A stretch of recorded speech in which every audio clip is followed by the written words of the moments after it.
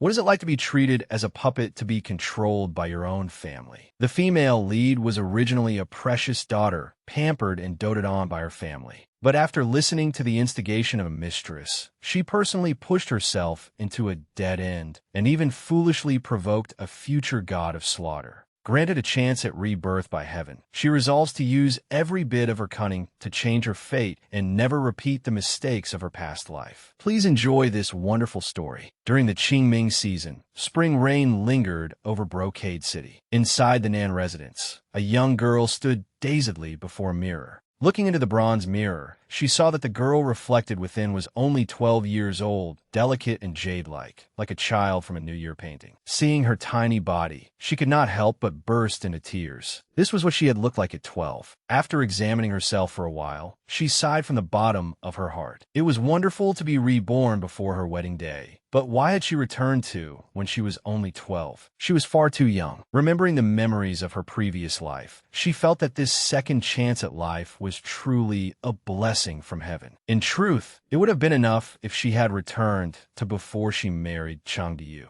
Thinking of how miserable her circumstances had once been, her hatred for those two grew even deeper. In her previous life, she had desperately wanted to marry Cheng Diyu, only to be humiliated and mocked by him and that woman. While she was lost in thought about her past life, someone suddenly called out from outside, "Bowie!" Then, a girl about her age pushed open the door and entered. Without saying a word, the newcomer quickly grabbed Bowie's arm and pulled her away. Seeing the confusion in her eyes, the girl explained, "Bowie, your father has brought his outside woman's daughter home. Hurry and come with me. Let's teach those two nasty women a lesson." Bowie suddenly recalled the events of her previous life. So today was the day that the outside daughter entered the household. She remembered it vividly. The people who had changed her temperament were none other than this mother and daughter. After Nan Yin and Madame Lu entered the residence, they incited her, a child who knew nothing, to do many terrible things. Relying on being spoiled, she had punished anyone who displeased her. Pulled all the way to the reception hall by her cousin, she hid behind a screen and quietly peered inside. No one knew what her father had said, but her grandmother angrily slammed the teacup in her hand onto the table. This imposing old woman was old Madame Nan, Bowie's grandmother. With an unhappy expression, she questioned her son. "Third son, your wife has only been dead for 2 years, yet you are already bringing an outside woman into the household. Have you ever considered what will become of Bowie?" Nan Guang, Bowie's father, sat below with an indifferent expression. Pointing to the outside daughter standing nearby, he said, "Mother, Madame Lu is not harsh toward children. She will treat Bowie as her own daughter and teach her well. Look, hasn't Yenner been raised very properly?" Nan Yin, Nan Guang's illegitimate daughter, immediately stepped into the hall and respectfully greeted old Madame Nan. "Yenner greets grandmother. May grandmother enjoy good health and have all her wishes fulfilled. Do not be fooled by her polite appearance. Deep down, she was extremely cunning and vicious." Behind the screen, Nan Bowie's face turned pale when she saw Nan Yin. So was her. The memories from that time once again surfaced in her mind. Back then, Nan Yin and Cheng Diyu had feelings for each other and were together. Nan Yin had even provocatively said to Bowie, "I am the one worthy of Diyu. Let me see whom you can seduce once you no longer have that pretty face." Then, without the slightest mercy, she poured scalding water over Bowie. Caught off guard, Bowie had no time to fight back and could only raise her arms to protect her face. It was her, Nan Yin. This woman had stolen her husband and disfigured her with boiling water. Afterward, Nan Yin pretended to be a noble young lady who coveted Bowie's husband's power, constantly using deceitful tactics to please Cheng Diyu. Madame Lu, her daughter, and the Cheng prefectural governor's residence joined forces to frame the Nan residence, destroying her family and leaving her homeless. The more Bowie thought about it, the angrier she became. Clenching her fists, she trembled as she suppressed her fury. "Nan Yin, in this life, I will never let you succeed." Since she had been given another chance at life, the first thing she had to do was prevent Madame Lu and Nan Yin from entering the Nan family. Pretending to be timid and frightened, she stepped out from behind the screen and ran forward. "Grandmother, who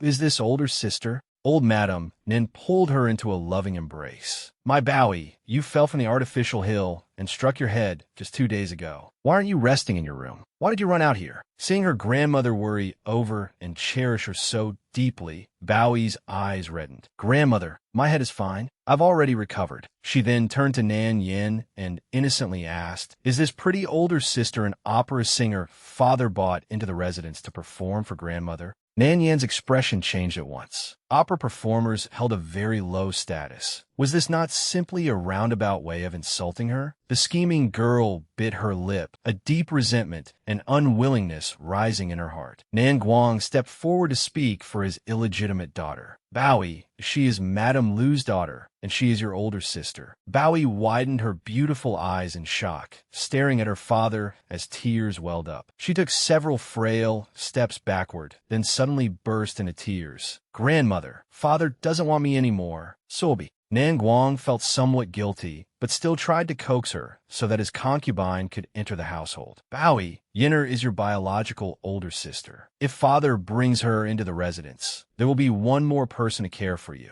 Your sister is already of marriageable age. Only by staying in the residence can she secure a better marriage in the future. So be sensible, all right? Old Madam Nan hugged Bowie and comforted her, then sternly rebuked her son. Shut up, can't you see Bowie is crying? Causing such a scene first thing in the morning. Have you no regard for the rules of the Nan residence? Though Nan Guang was somewhat intimidated by his mother, he still stubbornly argued, Mother, Madame Lu has borne me a son and a daughter. No matter who tries to stop me today, I will not listen. I must marry Madame Lu into the residence this month. With that, he angrily dragged Nan Yin away without waiting for anyone to reply. Only after they had left did Bowie's cousin, Nan Baozhu, dare to poke her head out from behind the screen. Old Madam Nan was helpless in the face of Nan Guang's determination. Looking at Bowie, her heart was full of worry. My poor Bowie, what will you do if grandmother is no longer here? Bowie said nothing, only hugging her grandmother more tightly as her nose stung with tears. She feared being separated from her grandmother, just as she had been in her previous life. Her grandmother had truly loved her. How laughable that, in her past life, Madame Lu had driven a wedge between them, making her believe her grandmother disliked her. Gradually, she had become unwilling to get close to her grandmother. Later, when she was imprisoned in the Chung residence's storeroom, she saw Nan Yin appear dressed in mourning clothes and learned that her grandmother had died. Nan Yin had stood proudly before her and mocked. Nan Bowie, do you think that old woman didn't care about you? Let me tell you, she was still calling your name before she died. I told her you didn't want to come back, but she still widened her eyes and tried to find you among the crowd. Nan Bowie, you're truly unfilial. Ha ha ha.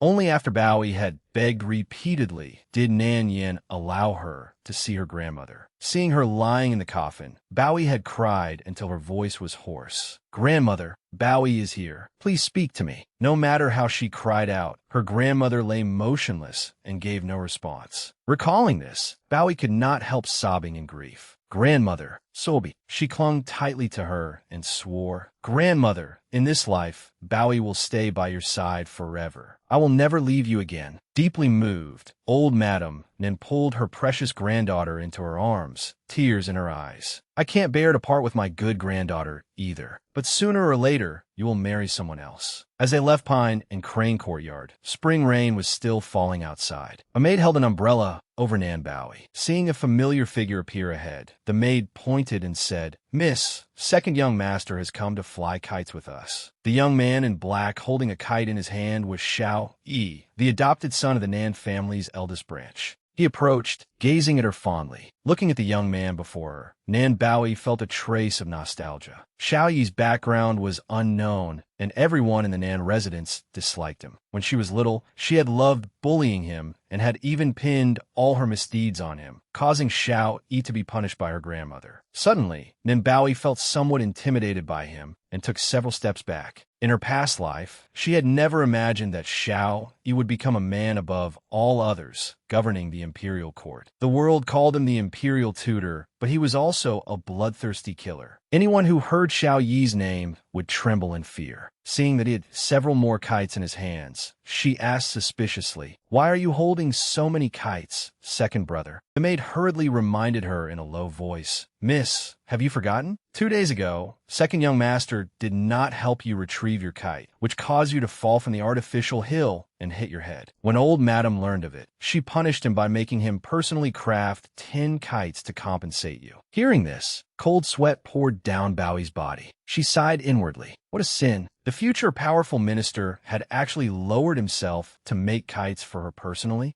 An idea suddenly came to Bowie. She quickly calmed herself. Wait, if her family was to survive, everyone in the residence had to cling tightly to this powerful man. Seeing Xiao Yi walk through the rain without an umbrella, she suddenly turned and ordered her maid, "Yi, quickly prepare a bowl of ginger soup and bring it here." He promptly left after receiving the order. "Yes, Mississippi." Suppressing the fear in her heart, Bowie slowly walked toward him. Then she took the initiative to stand on tiptoe and hold her umbrella over him. Because he was so tall, she had to exert herself just to shelter him. Standing on tiptoe made her body tremble slightly from unsteadiness. "Second brother, you've been waiting a long time, haven't you? How about coming to my room to eat something and warm yourself?" Xiao Yi was quite surprised by her change. Seeing her struggle on tiptoe just to shield him from the rain, he watched in silence, seemingly lost in thought. After a while, he stepped closer to her and said coldly, "All 10 kites are here, none missing. But what I do with them is my own business." As he spoke, he tore the kites into pieces with his hands. Then he tossed all the torn scraps at Nan Bowie, leaving her utterly flustered. She silently complained to herself, "The future powerful minister truly has a terrible temper. It really isn't easy to win over this influential man." But after one plan failed, she came up with another. Her small hand searched through her pocket as if looking for something. She took out 2 candies and smiled as she offered them to Xiao Yi. "The kites do not matter. Second brother has waited so long. You must not have eaten yet, right? I have peach blossom candies. They are very sweet. Please try one." Xiao Yi stared at the peach blossom candies in her hand in surprise. He had thought she would throw a tantrum and then run to complain to old Madame Nan. Thinking she was playing another trick, he simply refused and flicked the 2 candies far away. Watching the 2 candies she had wasted lie abandoned on the ground, she felt terribly distressed, and tears welled up in her eyes. She wanted to lose her temper, but she did not dare. Bowie wiped away her tears and reminded herself inwardly, "He is the future pillar of the Nan family. I must not get angry." That's right, absolutely do not get angry. "Second brother, I was immature before. I hope you will not hold it against me. I truly want to." Nan Bowie was about to say more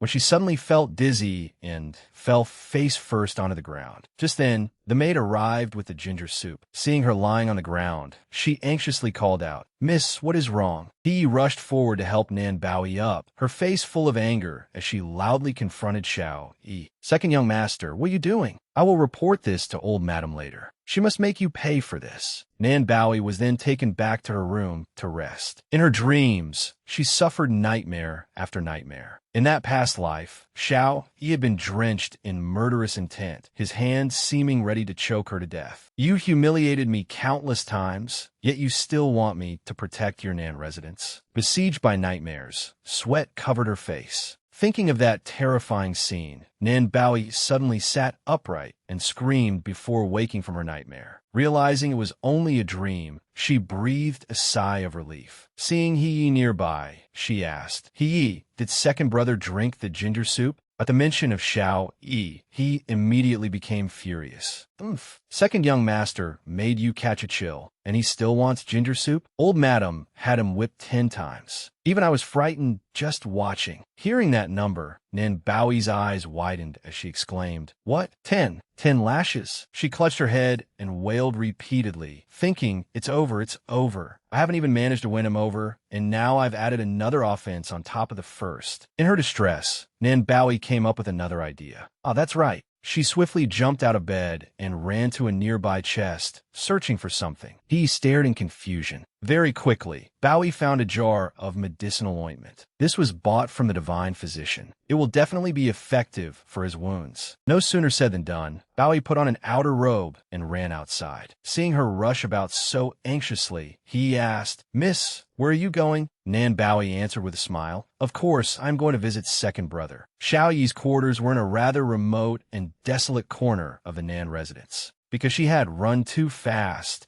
and her body was naturally weak, Nan Bowie was already gasping for breath after only a short distance. When she saw where Xiao Yi lived, she stood there in a daze, astonished by how run down it was. Seeing light through the doorway, she crept over and hid outside to look in. Xiao Yi was sitting in the room reading a book. Even from afar, she could see the whip marks across his back. They looked utterly miserable. Gathering all her courage, Bowie gradually approached Xiao Yi. He had his eyes closed as he reflected on what he had read and did not notice her presence. After hesitating for a moment, she gently touched his shoulder and called, "Second brother." Hearing that all too familiar voice, he abruptly opened his eyes. Without saying anything, he forcefully shoved her onto the ground. Bowie was stunned, unable to react in time to his sudden attack. Xiao Yi did not stop there. His hand gradually tightened around Bowie's throat, making her cough repeatedly. Only after a while, as though he had suppressed the rage in his heart, did Xiao Yi withdraw his hand. Drenched in sweat, Nan Bowie silently prayed for herself. "Phew! Fortunately, my neck is not broken."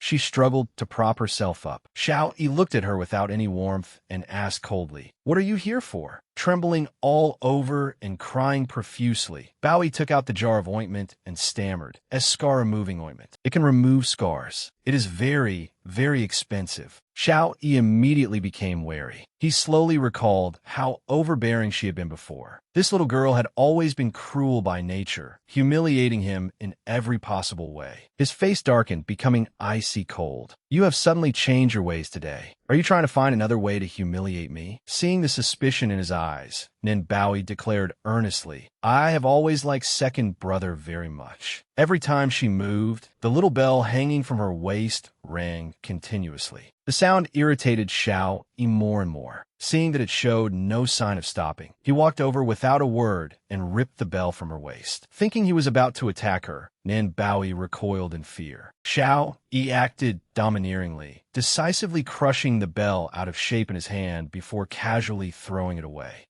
Finally, some peace and quiet. Heartbroken, Nan Bowie bent down to pick up the dented bell, her voice on the verge of tears. "My eldest brother gave this to me." Xiao Yi assumed she was about to throw another tantrum, as usual, so he was not surprised. He merely sneered and asked, "What? Are you going to complain again?" Bowie sobbed, but she still retained her sense. "No, I will cherish second brother." Thinking she was only putting on an act, he gave a cold snort. Xiao Yi propped one foot on the chair, his posture somewhat domineering, and asked with a cold smile, "Did you come tonight to repent?" Seeing that he was finally willing to speak seriously, she became like an obedient little puppy and knelt to please him. "I was wrong before, second brother. To make up for my mistakes, what should I do for second brother?" Xiao Yi's gaze deepened as he looked at her, as though trying to see through her intentions. Suddenly, he unconsciously let out a soft laugh, leaving Bowie completely stunned. From her past life until now, this was the first time Xiao Yi had smiled at her. Sure enough, try to please him was the right move.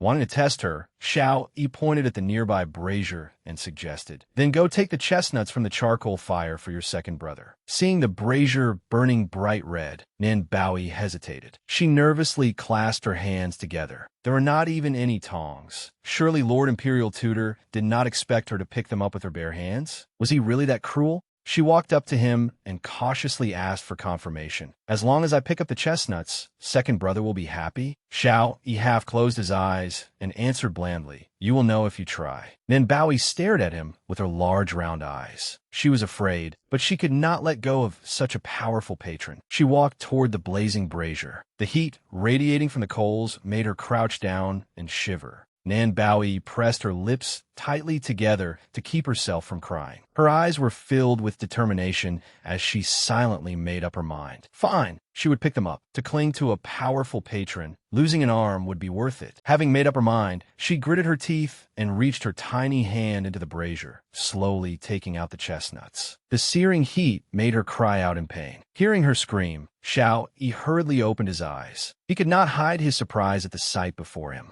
Her whole body was trembling, and both hands were red from burns. Yet she still forced out a smile and offered him the chestnuts in her palms. Second brother, here are your chestnuts. He had only meant to frighten her a little, but he had not expected her to truly do as he said. Xiao Yi gradually lowered his guard around her. He knelt on one knee before her, placed a hand on top of her head, and looked directly into her eyes. Nan Baoyi, what exactly do you want? She wanted to say many things, to apologize for all the things she had done to him in the past. But suddenly, her head began to spin, and she could not speak. Her body went limp like a kite with a broken string as she collapsed. Xiao Yi swiftly caught her. Looking at her, he silently cursed, weakling. He carried her to the bed, then picked up the jar of ointment she had brought earlier and slowly applied it to her burns, his eyes never leaving her. After applying the medicine, he thoughtfully used a clean cloth to bandage her wounds. Seeing her like this, he felt helpless. He did not know what to say and could only sigh. Then he carried her back to the courtyard where she lived. Because of her frail condition and injuries, Nan Baoyi slept for 2 whole days before waking up. When she opened her eyes, she found herself in her familiar room rather than Xiao Yi's courtyard. She called for her maid, He. Hearing her voice, He hurried in. Young lady, you are finally awake. You're already injured, and then you caught a chill. You slept for 2 days and 2 nights. Wasn't I in the Peepa courtyard? Where is second brother? Carrying over a steaming bowl of porridge, he replied softly, 2 days ago, he carried you back. When old madam asked how your hand had been injured, he said he did not know. Old madam was furious and punished him to kneel in the ancestral hall and copy scriptures. Young lady, do not go looking for him. Hearing this, her face fell. She thought gloomily, why did everything turn out wrong the harder I try to please him? Picking up those chestnuts had been for nothing after all. Seeing her dazed expression, he tried to persuade her. No one in the household likes the second young master. Why must you stand by his side? Be good and eat this bird's nest porridge first. Nan Baoyi was indeed starving, so she obediently opened her mouth and let he feed her.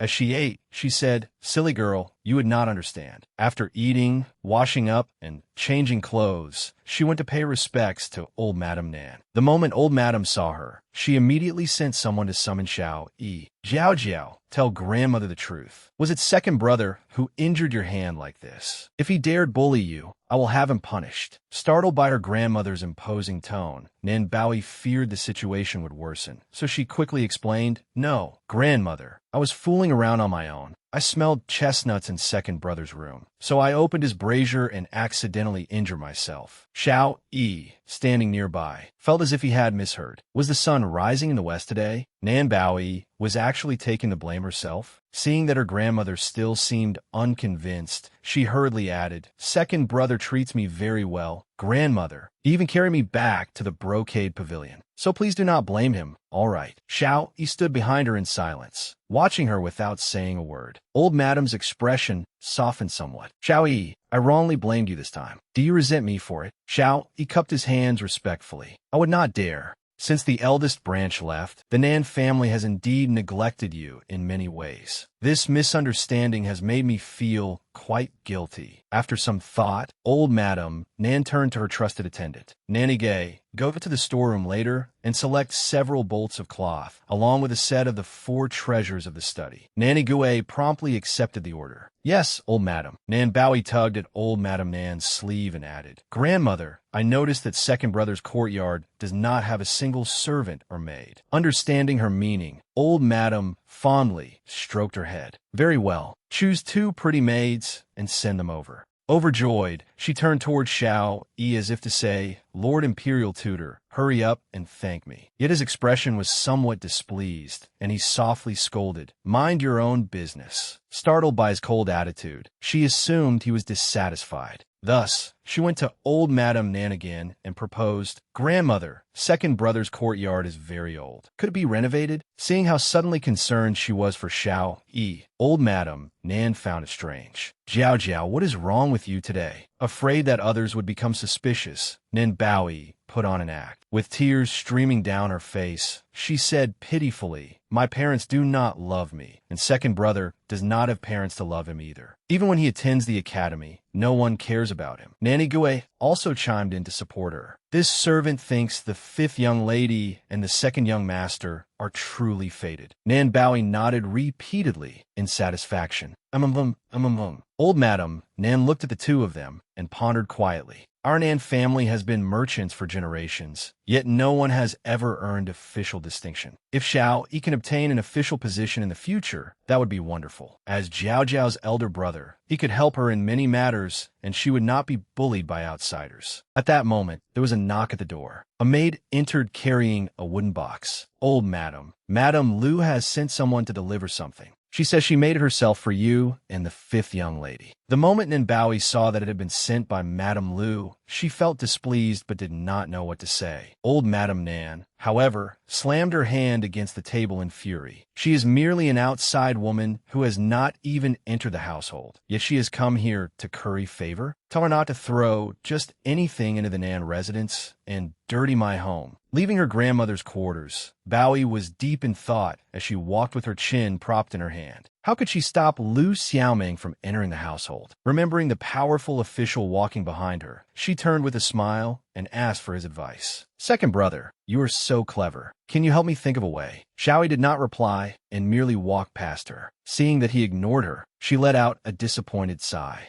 Ignoring his indifference, she followed him stubbornly like a little puppy and even tried to bribe him into helping. "Second brother, I will have the kitchen make chicken soup for you." "Oh, right. There should also be a portion of braised chicken feet and roast duck. Please help me." Xiao Yi looked at her childish manner and curled his lips slightly. This little girl was not bad by nature. Rather than let that woman harm her, he might as well teach her himself. After thinking it over, he casually remarked, "She is only an outside woman. Think about where her roots lie." Nan Baoyi paused at the hidden implication and murmured, "Lu Xiaoming's roots, her indenture contract?" After Xiao Yi's hint, she immediately understood what she had to do. A sly smile appeared in her eyes. In her previous life, the owner of Pear Garden had used Lu Xiaoming's indenture contract to extort her father. It had been terrible. Her smile grew more cunning. "Then if I buy her indenture contract, would that not solve the problem easily?" Early the next morning, she took Yi with her to Pear Garden. When the shopkeeper saw her enter, he came out to greet her, but she refused him. "I want to buy a woman with an interesting background. You cannot make that decision, so bring out your owner." Seeing that she was only a young girl, the shopkeeper assumed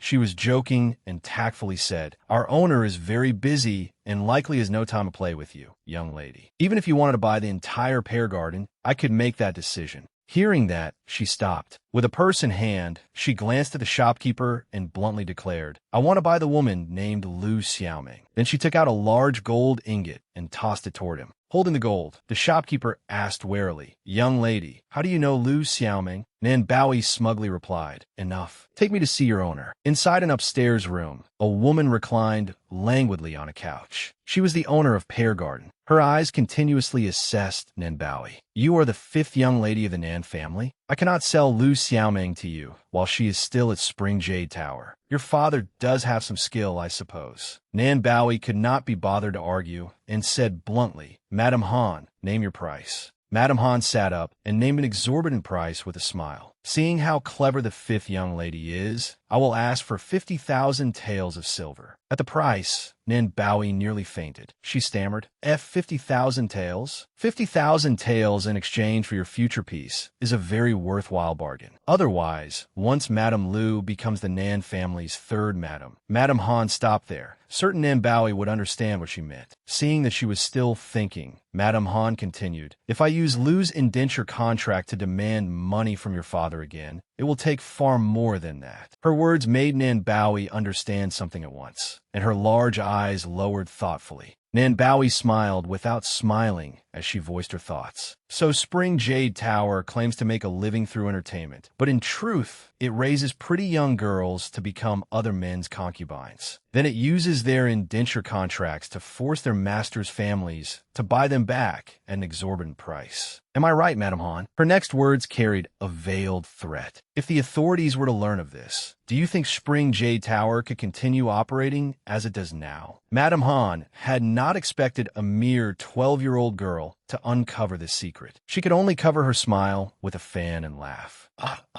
Seeing that she now held the upper hand, Bowie made an offer herself. 10,000 taels of silver. I want Lu Xiaoming's indenture contract. Nan Bowie had expected the negotiation to drag on for a long time, but the moment she finished speaking, Madame Han readily agreed. Deal. Madame Han had agreed so easily that Nan Bowie suddenly felt she had been cheated. Damn it, had she still overpaid? Seeing that the matter had been settled, she stood up. Fine, I will send the money to you as soon as possible, Madame Han. Before leaving, she paused and added meaningfully, until then, I hope you will not stir up any trouble. On the way home, she saw the bustling streets lined with goods for sale and thought, Xiao Yi gave me such a good idea. Should I buy him a gift to thank him? Spotting a familiar figure, he pointed and asked, Young lady, look, isn't that Nan Yan? Hearing this, Bowie looked in the direction he indicated. Sure enough, the person across the street was Nan Yan. He added, This servant heard people in the residence say that Nan Yan's older brother studies at the Myriad Spring Academy. She is probably buying the 4 treasures of the study for him. An idea suddenly came to Nan Bowie. Excitedly taking He's hand, she said, Then let us go have a look too. Seeing Nan Yan examine the inkstone again and again, the shopkeeper spoke up. Miss Nan, this inkstone comes from Purple Cloud Valley on Orchid Guest Mountain. It was polished by Elder Master himself, and I guarantee there is nothing on the market that can compare to it. You have examined it many times already. Will you buy it? Nan Yan dearly wanted it, but she did not have that much money. I truly like this inkstone, but 1,000 taels is too expensive. Could you lower the price? Before the shopkeeper could answer, a voice came from outside the door, making them both turn around. Oh, this stone really is not bad.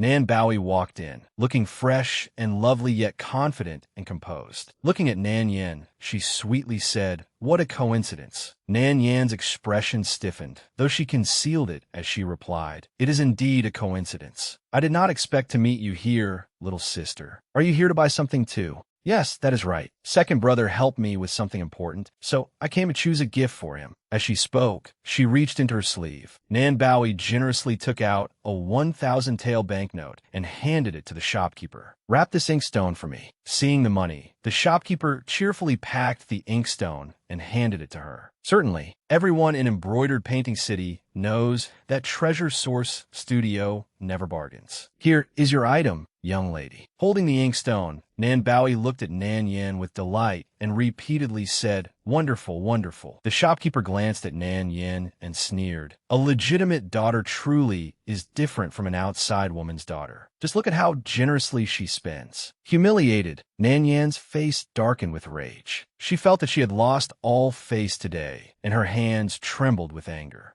Having obtained what she wanted, Nan Bowie immediately left. Even at the door, she did not forget to turn around and needle Nan Yan. Elder sister, take your time choosing what you want. I have something to do, so I will be leaving first. The shopkeeper smiled as he saw her off. Miss Nan, you are welcome to come again. Nan Yan, still seething with resentment, could only stand there and watch Nan Bowie's retreating figure. Seeing that Nan Bowie had a carriage and maid to attend her, Nan Yan's servant said enviously, Both of you are the master's daughters. Why can Nan Bowie ride in such a fine carriage? She did not even blink before buying such an expensive inkstone, while you must live so frugally, Mississippi. The more Nan Yan listened, the darker her face became. She replied unwillingly, Who told her to be the legitimate daughter, while Her maid continued indignantly. So what if she is legitimate? I heard the Nan family does not value learning. Yet you are skilled in music, chess, calligraphy, and painting. Young master is also first in his academy. If you can enter the Nan residence and spend enough time around old madam, she will surely come to like you. Nan Yan's eyes filled with calculation as she quietly considered it. Aha, that is right. Mother will marry into the Nan residence next month anyway. What is wrong with becoming father's daughter within the Nan residence first? She quickly regained her spirits and smiled smugly. Come, let us go find father. Seeing his treasured daughter return, Nan Guang smiled and asked, Yin, you are back? Did you buy a suitable gift for your brother? Nan Yin placed the items she had bought on the table and answered demurely, I bought elder brother a blue wolf hairbrush and a box of scented ink. I used the remaining money to buy your favorite walnut cakes. Father. Nan Guang was very pleased with how considerate she was. Good. Yinner, you have worked hard. As he spoke, he picked up a pastry and ate it leisurely. Nan Yin began leading the conversation in another direction. Father, while shopping today, I ran into Bowie. We were very friendly with each other. Nan Guang nodded approvingly. It is good that you two are close. I am very happy. At that moment, Nan Yin put on an innocent,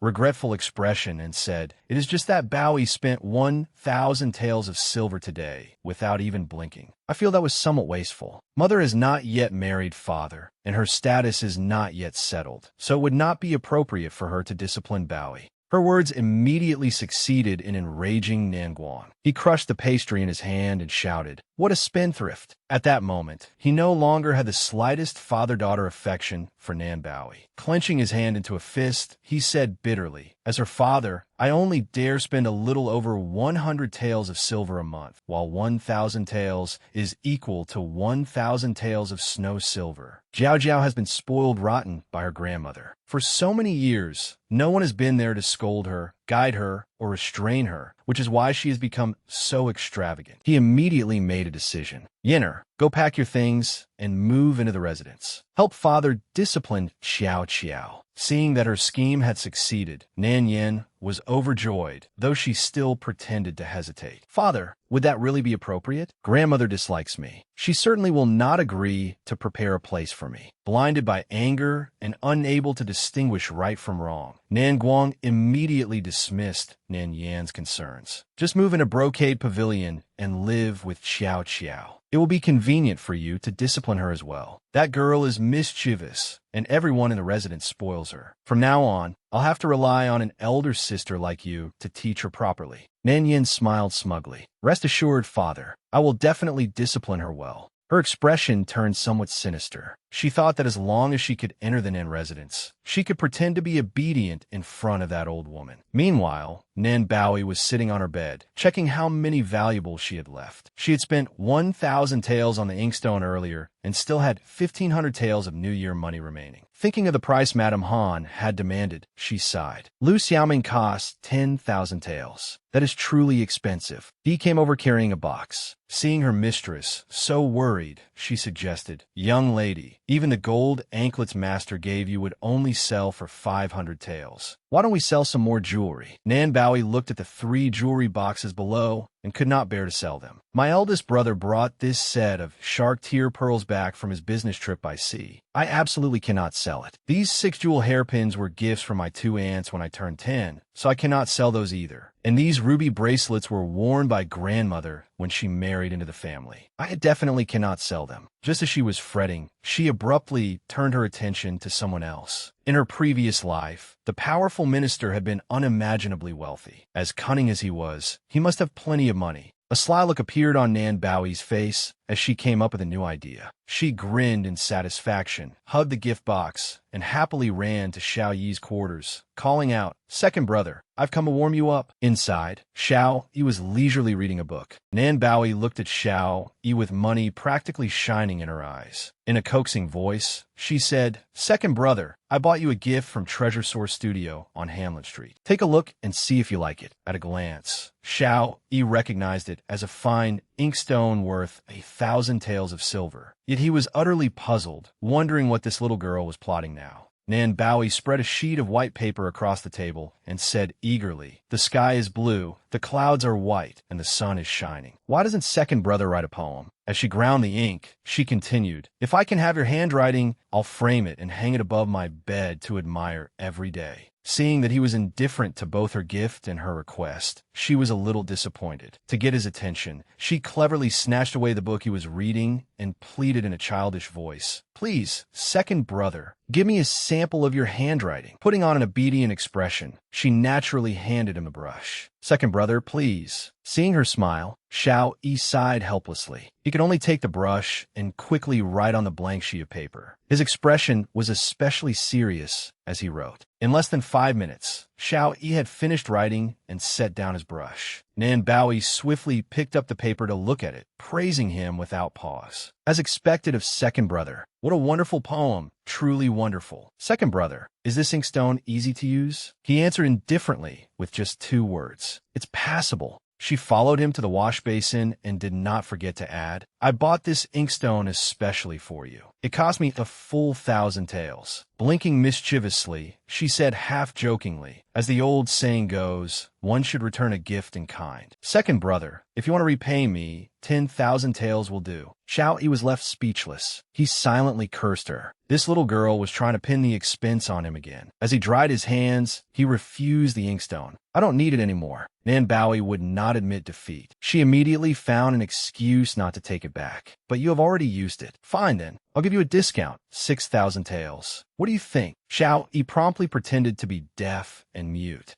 He walked right past her, leaving Nan Baoyi unsure what to do next. While Xiao Yi sat absorbed in his book, she circled around him, talking nonstop. 4 seasons bring fortune, or 3 sons herald prosperity. Either is fine. That way, both of us benefit. I really cannot lower it any further. Seeing that Xiao Yi remained unmoved no matter what happened, Nan Baoyi cried helplessly. Fine, I'll lower it by another 1,000 taels, all right? With it, your path will be smooth, and you will soar to the heavens in a single step. Her constant haggling gave him a headache, and he could no longer focus on reading. Snatching back his book, he asked coolly, Do you need money? She no longer concealed the truth. With a pitiful, tear-streaked face, she confessed, sobbed, I found Madame Lu's indenture contract at Pear Garden, but I don't have the money to buy it back. She threw herself forward, tightly hugging his leg and sobbing so hard that he was alarmed. Solbi, second brother, you are such a good person. You will definitely help me, right? As long as you help me, I will be filial to you for the rest of my life. She voiced her fears. If she and Nan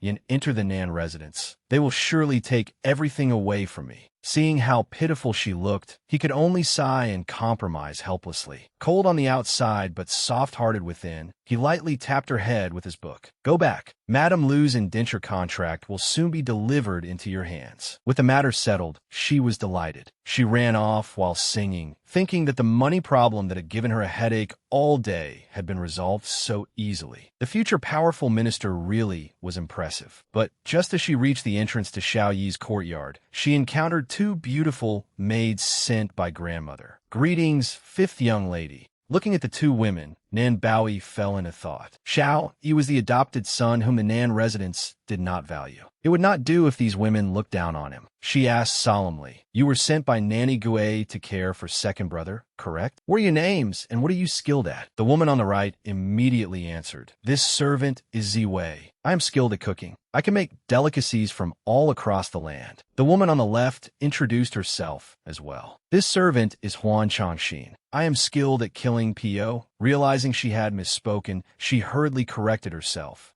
No, I am skilled at divination, such as reading romantic fates and things like that. Nan Baoyi felt as if lightning had struck beside her ears. She instantly caught the flaw in the maid's words. Skilled at killing people? With someone as ruthless as Xiao Yi. These women were probably his people from the beginning. Thinking of the words skilled at killing people sent a chill down Nan Baoyi's spine. She forced out a friendly smile. Second brother is wise, valiant, handsome, and distinguished, but unfortunately he has no one beside him who knows how to care for him warmly. Now that you 2 elder sisters are here, I can rest easy knowing that you will take care of second brother in the future. Huan Changxin calmly took out an envelope and handed it to her. This is for you. I trust that 5th young lady will be blessed. Nan Baoyi accepted the envelope with a smile brighter than a flower, believing she had won the favor of Xiao Yi's attendants. Outside the main gate of the Nan residence, countless servants were carrying large and small pieces of luggage inside. When Nan Baoyi saw that they were heading toward her courtyard, she looked on in confusion. He, her face sweaty from hurrying over, grabbed her hand. Young lady, someone must have Eggmaster on. He has ordered Nan Yin to live with you. Just then, Nan Yin called out. The two turned around. He was thoroughly displeased with that scheming girl. Inwardly, Nin Baoi and Nan Yin were like a fox and a snake, but outwardly they smiled sweetly at each other. Baoi, father told me to come live here with you. You do not dislike me, do you? Nan Baoi quickly played along. I'm delighted to live with elder sister. Why would I dislike you?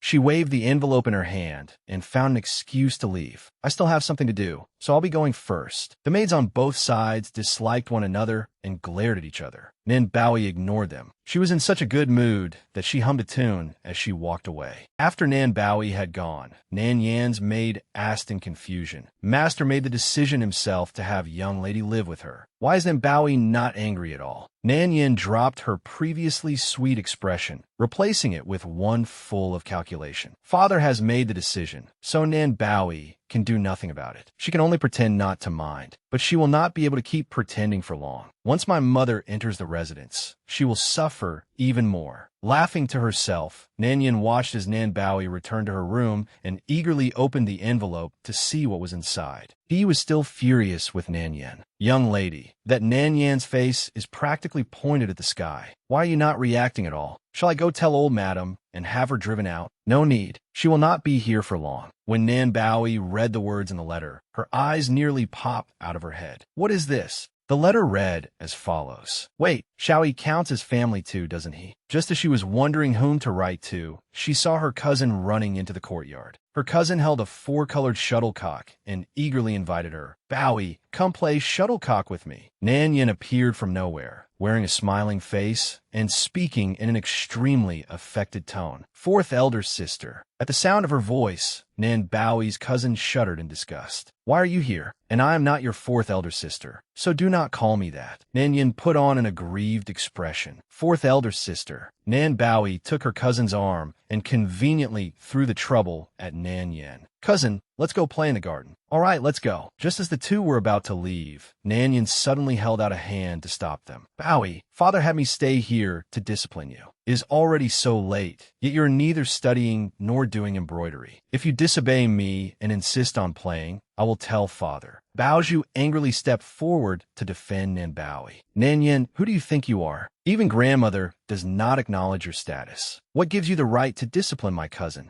Nan Baoi also shouted in displeasure. I do not want to study. Are you going to use his ruler on me too? Nan Yin covered her mouth with a fan and laughed falsely. Baoi, what are you saying? Elder sister only wants what is best for you. Even if you make a scene before grandmother, I will still have reason on my side. If father finds out, I fear he will dislike you even more. Baozhu grew increasingly angry and could not hold back a few harsh words. Nan Yin immediately assumed the appearance of someone being bullied. Do not go too far. Since your father asked me to do it, as your elder sister, I must discipline you properly. Nan Yin kept calculating. Today, she had to establish her authority as an elder sister in this courtyard. Even if Nan Baoi made a fuss in Pine Crane Courtyard, grandmother would surely think she was diligent and eager to learn. Just as Nan Yin was pleased with her plan, Nan Baoi suddenly rushed forward. Then elder sister, let us go before grandmother and reason it out. Nan Baoi, he thought to herself, so you like acting? Then I will show you how professionally an award-winning actress performs. Before her hand could even touch Nan Yan's, she let out several highly convincing cries. Under everyone's astonished gaze, Nin Baoi lay on the ground and sobbed. Elder sister, why did you push me? The sudden turn of events made Nan Yan's blood run cold. She repeatedly denied it. I did not. I did nothing. Who did anything to you? Who touched you?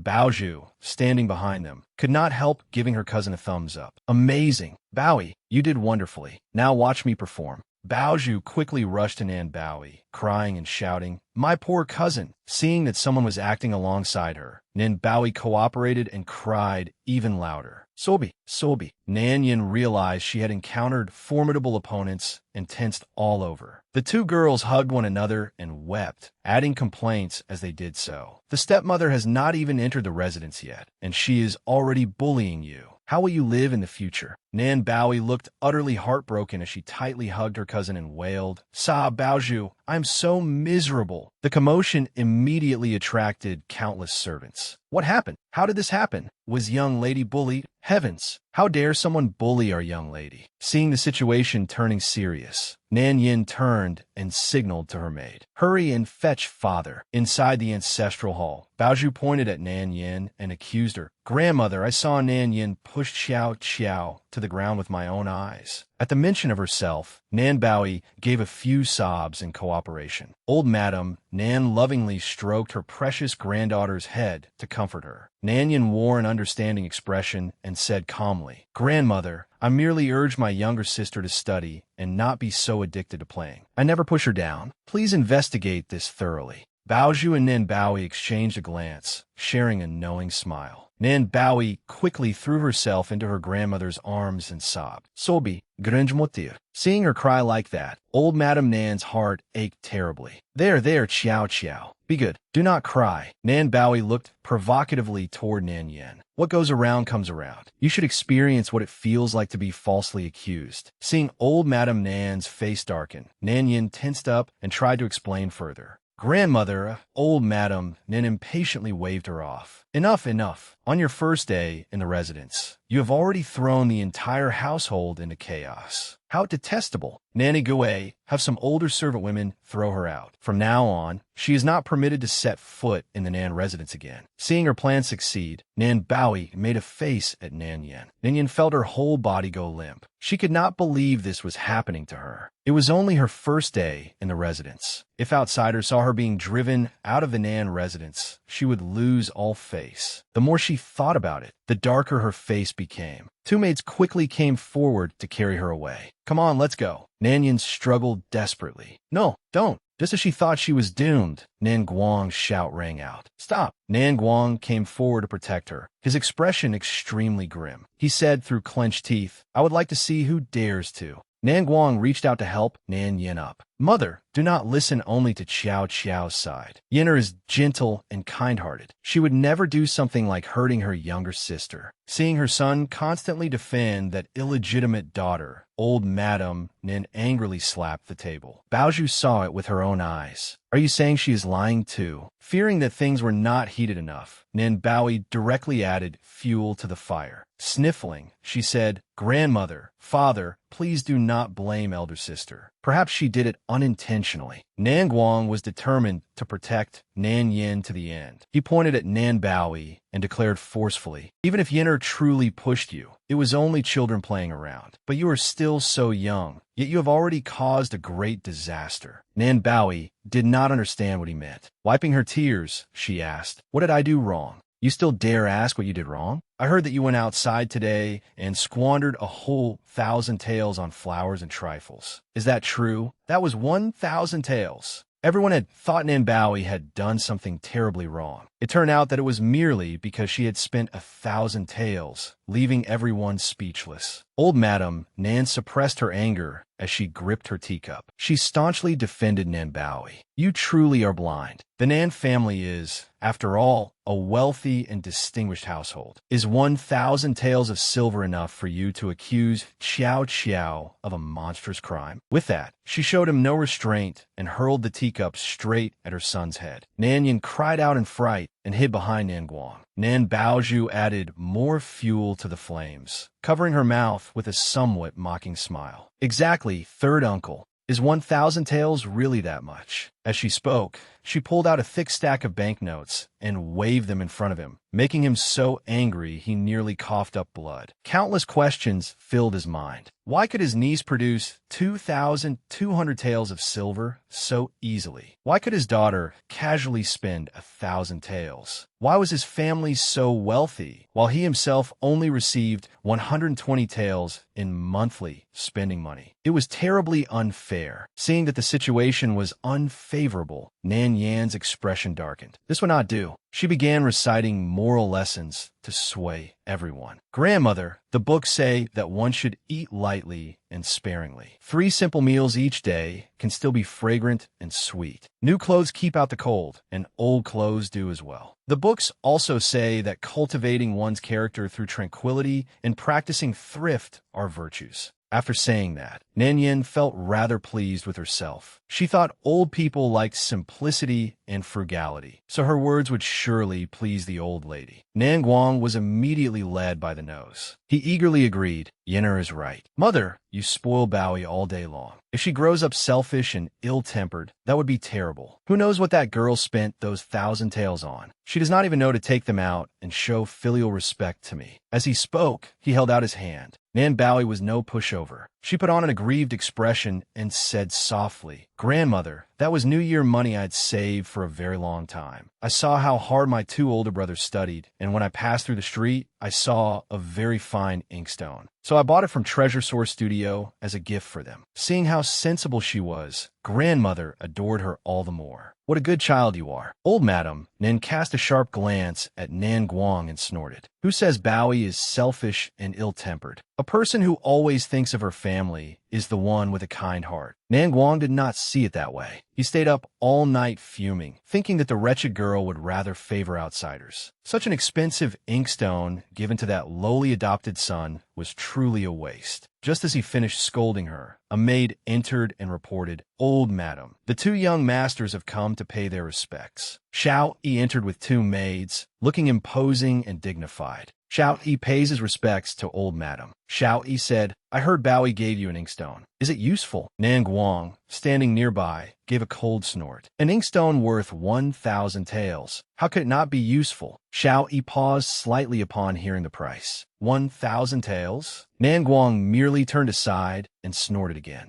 Xiao Yi's gaze shifted toward her. Didn't you say you spent 10,000 taels? Seeing that he kept looking at her, Nan Bowie knew her inflated price had been exposed, so she could only laugh awkwardly. Xiao Yi noticed countless bits of grass and debris clinging to the hem of her skirt. Concerned, he walked over and asked, Did you fall? Seeing his concern, she beamed. Second brother is amazing. You saw it at a glance. One of Xiao Yi's maids glanced meaningfully at Nan Yin. Then, to everyone's surprise, she declared loudly, 5th young lady ended up like this because someone set her up. Nan Guang and Nan Yin both gaped in shock. Nan Guang was livid as he scolded. Yuan, do not speak nonsense. The maid was slightly frightened, but then said something astonishing. Old Madam, this young lady's fate clashes with 5th young ladies, so they cannot live in the same courtyard. If Old Madam trusts this servant, you may let the 2 young masters and 5th young lady live together. The maid began praising her masters. The 2 young masters have peerless destinies and can resolve every danger in 5th young lady's fate. Nan Bowie was utterly dumbfounded by the suggestion. Old Madam Nan considered it for a while before replying. As it happens, the 3rd courtyard must be demolished and rebuilt. In that case, you may move to Morning Truth Courtyard and live with your 2 older brothers. Nan Bowie had never expected Grandmother to agree so readily, and she was completely stunned. Old Madam Nan looked at Xiao Yi and praised him. Your second brother is skilled in literature and poetry, and he is calm and steady as well. If you study under him, Grandmother can rest easier. Despite the praise, Xiao Yi did not look proud at all. His expression remained composed. Nan Guang felt the fire in his heart burn ever more fiercely. He immediately rejected the proposal. Mother, Morning Truth Courtyard is the finest courtyard in our residence. How can you give it to that adopted son? Seeing that her son was being so insensible, Old Madam Nan angrily hurled the vase on the table over his head. Smack! Shut your mouth. Nan Bowie looked somewhat apprehensively at the future powerful minister and let out a sigh. Meanwhile, a maid walked over and whispered something to Xiao Yi. After hearing it, he could only give a cold smile filled with mockery. Since Miss Nanyan claims that thrift is a virtue, I presume she must be very frugal in daily life as well. Nanyan was suddenly singled out and could only answer stiffly, of course. Old Madam Nan seemed to understand Xiao Yi's implication and cooperated at once. In that case, from now on, the kitchen need not send fish or meat to Brocade Pavilion. Ordinary meals and soup will be enough. Nanyan nearly fainted, but Old Madam Nan's next words struck her down completely. That is right. There is no need for fine dresses or jewelry either. Ordinary clothes will do.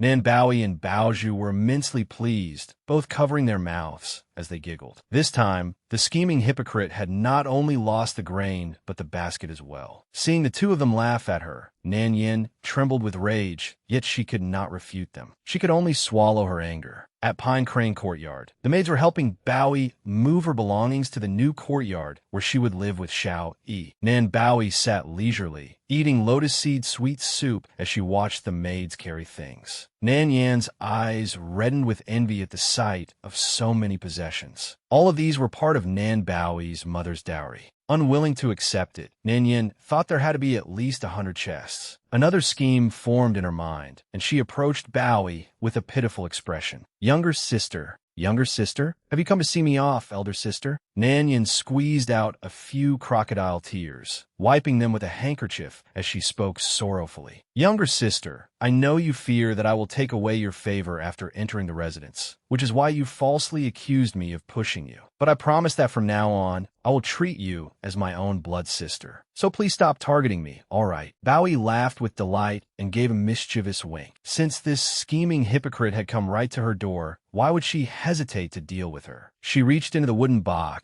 he was holding and took out an ornament. Since that is the case, elder sister, look, do you think this jade pendant is pretty? As Bowie casually swung the jade pendant back and forth, Nan Yin suddenly broke out in a cold sweat. She had a bad feeling. Of course, everything belonging to younger sister is beautiful. Nan Bowie suddenly gave a cold laugh, her eyes like a hunter watching her prey. She said indifferently, but I do not like it very much. With that, she bluntly threw the jade pendant onto the ground. Nan Yin hurried after it, trying to catch it, but Nan Yin was still one step too late. Though she ran quickly, she missed it. The jade pendant fell to the ground and shattered into countless pieces. Seeing the resentment in Nan Yan's eyes, Bowie stood up, stretched, and said coldly, if I do not like something, then no matter how beautiful it may look in someone else's eyes, I will never give it away. It is getting late. I'm going to see my new courtyard now. Seeing Nan Yin frozen in silence, Bowie felt immensely satisfied. She waved her hand. Elder sister, there is no need to see me off. Nan Yan's eyes were filled with murderous intent toward Bowie. Gritting her teeth, she thought that even if she found a good marriage match, she would be looked down upon by her husband's family if she married without a generous dowry. But if Nan Bowie's dowry could be shared with her, things would be different. At Morning Truth Courtyard, people continuously arrived carrying belongings. This was also the largest courtyard in the Nan residence. When Bowie arrived, she stood outside and peered inside. At once, she spotted Xiao Yi leaning back with his eyes closed, resting his mind. She immediately turned into an eager little puppy, smiling brightly as she ran over to ingratiate herself. Second brother, please take care of me from now on. He opened his eyes and lightly rebuked her. Noisy, I heard second brother is extraordinarily knowledgeable in literature. What do you think Morning Truth in Morning Truth Courtyard means? Hearing her question, he answered casually, to hear the way in the morning. Then he closed his eyes and added 4 more words. To die at dusk would be no regret. Bowie's head filled with question marks. So it means that as long as one understands the truth in the morning, one need not fear dying that night. Xiao Yi suddenly smiled faintly and spoke as if to himself. In one lifetime, a person must understand far too many principles. If understanding one principle requires dying once, then how many times would one have to die? Bowie's expression darkened as she thought of the many mistakes she had made in her previous life. By the time she realized them, she had been close to death. Heaven had taken pity on her and allowed her rebirth. Thus, in this life, she had to move forward more wisely. Seeing her so dejected, he asked, do you truly wish to completely change and begin again? She quickly regained her resolve, thumped her chest, and promised, of course I do. Seeing her burning determination, he explained further, to hear the way in the morning and die at dusk without regret. Let that be the truth of our lives and our conviction from now on. Find it yourself and test it yourself. Even if we die for it, we will have no regrets.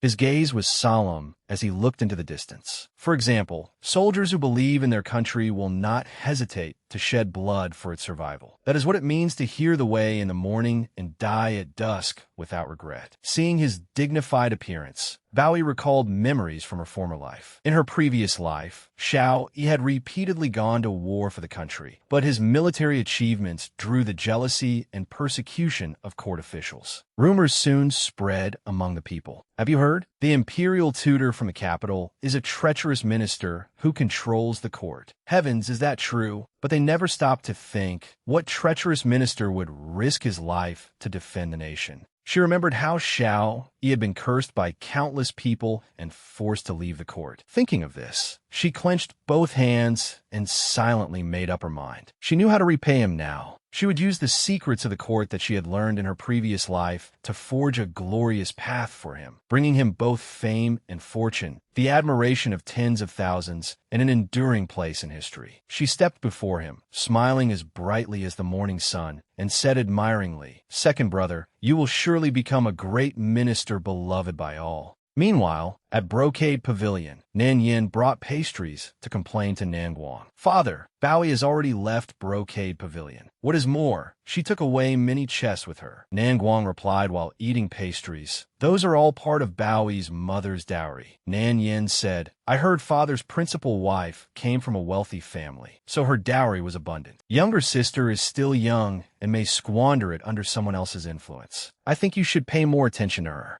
Upon hearing this, Nan Guang propped up his chin and began calculating. His wife's dowry seemed to include many shops. If they were managed well, they could bring in a considerable amount of money each month. Just as Nan Guang was about to say something, he turned and saw Nan Yin crying. Startled, he asked, "Why are you crying all of a sudden?" Nan Yin felt wronged and skillfully used her tears to win his sympathy. "Father, I'm 13 this year, old enough to marry. Younger sister has so much dowry, but I have nothing at all. It makes me terribly upset." Nan Guang was immediately swayed. "You and Bowie are both my daughters. Since she has it, you will naturally have it too. Do not worry. I will go to Morning Truth Courtyard and tell her to give you half of her dowry." Seeing that her goal had been achieved, Nan Yin smiled with satisfaction. The scene shifted to Morning Truth Courtyard. Xiao Yi was seated at his desk when Bowie excitedly slapped an envelope onto the table. "Second brother, my calligraphy has improved recently, so I wrote a poem. Please evaluate my handwriting." He slowly picked up the envelope, which contained 3 sheets of calligraphy. Seeing handwriting that looked like chicken scratches, Xiao Yi grimaced in disdain. "Nan Bowie, your handwriting is terrible." Bowie pouted. "Second brother, you should speak more gently and warmly to young ladies. At this rate, you will never find a wife." Xiao Yi's expression darkened like the bottom of a pot. Killing intent surged around him, and his voice was colder than ice. "Say that again if you dare." Bowie was rewarded with a knock on the head, and a huge bump quickly rose on it. Clutching her head, she instantly began to whimper and corrected herself. "Second brother, I think what you said earlier was very right. My handwriting truly is terrible." Just then, Nan Guang walked in and asked, "What are you two talking about? What is terrible and what is not?" Seeing him arrive, Bowie pretended to be delighted. "Father, why have you come?" Feeling guilty, Nan Guang looked around awkwardly. "Of course I came to see your new residence." After chatting for a while, he finally got to the point. "Bowie, how much money do you have on hand?" Hearing this, she gave a soft, "ah," as if she had realized something. Her face darkened with disappointment. "So father only came to see me because you were short of money?" She took out an empty purse and said, "Father, all my money was used to buy the inkstone. I did not have a single coin left." Unhappily, he waved his hand and bluntly stated his purpose. "You are still young and do not understand how to manage money. How about this? Give your dowry to me for safekeeping, so you will not be misled by others into spending it recklessly." Hearing him scheme over her mother's dowry, Bowie froze and broke out in a cold sweat. Xiao Yi could no longer tolerate it. He shut the book in his hand with a bang, fixed Nan Guang with a cold stare, and demanded, "Third uncle, what do you mean by this?" Nan Guang put on a kind expression. I did not mean anything by it. What is wrong with a father keeping his daughter's dowry for her? I am a man who cares about his reputation. I would never live off a woman, nor would I take my daughter's money to buy things for myself. Hearing her terrible father speak so recklessly, Bowie panicked inwardly. She thought, I have not even finished coaxing second brother, yet father has gone and accused him of living off a woman. Everything I have done will be wasted. Seeing Xiao Yi's face grow darker, as though he were about to kill someone, Bowie hurriedly dragged her father aside before things could get worse. Father, did Nan Yin send you here again? Nan Guang snapped unhappily. What nonsense! She is only thinking of what is best for you. Sure enough, it was Nan Yin. With father's mind, he could never have thought of taking her dowry himself. Nan Guang immediately coaxed her. Your elder sister wandered outside for many years. Your Aunt Lu is poor and does not have much money to prepare a dowry for her. Your grandmother does not like her either. Bowie, be sensible and help your elder sister. Feeling deeply displeased, Bowie turned away with a cold snort. How does father want me to help her? Nan Guang happily proposed. Give half of your dowry to Yen'er. As for the shops included in your dowry, just hand them over to me to manage for you. Hearing this, Bowie's face twisted. Her large round eyes looked toward Nan Guang as though she were seeing scenes from her former life. In her previous life, the Nan family had been framed, and much of their money ended up in Lu Xiaoming's hands. From then on, Nan Yin had standing in the household of the prefect Cheng. Father had to watch Madame Lu's expression in everything he did. Later, Cheng Diyu sold Bowie to Chang'an. Fortunately, she met father before he died. At that time, Nan Guang looked utterly worn down, never having enough to eat and drifting through life in hardship. Whenever he met someone, he would ask, Miss, have you seen my Bowie? I heard she had to go somewhere very far away. Then he would give them 2 small silver coins and say, I secretly saved a little money to buy my girl the candy she loved most as a child. Remembering that, Bowie could not stop her tears from falling. She asked sorrowfully, those things were left to your daughter by mother. Father only cares for elder sister. Do you not care for me at all? Bowie sobbed through her tears. When I was little, father often bought me candy. But after mother died, father stayed outside with elder sister and never paid any attention to me. It was already difficult enough for you to come see Bowie today, yet your only reason was to ask me to share my dowry with elder sister. Nan Guang suddenly felt somewhat guilty. Looking at her now, she was exactly like she had been as a child. He had not spent time with Bowie for so long. In his memories, she was still only a little girl, yet in the blink of an eye, she had grown so much. His conscience as a father awakened. He walked over and stroked her head. Father was wrong. Bowie, do not cry anymore. Shall father buy you some candy? With that, he quickly left. She watched him go, only able to raise a hand and wipe away her tears. When Bowie turned around, she saw Xiao Yi wearing an utterly calm expression, as though he were watching a play. She asked, second brother, father and I were talking. Why did you not excuse yourself? After a moment, he looked at her and smiled faintly. I thought Nan Bowie was a stubborn and overbearing little girl. Even if you intended to start over as a person, I assumed your nature would not change and that you would still bully others. I did not expect you to have a tearful side like this. Under his surprised gaze, she suddenly ran over and threw herself into Xiao Yi's arms. Looking at him innocently, she asked, second brother, then is a crybaby adorable? That afternoon in the garden, Bowie was diligently practicing calligraphy. She immersed herself in it and practiced continuously for 2 full hours before stopping. He thoughtfully brought over some cakes and pastries, but Bowie's determination remained firm. After stretching, she picked up her brush again, ready to continue. Your young lady has become a diligent student now. So do not keep bringing me food whenever you have nothing to do. If I do not finish practicing, how will I explain it to second brother? Seeing her work so hard, Yi smiled and replied, understood. Then this servant will not disturb young lady any longer. Just as Yi was about to leave, she saw Nan Guang approaching. Young lady, is that not third master? Bowie immediately brightened. Really?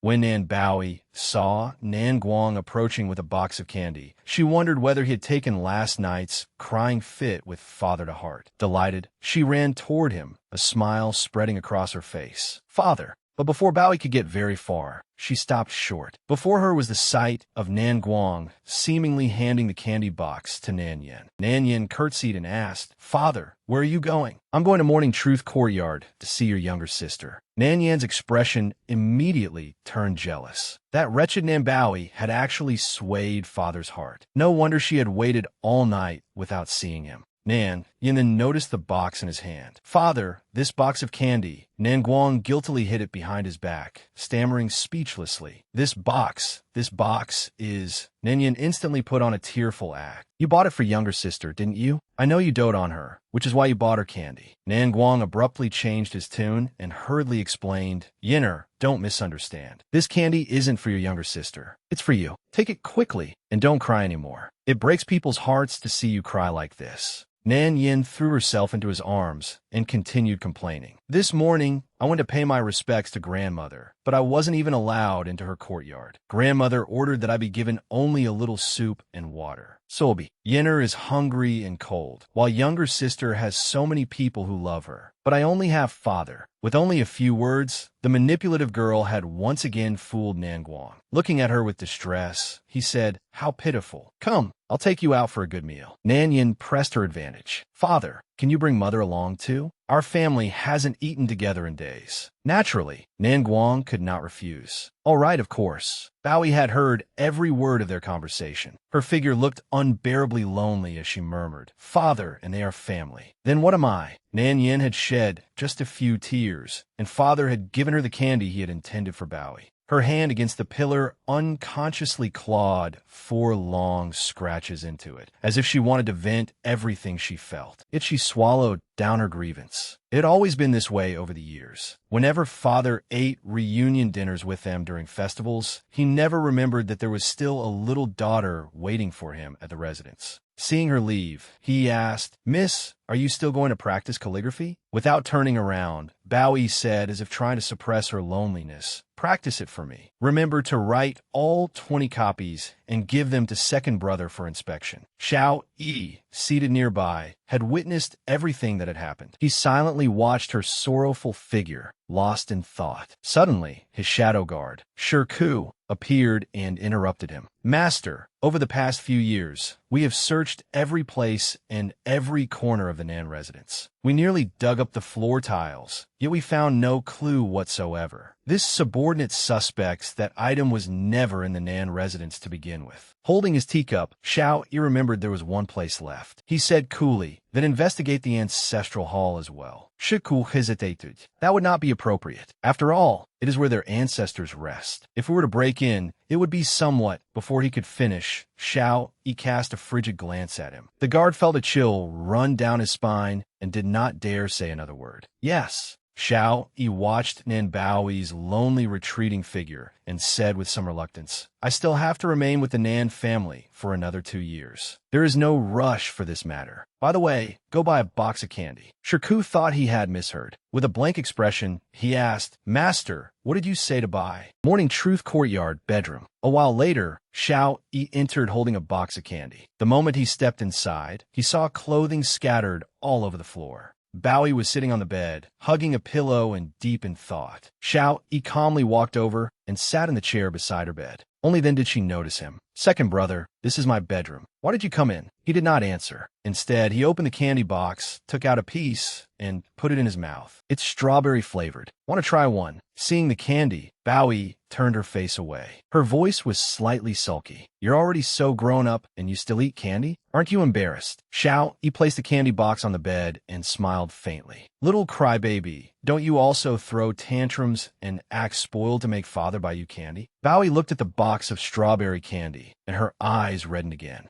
She lowered her face into her pillow and cried until her whole body trembled. I begged father for candy not because I wanted to eat it. I only hoped he would care a little more about me. Xiao Yi did not comfort her sweetly, only asking, but clearly your father cares more about that household outside. Nan Bowie wiped her tears and looked at him. Second brother, why are you giving me candy? Are you trying to cheer me up? Xiao Yi thought one thing, but said another. I merely took the chance to deliver candy and laugh at you while I was at it. He began bringing up old grievances. We both know perfectly well what you did to me before. We still have many debts to settle between us. Hearing that, she became sulky. She pulled the blanket over herself. If second brother is finished watching the show, then leave. I want to sleep. He gave a soft laugh and stopped teasing her. Reaching into his robes, he took out an envelope. Without saying a word, he tossed it toward her. After a while, hearing no sound, she poked her head out from under the blanket and discovered that he had already left. Curious, she opened the envelope. When she clearly saw what was inside, her eyes widened in shock. This is Lady Lu's indenture contract. Happy laughter continuously rang out from Morning Truth Courtyard. Holding Lady Lu's indenture contract, Bowie rolled about on the bed with glee. For some reason, Xiao Yi suddenly returned. Seeing that she had not noticed him, he knocked against the wall a few times. When she saw him looking at her, she felt embarrassed. She quickly pretended to wipe away tears with a handkerchief and gave him an awkward smile. He found her childish behavior highly amusing. Your father's wedding to Lady Lu will be held on the 10th of next month. You still have half a month to prepare. Putting on a composed air, she sighed and wiped her face. All right, I understand. When no response came from beside her, she secretly glanced over, only to find an empty space before her, as though Xiao Yi had never been there at all. Once she was certain no one was around, she instantly became cheerful again. Hopping about, she exclaimed, "Wonderful! The future powerful minister is truly generous. He gave me Lady Lu's 10,000-tael indenture contract just like that." Unable to contain her joy, she sang and skipped around the room. He came in and stared at her in confusion. "Miss, what has made you so happy?" Bowie tucked the contract into her clothes and winked at He. "Go find out whether there are any thugs in Brocade City known for causing trouble." He did not understand. "Miss, why are you asking about that?" Bowie clenched her fists eagerly. "Of course, it's so I can give Lady Lu a wedding gift." Meanwhile, at a restaurant in Brocade City, Nan Guang was happily dining with his mistress and Nan Yen.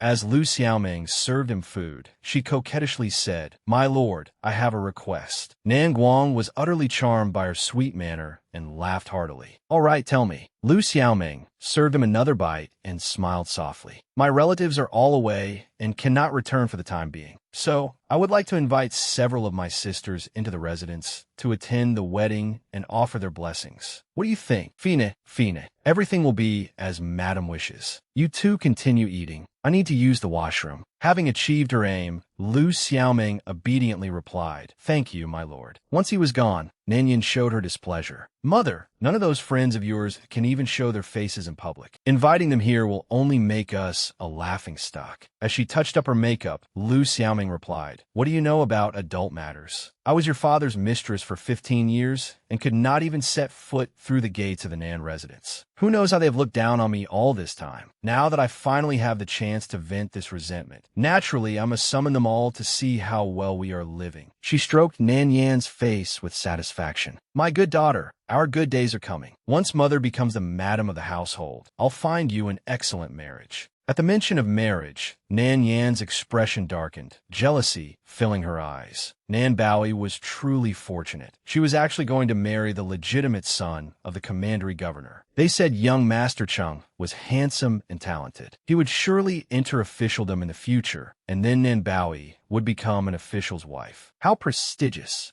Nan Yin suddenly had an idea. A sinister smile appeared on her lips as she leaned over and whispered in Lu Xiaoming's ear, "Mother, I think Nan Bowie's marriage to the commandery governor's son is quite good." Then she quietly told Lu Xiaoming her plan. After hearing it, Lu Xiaoming's eyes turned crafty. "You certainly have good taste. Once mother enters the residence, I will be her mother. By then, I can arrange anything for her as I please. As long as Yenner likes it, it is only a marriage. Mother will take it for you." Morning Truth Courtyard, small pavilion. As usual, Nan Bowie had come here to practice calligraphy. While she was concentrating on writing, he came over with a bright smile to report, "Miss, I found a scoundrel." Bowie immediately set down her brush and asked eagerly, "What is he like?" Thinking of the man, he described him. "His name is Neo-san. He is a gambling addict. To indulge his vice, he even stole the land deeds left behind by his ancestors. Not only that, he sold his wife and children, and he curses people in the streets every day. Everyone avoids him whenever they see him." Bowie was quite satisfied with what she heard. She took Lady Lu's indenture contract from her clothes and handed it to He. "Give this to Neo-san. Be sure to tell him that if he succeeds, I will give him 500 taels in banknotes." He froze at the enormous sum, but she obediently followed Bowie's instructions. Watching He leave, Bowie smiled smugly. This time, she certainly would not show mercy to Lu Xiaoming and her daughter. Several days later, Nan Guang and Lu Xiaoming's wedding finally arrived. Just as she was happily preparing to attend the wedding, she suddenly spotted Xiao Yi nearby. She eagerly ran over and praised him. Second brother, you are as dashing, handsome, and talented as ever today. You are truly a rare and handsome young gentleman. Seeing her happy puppy-like expression, Xiao Yi knew that everything must have been arranged. He merely asked indifferently, "Well, have you finished preparing?" Her smile bloomed brighter than a flower. Second brother, don't worry. Everything has been arranged. Just wait and watch a good show.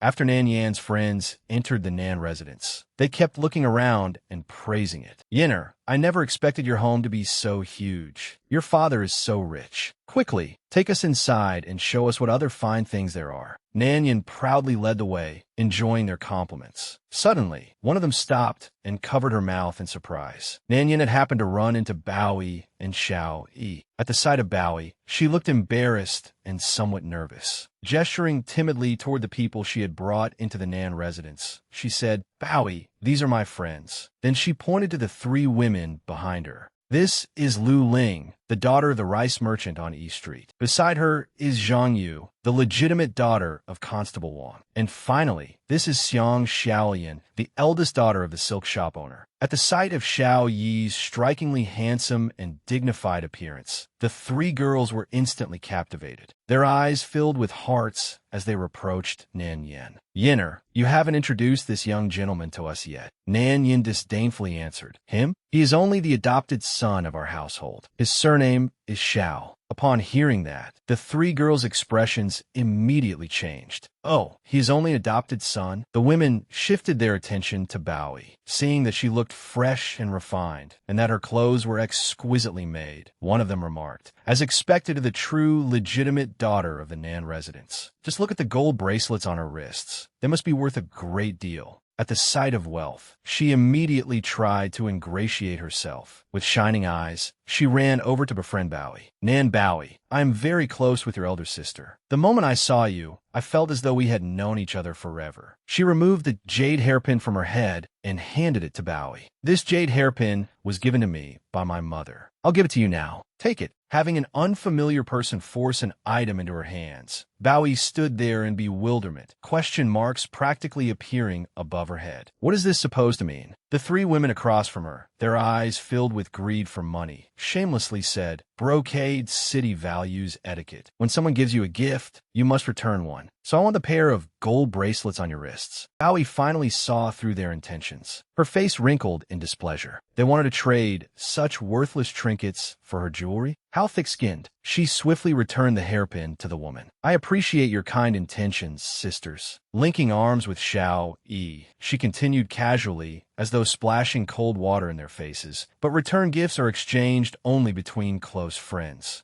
Our relationship has not reached that point." With that, she domineeringly turned and left, ignoring the voices behind her. "Nan Bao Yi, we kindly wanted to be your friends, yet you think our things are beneath you?" "Exactly. Aren't they only worth a little money? Who are you looking down on?" Ignored by Bao Yi, they vented all their frustration on Nan Yan. "Your younger sister is far too rude. Why don't you, as her elder sister, teach her a lesson?" Nan Yan's expression darkened, but she did not reply. Inside, however, she was cursing these useless fools without end. Her mother had only just married into the residence, and they were already telling her to discipline Nan Bao Yi. If word got out, people would say she was cruel. After Bao Yi and Xiao Yi had not gone far, they heard someone calling from behind. "Oh, you girls are all here?" The woman who arrived was the mother of one of the girls who had just insulted Bao Yi. Seeing more and more people gather, a gleam flashed through Bao Yi's eyes. She even kindly turned back to remind Nan Yan, "The residence is very lively today. Elder sister, be sure to treat your friends well. Goodbye." The girl whose hairpin Bao Yi had returned earlier now had someone to support her and angrily shouted, "Nan Bao Yi, my mother is a friend of Aunt Lu. She can be considered your elder as well." "What do you mean by this?" Displeasure crossed the older woman's face as she criticized. "Is this how well-mannered the Nan family is?" A junior sees an elder and does not even know to offer greetings. She continued arrogantly, by the rules, I am your mother's friend. You should be calling me aunt. Bowie openly looked down on them. Oh, they have not even performed the wedding rites yet. Since when did she become my mother? Sister Yin, these people are your aunts, so you should treat them well. How can you let them wander freely around the residence? Bowie's words thoroughly humiliated Nan Yen, making her face turn dark with shame and fury. The complaints of those people continued behind them. Nan Yin forcefully suppressed the anger rising in her heart and let out a breath. Then, with a smile, she said, Aunt Zhang, it will soon be the auspicious hour. Let's go inside to watch the ceremony. The woman surnamed Zhang planted her hands on her hips in dissatisfaction. Watch what ceremony? The Nan family has no manners at all. I am Xiaoming's friend. Today, I must teach her new daughter a proper lesson. Her daughter chimed in, that's right. When Nan Bowie meets an elder, not only must she pay respects and offer greetings, she should also present a meeting gift. Since you are young, I won't make things difficult for you. Just give those gold bracelets to my mother as a gift. She smiled smugly, thinking, let's see how you refuse this time. The other two quickly joined in. Miss Zhang is right. Nan Bowie, let me tell you, I am your aunt too. So hurry and give me your longevity lock. The plump woman beside them imperiously added, if you have nothing to give, tell your maid to fetch some things from your room at once.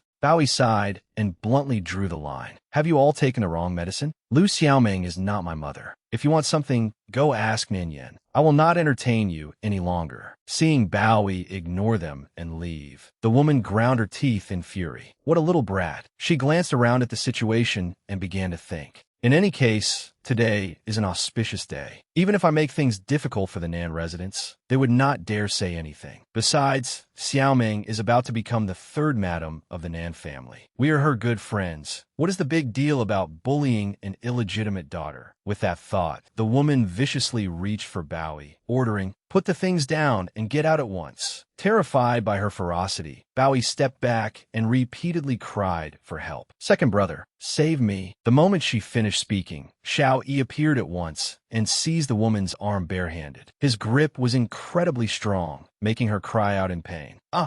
Killing intent radiated from Xiao Yi's body, and his expression was icy cold. Frowning in displeasure, he said, I think you have stretched your hand out a little too far. Xiao Yi suddenly felt worried for Nan Bowie. Lu Xiaoming had not even entered the household yet, but the little girl was already being bullied like this. If that woman established herself in the residence, would Bowie not be bullied even more? Though in pain, the woman still tried to curse him. Before she could say a word, however, Xiao Yi tightened his grip. Her shrieks, as piercing as a slaughtered pig's, echoed throughout the Nan residence, making everyone shudder and turn to look. Clutching the arm that felt as though it were about to break, the woman's face darkened and her entire body trembled, partly from pain and partly from rage. She shouted, You lowly adopted son, how dare you treat me this way? Xiao Yi gave a disdainful laugh. If madam is unhappy, you may go make a scene before the bride in the main hall. Nan Yin was terrified that matters would escalate. If Madame Zhang went to cause a disturbance, would her mother still be able to get married? Thinking this, she hurried over to help Madame Zhang up while glaring at Xiao Yi and scolding. Xiao Yi, what are you? Is it your place to speak here? Madame Zhang held her aching arm, unwilling to let the matter rest. No, I will go ask Xiaoming for an explanation. Is this how the Nan residence has always treated its guests?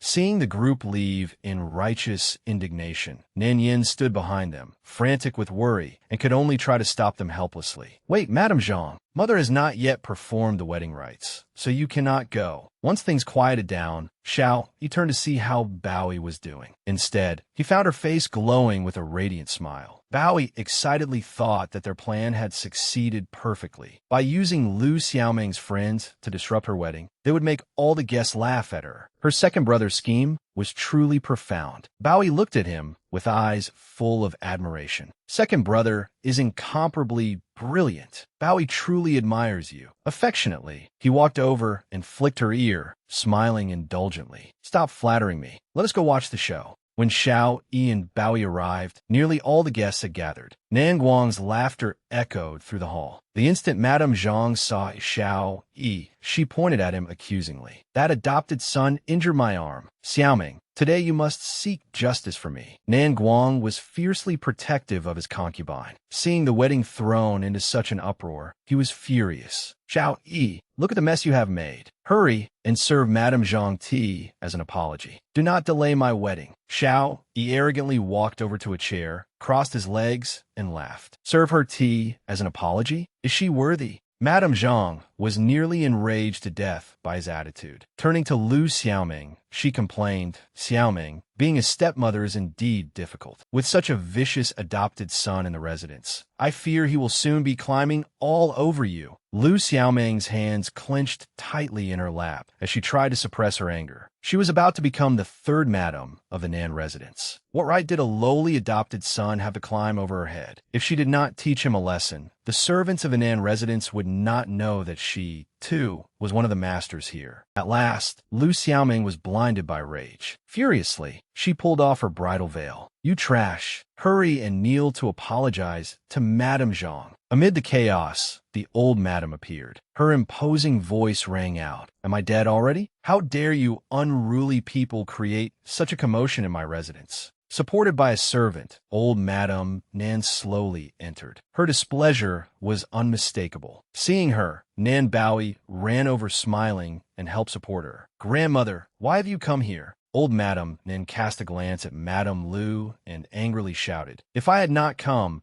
she would have turned the residence upside down already. Bowie obediently helped her grandmother sit down, then stood at her side. The more old Madame Nan looked at Madame Lu, the more displeased she became. Believing herself to be the mistress of the household already, Lu Xiaoming approached without hesitation and curtsied. Old Madame, what happened today truly was Xiao Yi's fault. Seeing Madame Lu act like the mistress of the residence, old Madame Nan angrily slammed her cane against the floor. The loud bang nearly burst Madame Lu's eardrums. Enough. He, come and explain clearly what happened just now. At the mention of her name, he stepped forward and truthfully recounted every detail. That is what happened, old madam. The second young master only injured Madame Zhang in order to save my young lady. Lu Xiaoming had not expected the truth to be like this. Her face alternated between green and white as cold sweat poured down her back, leaving her speechless. Meanwhile, the guests watching the spectacle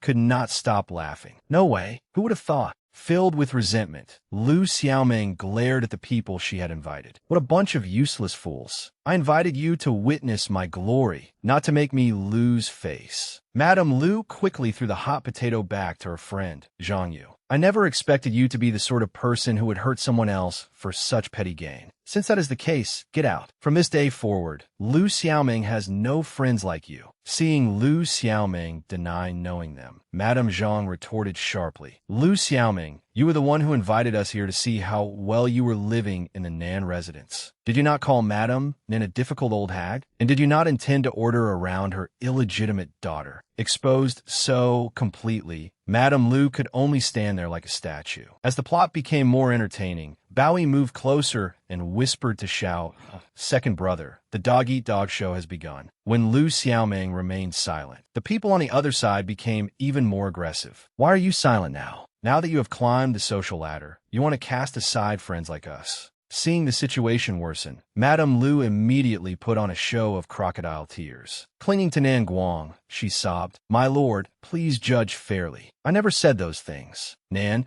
Yin also came forward to speak for her mother. Father, perhaps Aunt Zhang is simply angry from humiliation and is deliberately blaming Mother. Mother has borne one son and one daughter for the Nan family over these years. Afraid that the wedding would be called off, Madame Lu put on a pitiful expression as she looked at old Madame Nan. She brought up her son in an effort to salvage the situation. Old Madame Jinger has been doing very well at the Myriad Springs Academy. He's a most filial child. Last time, he even wrote to ask after your health. Before old Madame Nan could respond, a shout suddenly came from outside the Nan residence. Where is Lu Xiaoming? All the wedding guests were puzzled, wondering what other drama was about to unfold. A scruffy-looking man swaggered in from outside. Every time he spoke, spittle flew from his mouth. Lu Xiaoming, is this Nyo-san's woman? Third master then used his wealth and power to steal my woman from me. Such an act is intolerable to heaven and earth. Oh, that is Nyo-san, the notorious thug from Jade Spring Tower. How did Third Master Nan's mistress become the woman of such a shameless rogue? Nyosen acted with great conviction, raising his voice. She is my woman, Third Master Nan. If you do not return her to me today, I will report you to the authorities for abducting a civilian woman. Nan Guang had been falsely accused out of nowhere and was extremely displeased. What utter nonsense! Men, throw him out. At his command, several people approached to restrain Nyo-san. He struggled fiercely. Let go of me. Be gentle. While casually cracking sunflower seeds, Bowie stopped them. Wait, dusting off her hands. She looked innocent as she said, Father, this man keeps saying that he will report this to the authorities. Perhaps there really is some hidden truth. To avoid provoking the authorities for no reason, why not let him explain himself? Nyosen patted his chest, utterly confident as he loudly declared, I spent half my lifetime's savings to buy Lu Xiaoming's indenture contract. The contract is in my hands right now. Hearing this, Nan Guang sensed that something was wrong. An indenture contract? He looked suspiciously at Madame Lu.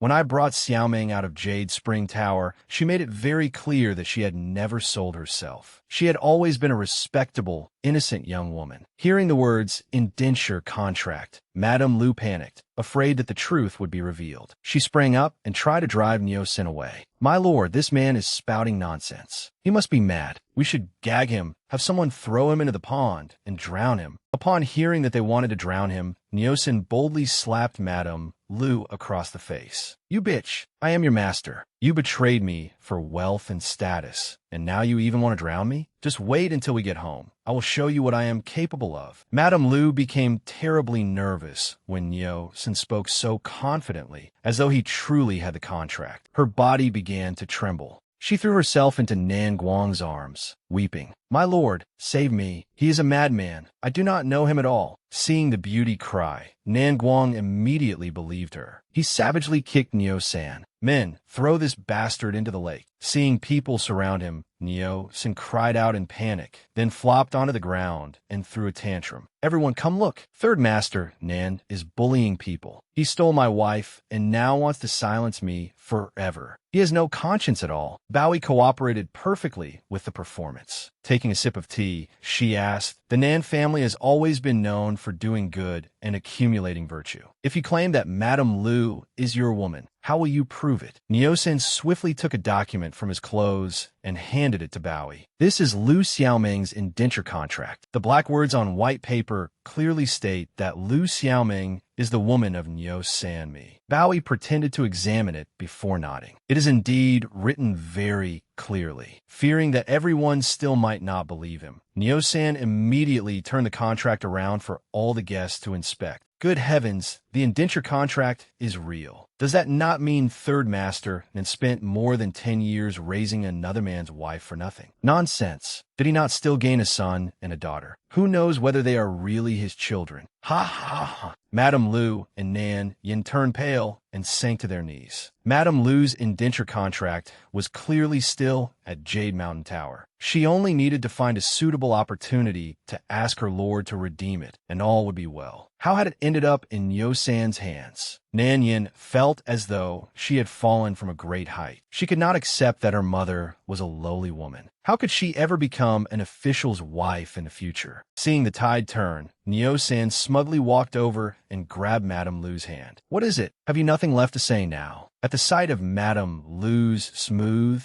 tender skin, he could not stop himself from drooling. Come home with me now. It has been a long time since I have tasted a woman. Outside the Nan residence's wedding hall, Nyo-san dragged Madame Lu away by force. Come with me. Madame Lu cried and struggled desperately. No, I will not go. In no time, the wedding was left with only the groom. The bride had been dragged away without a trace. The atmosphere was unbearably awkward. All Nan Guang could hear was the guests' endless mockery. Who would have thought that Third Master Nan would be cuckolded so thoroughly? I think he should change his name to Nan Greenhat. Ha ha ha. Nan Guang's face was devoid of color, and his head spun violently. He suddenly collapsed unconscious onto the ground. The guests immediately descended into chaos.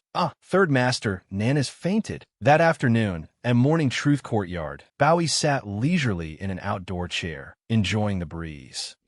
This time, she had not only prevented Lu Xiaoming from entering the household, but had also driven a wedge between her and father. Next, all she had to do was wait for Chung Dui to return, then break off her engagement with him. He arrived carrying a tray of food and said with a smile, "Young lady, this fish soup has been carefully seasoned. It nourishes the body and improves the complexion." As soon as the pot was opened, steam rose in thick clouds and a fragrant aroma drifted through the air. Bowie could not help praising it. "Wow, it smells wonderful." After taking a sip, she felt the rich flavor spread across her mouth, putting her in an even better mood. "It is absolutely delicious." Seeing how delighted she was, he smiled and reminded her, "Young lady, drink some more. You will surely look beautiful at the flower festival." Bowie paused at those words. The flower festival? Fragments of memory flooded her mind. She remembered clearly that every year, Brocade City held a banquet by the Azure Wave Lake for the flower festival. All the wealthy families in the city attended. The banquet included several contests of skill, giving young ladies and gentlemen a chance to display their talent and beauty. Thinking of her past life, Bowie trembled with rage. In her previous life, Nan Yen had told her to perform well before her future mother-in-law, yet she had ended up being ridiculed. At that time, Chung Dui's mother had not only failed to protect her, but had taken the lead in humiliating and mocking her. Looking back now, the Chung family had never valued her at all. For some reason, Nan Yen had taken first place in the four arts: music, chess, calligraphy, and painting. From then on, her reputation as a talented young woman spread throughout Shu Commandery. Naturally, countless young masters from distinguished families came to seek her hand in marriage. Bowie raised her eyes to the distant sky and silently swore that, in this life, she would not only stop Nan Yen from becoming famous, but also clear herself of her reputation as a fool. Seeing her lost in thought, he pretended to cough twice, then continued, "Young lady,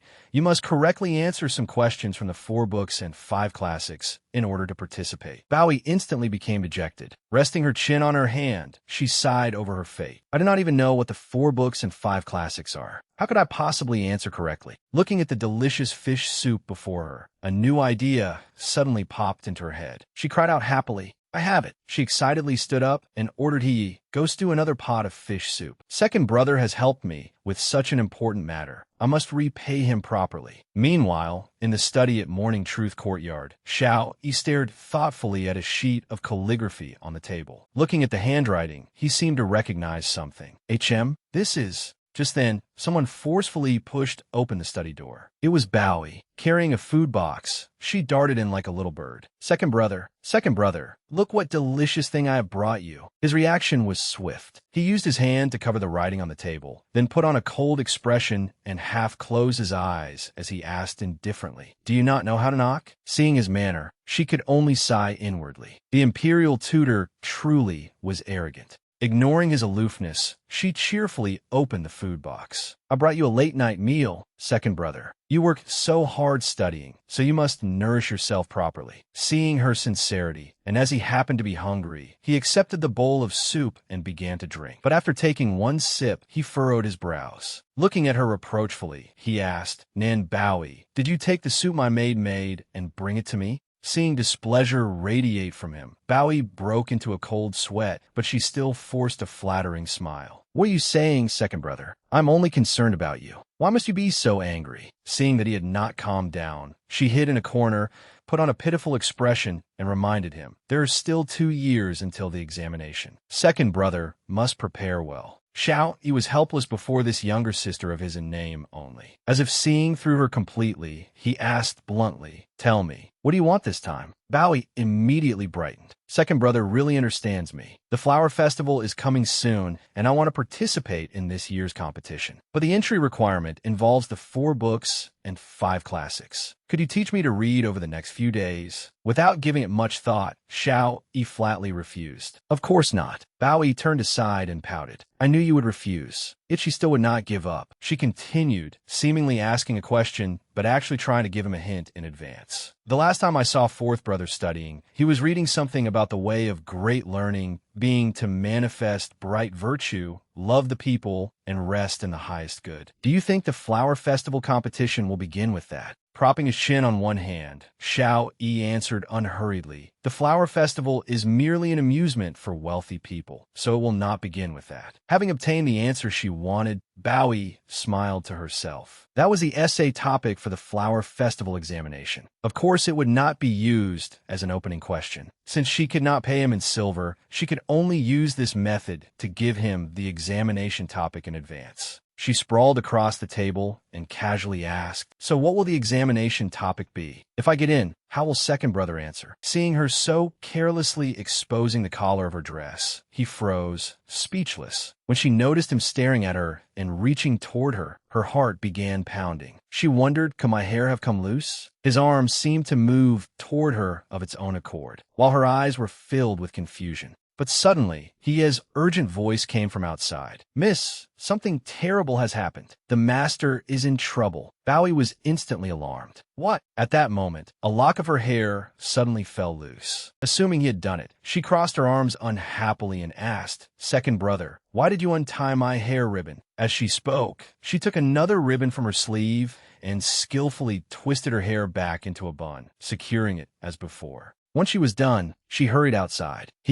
What happened to father? The study soon returned to its former silence. No one knew what Xiao Yi was thinking as he stared at the hair ribbon in his hand. On the path to Morning Truth Courtyard, Yi recounted everything as they walked. "Miss, I heard that Nanyan sold all her jewelry, clothes, and the residence in Clearbridge Alley. Then she spent more than 30,000 taels to retrieve Madame Lu." Bowie's expression darkened. "I expected this." Remembering the events of that night, he quickly continued. "Tonight, Nan Yin insisted on proving that she and Lu Xiaoming were innocent. She demanded a blood test to confirm their kinship. After it was over, she fainted. The commotion was so great that the master felt sorry for her and summoned a physician. Howie's face was grim. She gave a cold snort. I knew Ninian would not give up so easily." He paused, then continued. "Afterward, the master went to Pine and Crane Courtyard and still insisted on marrying Lu Xiaoming into the residence. The old madam scolded him fiercely, then drove Ninian out with her cane in a fit of rage. The whole house was thrown into chaos. When the master failed to persuade her, he became angry and left home. He is determined to rent a small house outside and set up a household of his own." Bowie yawned repeatedly, thoroughly fed up. What a miserable way to die, dying over a woman. She looked toward the old madam's residence. Worried, she said, "Grandmother was tormented by father all night. I wonder how badly he angered her." She hurried to visit her grandmother. As soon as she entered, she saw Baoju there as well. "Good evening, grandmother." The old madam was delighted to see her. "Xiao Xiao, you've come." The old madam immediately sighed and lamented. "Xiao Xiao, sooner or later, your father will anger me to death." Bowie smiled reassuringly. "Grandmother, do not worry. Father has no money in his hands, so he cannot last long outside. Let him suffer for a while. Do not worry too much, or it will harm your health." She went over, held the old madam's arm, and said sweetly, "Grandmother, I came today because I have something to ask of you." The old madam affectionately asked, "Do you need money? If you do, go take some from the treasury." Bowie raised one finger and waved it back and forth like an older brother greeting someone. "Oh, no." With a hand over her heart, she solemnly announced, "Grandmother, I want to attend the academy and study." The moment she said that, the room fell silent. Old Madame Nan and Baoju looked as if crows had flown over their heads. Everyone stared at her as though their eyes were about to pop out. The old madam looked deeply worried. "Xiao Xiao, apart from your fourth brother, no one in this residence enjoys studying. Do not frighten grandmother." Baoju was even more dramatic. She rushed over and placed a hand on Bowie's forehead. "Xiao Xiao, do you have a fever? Why do you suddenly want to attend the academy and study?" Bowie pushed Baoju's hand away and blinked solemnly. "Grandmother, fourth sister, I have thought this through carefully before making this decision. I want the people of Shu Commandery to know that the Nan family is not merely a group of vulgar merchants who only know how to make money." Her gaze was full of determination. "Moreover, I want to study the 4 books and 5 classics so that I can participate in this year's flower festival. Baozhu could not help making a stunned face. Xiao Xiao, have you gone mad? You even want to participate in the flower festival? All the noble families of Brocade City will be there to watch, and you'll have to compete in music, chess, calligraphy, and painting before everyone. If you perform badly, people will laugh at you.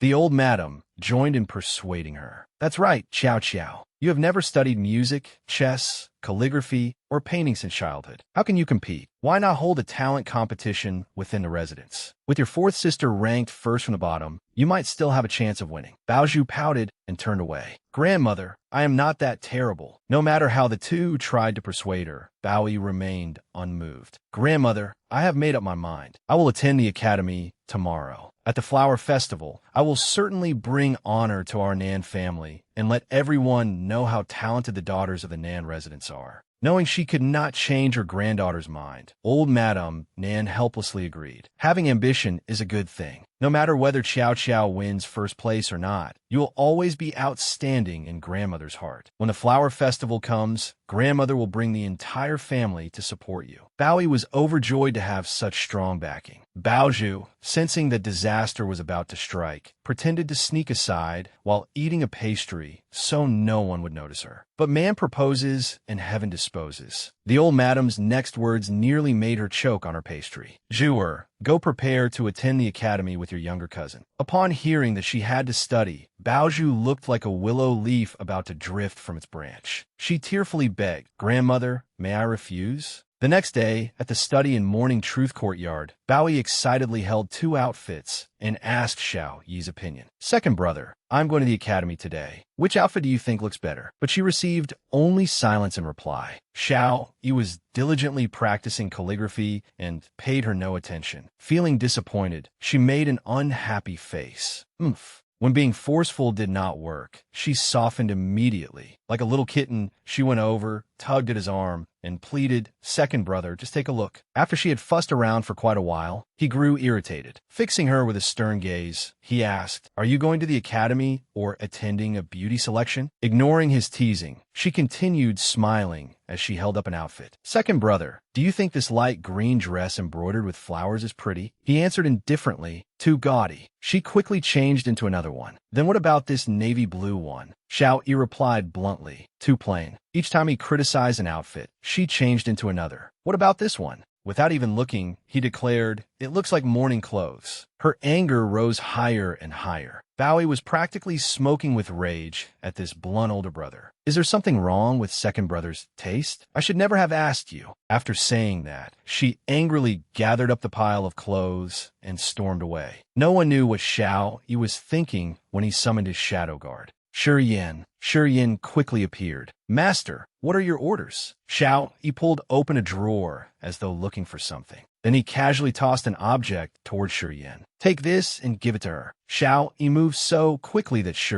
Yin caught in a panic. When he saw the object clearly, Shi Yin was somewhat astonished. This is a Xiangfei bamboo writing brush carved with a Qi dragon pattern, an antique from the previous dynasty. Master spent more than 10,000 taels to acquire it from the black market. Are you simply giving it to Fifth Miss? Before Shi Yin could recover from his shock, Xiao Yi's next words made him go rigid. Oh right, go serve as Fifth Miss's study attendant as well. Shi Yin hurriedly found an excuse to refuse. Master, a highly skilled shadow guard such as myself, is to become the study attendant of a delicate young lady? That does not seem appropriate. Shi Yin wanted to say more, but when he looked up, he saw Xiao Yi's dark face brimming with killing intent. Cold sweat immediately covered him, and he swallowed all the words he had meant to say. He quickly changed his expression. Yes, sir, I will go at once. Baozhu had no choice but to follow Baoyi to the academy. Xiao, the weather is wonderful today. As Baoyi opened the brush case Xiao Yi had given her, she happily agreed. Yes. Seeing Shi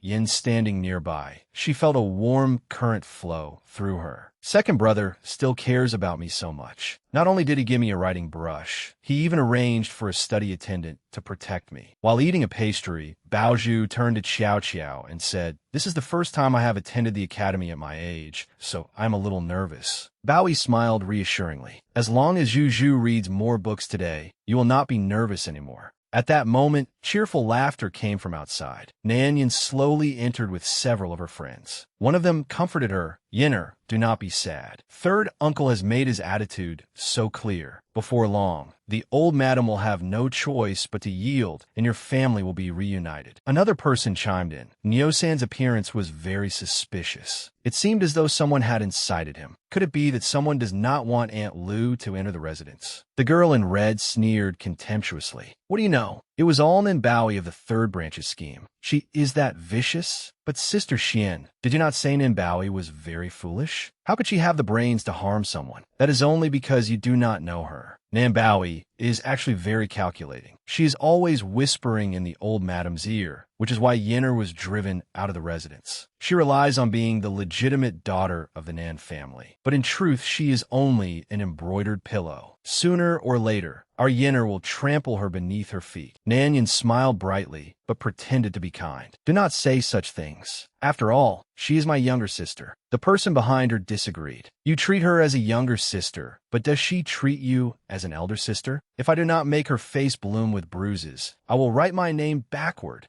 Baoju was so furious that her blood boiled, and she wanted to rush out and teach them a lesson. But Bowie stopped her. Ignore them, fourth sister. Bowie glanced at the group in front of her and thought, these people are all relatives of the Nan family. They are lazy and greedy, always leeching off her household. In my previous life, after the Nan family fell into ruin, not one of them came to help. They even added fuel to the flames. The group went to sit behind Bowie. The girl in red whispered to Nanyan, Yinner, do not be upset over Aunt Lu's matter. Just wait. I will use these two to help you vent your anger. Seeing the two unfamiliar girls, the girl in red began plotting. As long as Nan Yan became the legitimate daughter of the third branch, a good sister like her would surely receive many benefits. They had not yet noticed Bowie and Baoju. Assuming they were newcomers, they used a brush to poke at Bowie's hair, looking for trouble. Hey, who are you two? Do you know this is the Nan Family Academy? How dare you come here? Bowie slightly turned her head and smiled at the people behind her. The girl in red still did not recognize her and thought, where did this girl come from? She is so pretty that it is irritating. Nanyan alone recognized Bowie. Seeing her there, she was rather surprised and merely let out a soft, ah.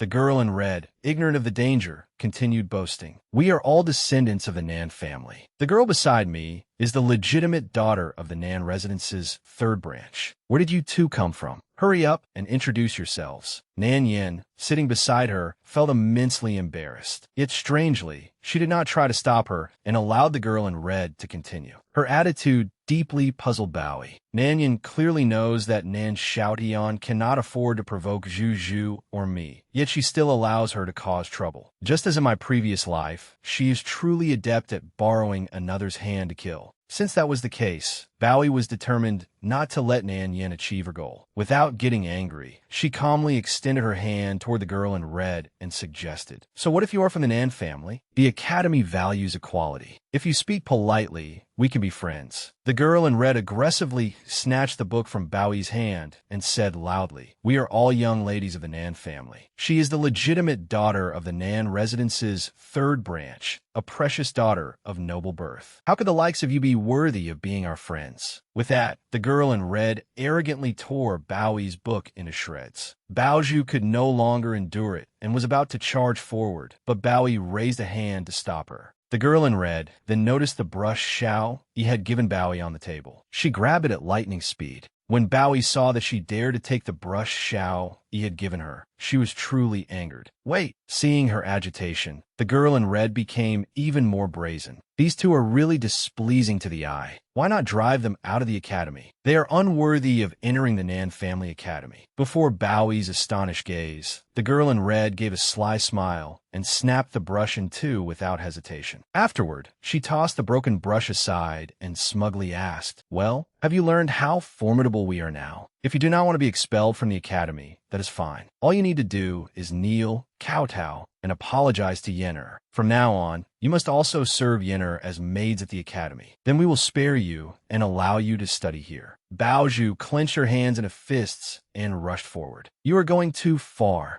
She slapped the girl in red across the face, leaving her lips and teeth bloody. "Who do you think you are, daring to demand that Xiao Xiao and I become your servants?" The girl in red clutched her greatly swollen face, tears welling in her eyes as she staggered backward. "You dare hit me? I am a young lady of the Nan residence." Seeing that she was still so arrogant, Baoju rushed forward again and delivered a series of slaps to her other cheek. "Who cares whose young lady you are? Whoever dares bully my Xiao Xiao will be beaten if I see them." The girl in red was furious after being slapped repeatedly. "You dare hit me?" The two immediately began fighting. "I will beat you to death, you wretch. I think you will die first." Baoyi fixed Ning Yin with an icy gaze. Even now, Nan Yin had not said a single word. Seeing Baoju defend her so fiercely, Baoyi was moved and called out, "Cousin sister, in my previous life, I was deceived by Nan Yin and believed she was my best sister. I never expected that I would grow increasingly distant from cousin sister, leaving her all alone with no one to rely on. In this life, let me protect cousin sister instead." Having made up her mind, Baoyi rushed into the fight alongside Baoju. She grabbed the girl in red by the hair and forced her down. "Do not hit my elder sister." The fight became extremely intense, with dust flying everywhere. Even Yin, watching from outside, felt a chill run down his spine. It would not be appropriate for me to intervene in a fight among young ladies. Though he thought so,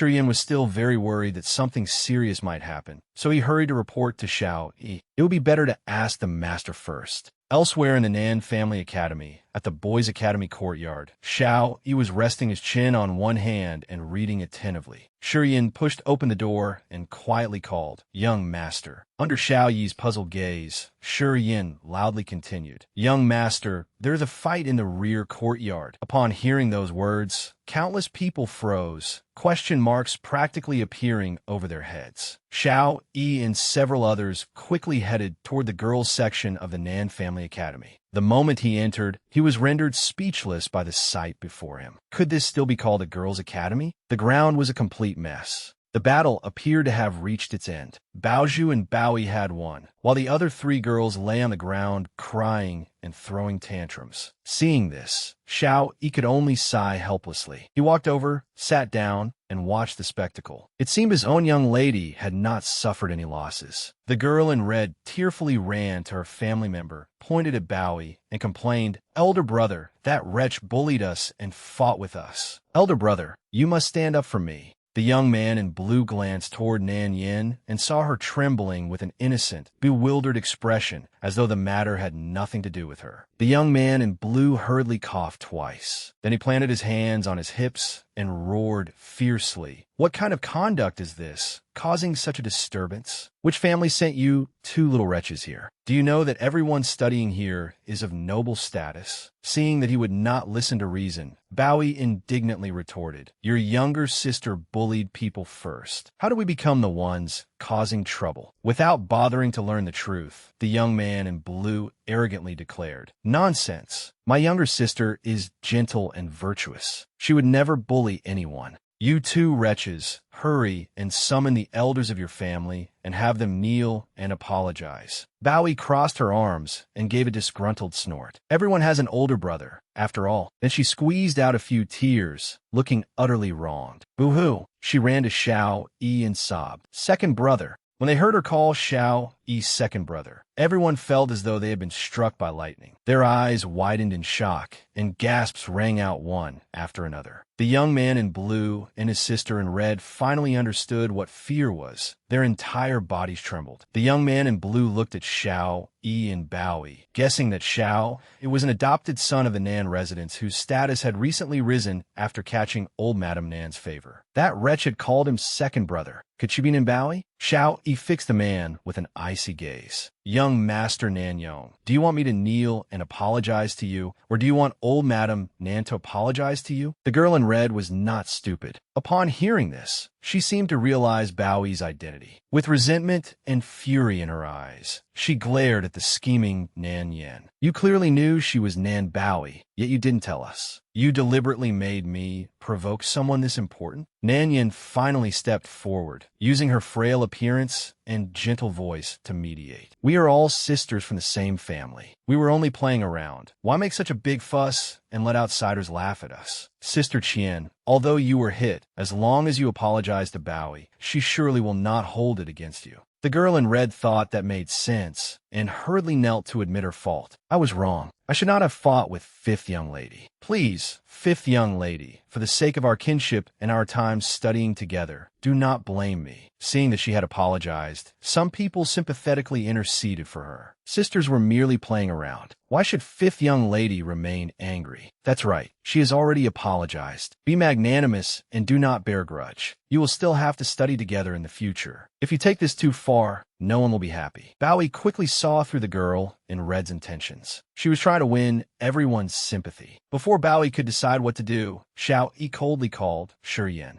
Shurian immediately understood. He stepped forward and picked up the brush the girl in red had broken earlier. A Xiangfei brush, engraved with birds and beasts in the style of the previous dynasty. Its value is 12,200 taels of silver. How do you intend to compensate for it? Xiao Yi sinirit mokingli. Lady Nan is truly generous. You casually ruined such a valuable antique, yet still dare to call it sisters playing around. May I ask which family sisters play by destroying precious antiques? Hearing the price, everyone went stiff and no one dared utter another word. The girl in red trembled as well. That brush was worth so much. More than 10,000 taels of silver was equivalent to her family's living expenses for 2 years. The young man in blue knew that if this matter were pursued, they would never be able to afford the compensation. Furious, he slapped his younger sister. You useless fool. Hurry up and apologize to fifth young lady. You cannot afford to compensate for it, yet you still cause trouble. When we get home, I will have father beat you until you learn your lesson. Fifth young lady, my younger sister was blind and did not know that brush was an antique. The Nan family is not short of money anyway. Could you please not demand compensation from poor people like us? Baozhu shook with rage and gritted her teeth. You have gone too far. Since when is there a rule that one need not compensate for something one has broken? Feeling wronged, Baozhu ran outside, crying as she spoke. Sister Jiao Jiao, I am not studying anymore. I'm going home to tell mother. Seeing how agitated she was, Bowie called after her, cousin sister. The girl in red, puzzled, asked her older brother. Nan Bowie called her cousin sister. Could she be? The young man in blue answered fearfully. She is Nan Baozhu, the legitimate daughter of the current family head. Realizing that they had offended someone truly important, the siblings both fainted on the spot. Afterward, Xiao Yi took Bowie home in his carriage. She looked at him guiltily. I didn't know the brush second brother gave me was so expensive. If I had known, I definitely would not have brought it to the academy. Suddenly, Xiao Yi opened his eyes and crooked a finger at her. Come here. Although Bowie did not understand, she obeyed. What is it? When she drew close, he suddenly reached out and pinched her cheek. He looked at her with concern. Does it hurt? With a pained expression, she nodded slightly. It did not hurt when you did not touch it, but it hurts a little when you do. For some reason, he suddenly became angry and scolded. Idiot, were you not afraid of being caught fighting? He thought to himself that with her status, why did she need to act personally? She only needed to call Shurian. Otherwise, why had he assigned Shurian to follow her? Was it so he could eat meals? Seeing how angry he was, she pondered, the famously cold-blooded imperial tutor can't possibly dote on me. Winning someone's heart takes a long time. I must continue playing the role of his little sister for a while before he truly lets me into his heart. At this thought, her eyes suddenly brightened. She hugged his arm and coquettishly asked, Second brother, if I became ugly, would you dislike me? Would you no longer want to talk to me? Seeing her ask one question after another, he curled his lips. As though I want to talk to you now. Upon hearing this, she rolled her eyes. Before his astonished gaze, she picked up the teapot, poured herself a cup, and tipped her head back to drink it. Suddenly, he grabbed her arm. She asked in confusion, What is it? Without saying a word, he rolled up her sleeve, making her face flush bright red. Second brother, why you? What are you doing? Seeing that he was staring at her injury, she explained, I got hurt during the fight. It's nothing. He said nothing, slowly took out medicinal ointment and applied it to her wound. The pain made her keep trying to pull away. He finally said in a low voice, Don't move. Yet the more he applied the medicine, the more it seeped in, making her hurt terribly. She cried and begged, Second brother, please stop applying it. Boo-hoo! Outside the carriage, the two shadow guards heard the cries from within and laughed together. Ha! Our master and fifth young lady are becoming more and more like real siblings. in Bowie's bedchamber at Morning Truth Courtyard. He combed her hair while blaming herself in distress. It is all Hye's fault. If I had gone to the academy with you today, you would not have been bullied like this. Bowie smiled reassuringly. It's all right. A maid entered from outside and reported, "Fifth young lady, Nan Xian's entire family has come to apologize. They're currently waiting in Pine and Crane Courtyard." Bowie looked at herself in the mirror, her eyes gleaming with excitement. Perfect timing. I'll use this chance to get rid of all those relatives. Hee. In the reception hall of Pine and Crane Courtyard, the moment Bowie entered, a woman rushed forward to praise her. I heard that fifth young lady is exceptionally beautiful. Now that I see you, you are even lovelier than a doll in a painting. Bowie said obediently, "Grandmother, I caused trouble at the academy today and made you worry." Old Madam then looked at her precious Jiao Jiao with deep distress. My poor Jiao Jiao was bullied on her very first day at the academy.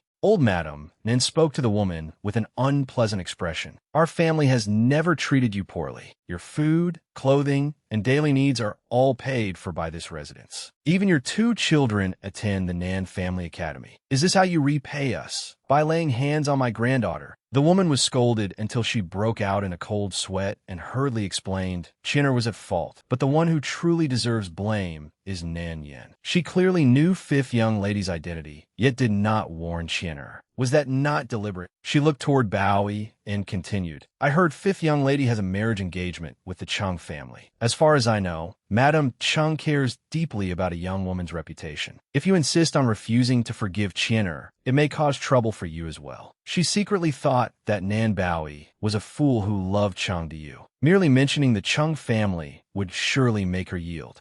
This madam, one could not control grandmother, so she wanted to control me instead? But she did not know that I had already changed after being reborn. Bowie pretended to be aggrieved and hugged old Madam Nan's arm. Grandmother, what does Aunt Wen mean by that? If others mistreat me, do I not even have the right to hold them accountable? Old Madam Nan angrily snapped. Nonsense! Anyone who dares harm my Jiao Jiao will not be forgiven by her grandmother. I heard your daughter broke Jiao Jiao's brush, which was worth 12,200 taels. I will not bother calculating the medical fees and the other things you damaged. Just repay this amount and the matter will be settled. The woman was terrified upon hearing the price of 12,200 taels. Before she could figure out how to handle it, a voice sounded from outside. Mother, you are mistaken. The one who arrived was Baozhu, along with Baozhu's mother, Madame Jiang, the second madam of the Nan residence. The second madam entered and threw a stack of account books onto the table. With her hands on her hips, she declared forcefully, not only must you compensate 12,200 taels, but your husband also secretly embezzled more than 100,000 taels of silver while serving as a steward in the Nan residence. Spit every last tael out today, or we will settle this before the authorities. Baozhu chimed in, echoing her mother. That's right, hand it all over. The woman looked at the mountain of account books on the table and nearly fainted. Second madam, we are relatives. Why must you calculate everything so precisely? Your daughter beat Jiao Jiao and Baozhu into this state, and you still dare call yourselves our relatives? From now on, the Nan residence has no relatives like you. The people who fought today. Baozhu stuck out her tongue and added, we don't want relatives like you. So there. Old Madam Nan also said, how noisy. Someone, see the guests out.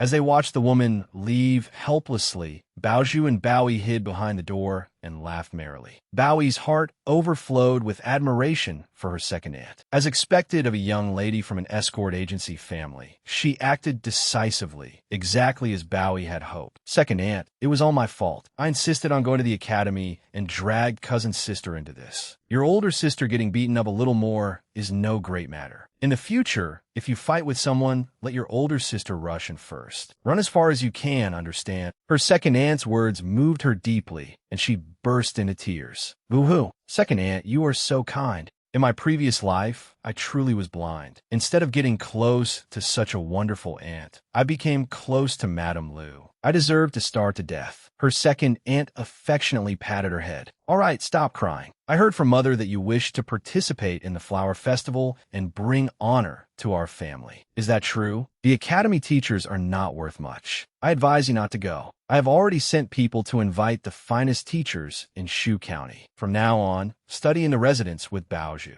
Bowie obediently replied, yes. I will follow second aunt's arrangements in everything. In the Garden of Morning Truth courtyard, Xiao Yi froze the moment he stepped outside and saw the sight before him. There was not only loud singing, but also music, chess, poetry, and painting. Nothing was missing. Bowie sat there obediently studying. Behind her, he stood fanning her so she would not get hot. Food and drinks were laid out in abundance, so there was no fear of hunger. Seeing this scene, Xiao Yi asked in exasperation, "What are you doing?" Shi Yin quickly explained, "Master, you may not know this, but Fifth Young Lady said that if she is going to do something, she must do it to the very best. She also said that human potential must be stimulated, so she intends to stimulate herself a little." Xiaoi walked over to her and calmly called, "Nan Bowie." She remained deeply focused, yet she was merely playing everything in a chaotic mess, leaving the teacher speechless. Sitting on the ground, she wiped her sweat with a handkerchief and panted. "Second brother, if you have something to say it later. I am very busy." Xiao Yi looked at her speechlessly and frowned. "Busy with what?" She answered casually, "Busy studying this and that." She promptly demonstrated for him. "Look, second brother, I can play the zither, play chess, recite poetry, and paint all at once. This is called being broadly learned and able to answer anything." After saying that, she struck a few martial arts poses with exaggerated vigor. But while showing off, she accidentally tripped over her own foot and fell heavily onto the ground. Her inkstone smacked on her head, while papers scattered all over the floor, leaving everyone dizzy just looking at it. Bowie returned to her room in Morning Truth courtyard in low spirits. Recalling what had just happened, she felt terribly embarrassed. Hugging her knees, she sat there sadly. "I clearly wanted to study diligently, yet I only made a fool of myself. The servants and attendants in the garden must be laughing at me now. Boo-hoo." When Xiao Yi came to visit, he heard a servant report, "Second young master, the young lady says she is very ugly and does not want to see anyone. She will not even allow us servants inside. Take me to her," he said. Then he took a towel and slowly pushed open Bowie's door. Hearing the door open, she assumed a maid had entered. With her eyes shut, she waved dismissively. "Didn't I say you were not allowed in?"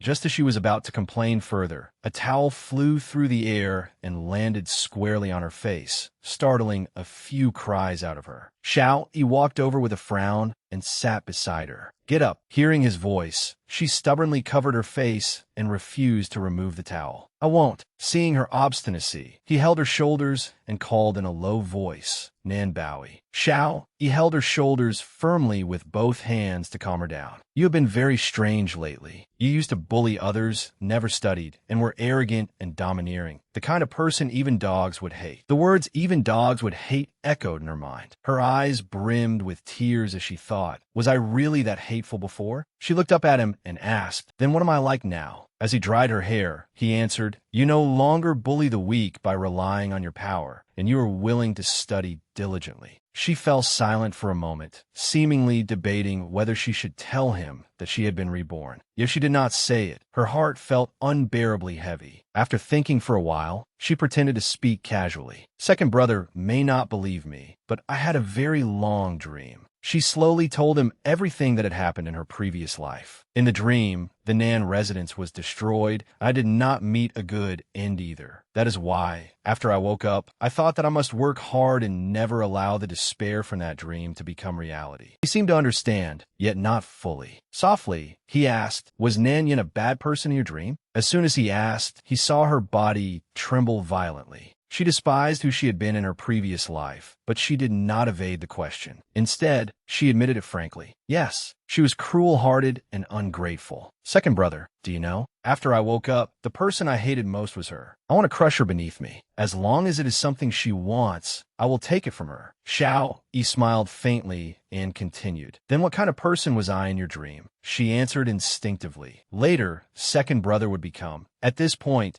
she suddenly realized she had let something slip and hurriedly covered her mouth.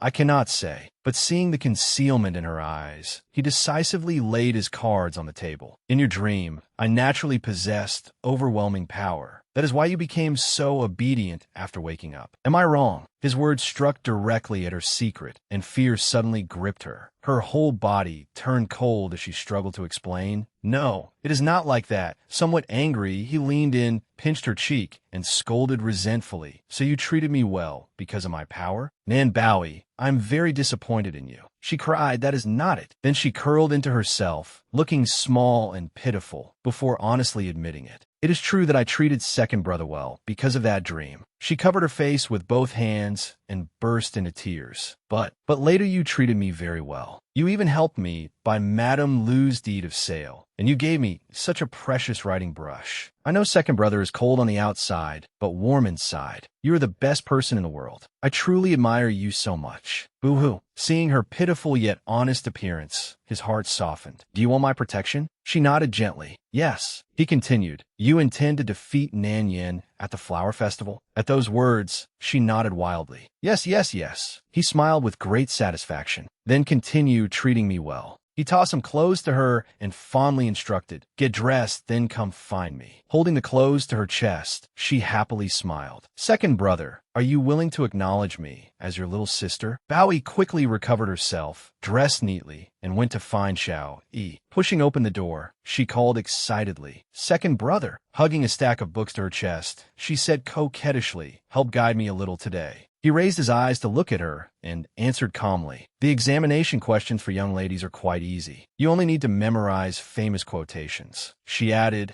I can slowly learn the rest, but at the very least, I must qualify to participate. He set down his brush. He showed her a study plan. I have made a study schedule. From now on, just follow this, and you'll be fine. Confused by the unfamiliar term, she asked, what schedule? Seeing the paper densely packed with writing, she carefully read it. Rise at dawn and read the 4 books and 5 classics. 3 hours after lunch, study the zither. 3 hours later, eat dinner. At the 9th hour, study painting. At the 12th hour, study chess. Seeing such a packed schedule, she tremblingly accepted it, then forced a smile as she complained, second brother, this schedule is very good, but there seems to be something wrong with it. It looks like I only get 6 hours of sleep. Xiao Yi calmly sipped his tea. His next words pierced Bowie's heart like an arrow. What do you think rising to dance at the crowing of the rooster means? She froze on the spot, not daring to offer another excuse. Bowie helplessly sat to one side and began reading. Looking at the thick book densely packed with words, she felt discouraged. Memorize it, memorize it, memorize it. Why is the entire Analects filled with important material? Seeing her stiffly sighing, he crumpled up a piece of paper and threw it directly at her head. Bowie cried out in pain. He gave a stern order, read it aloud. She sighed and obediently began reading with concentration. Is it not a joy to have friends come from afar? Before she could finish, a second paper ball struck her head. Turning around, she saw countless other paper balls on Xiao Yi's desk. Like a strict invigilator, he said, louder. Seeing how he kept suppressing her, she tilted her head back and shouted as though she wanted to blow the roof off the house. Is it not a joy to have friends come from afar? Is it not the mark of a gentleman to remain unresentful when others fail to understand him? He, who was bringing in some refreshments, heard a voice that sounded like a chicken being slaughtered and was thoroughly startled. He pushed open the door and entered with a smile. Miss, it is time to eat. But when she saw Bowie slumped over in despair, hugging her knees as if all life had left her body, she panicked. Miss, are you all right? Bowie virid viakli, sobi. It is finally noon. My throat is about to split from all that reading.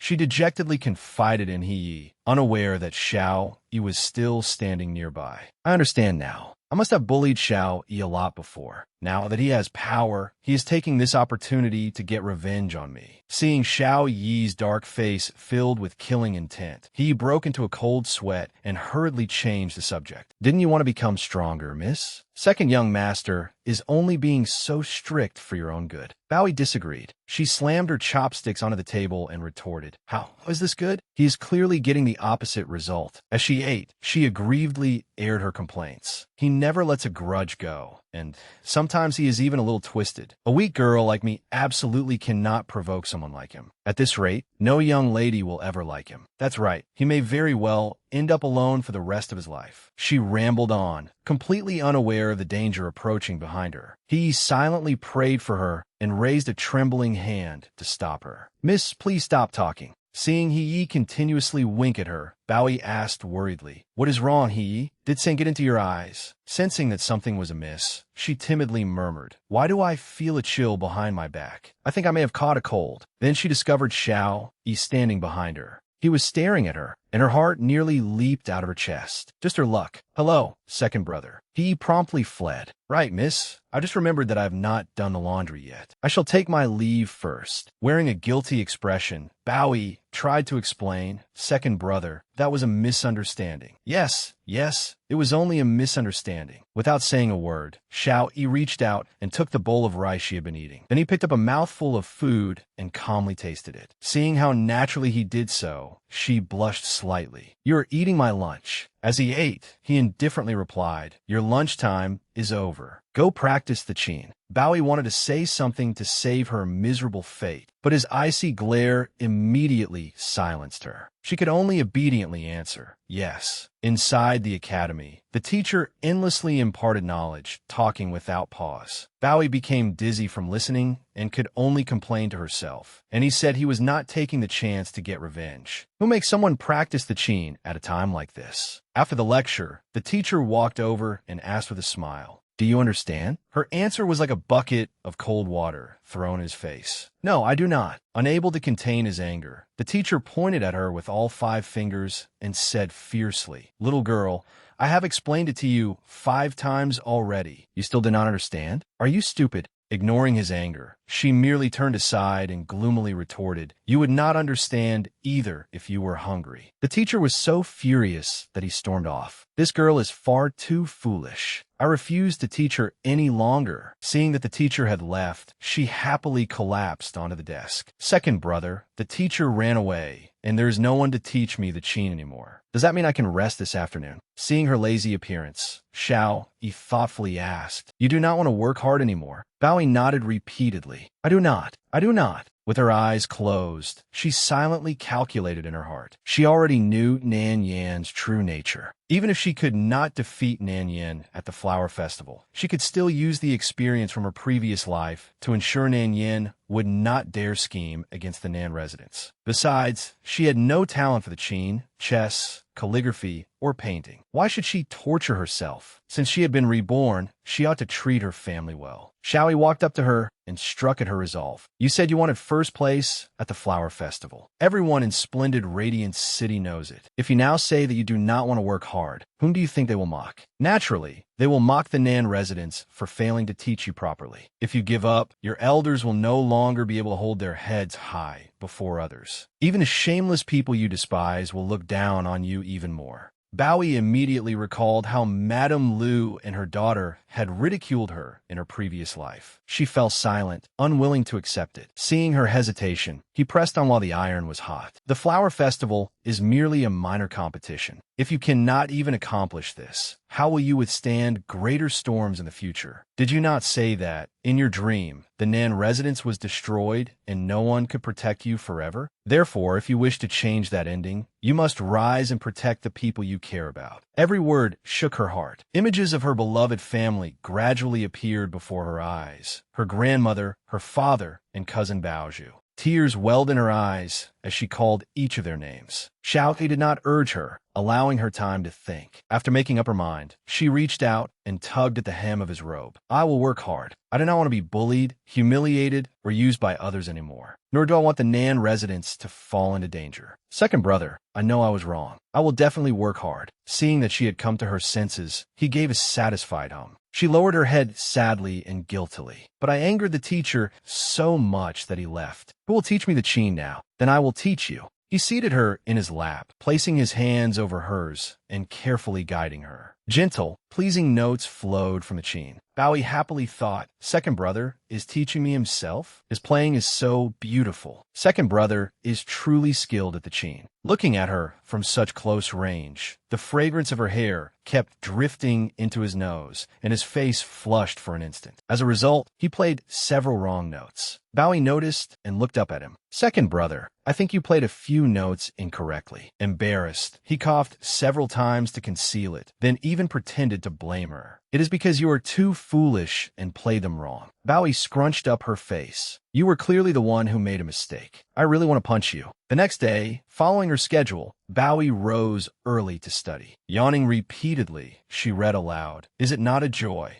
Baozhu suddenly appeared from nowhere and startled her. Hello, Jiao Jiao. Bowie screamed in fright. Ah, Baozhu. Baozhu smiled and handed her an enormous box of sweets. I heard that you have been studying very diligently, so I came to see how you were doing. I even brought you some candy. Bowie was deeply touched by her cousin's affection. Cousin Baozhu, you came at exactly the right time. She happily ate several candies at once and kept praising them. They are delicious. Baozhu hesitated briefly before speaking. Jiao Jiao, did you know? Something happened at third uncle's place yesterday. Bowie immediately stopped. What happened to my father? Baozhu clenched her hands and eagerly explained. After our family cut ties with those relatives, they all bore a grudge against us. Nan Xian went to demand an explanation from Nan Yin and, incidentally, smashed up the house third uncle was renting. Rather than feeling pleased, Bowie worried about her father. What happened to my father? I'm not sure about that. Seeing candy smeared around Bowie's mouth, Baozhu took out a handkerchief and wiped it for her. Jiao Jiao, you're eating so quickly. Are you very hungry? Bowie gently nodded. Baozhu put her hands on her hips and indignantly criticized Xiao Yi. Xiao Yi is so cruel to you.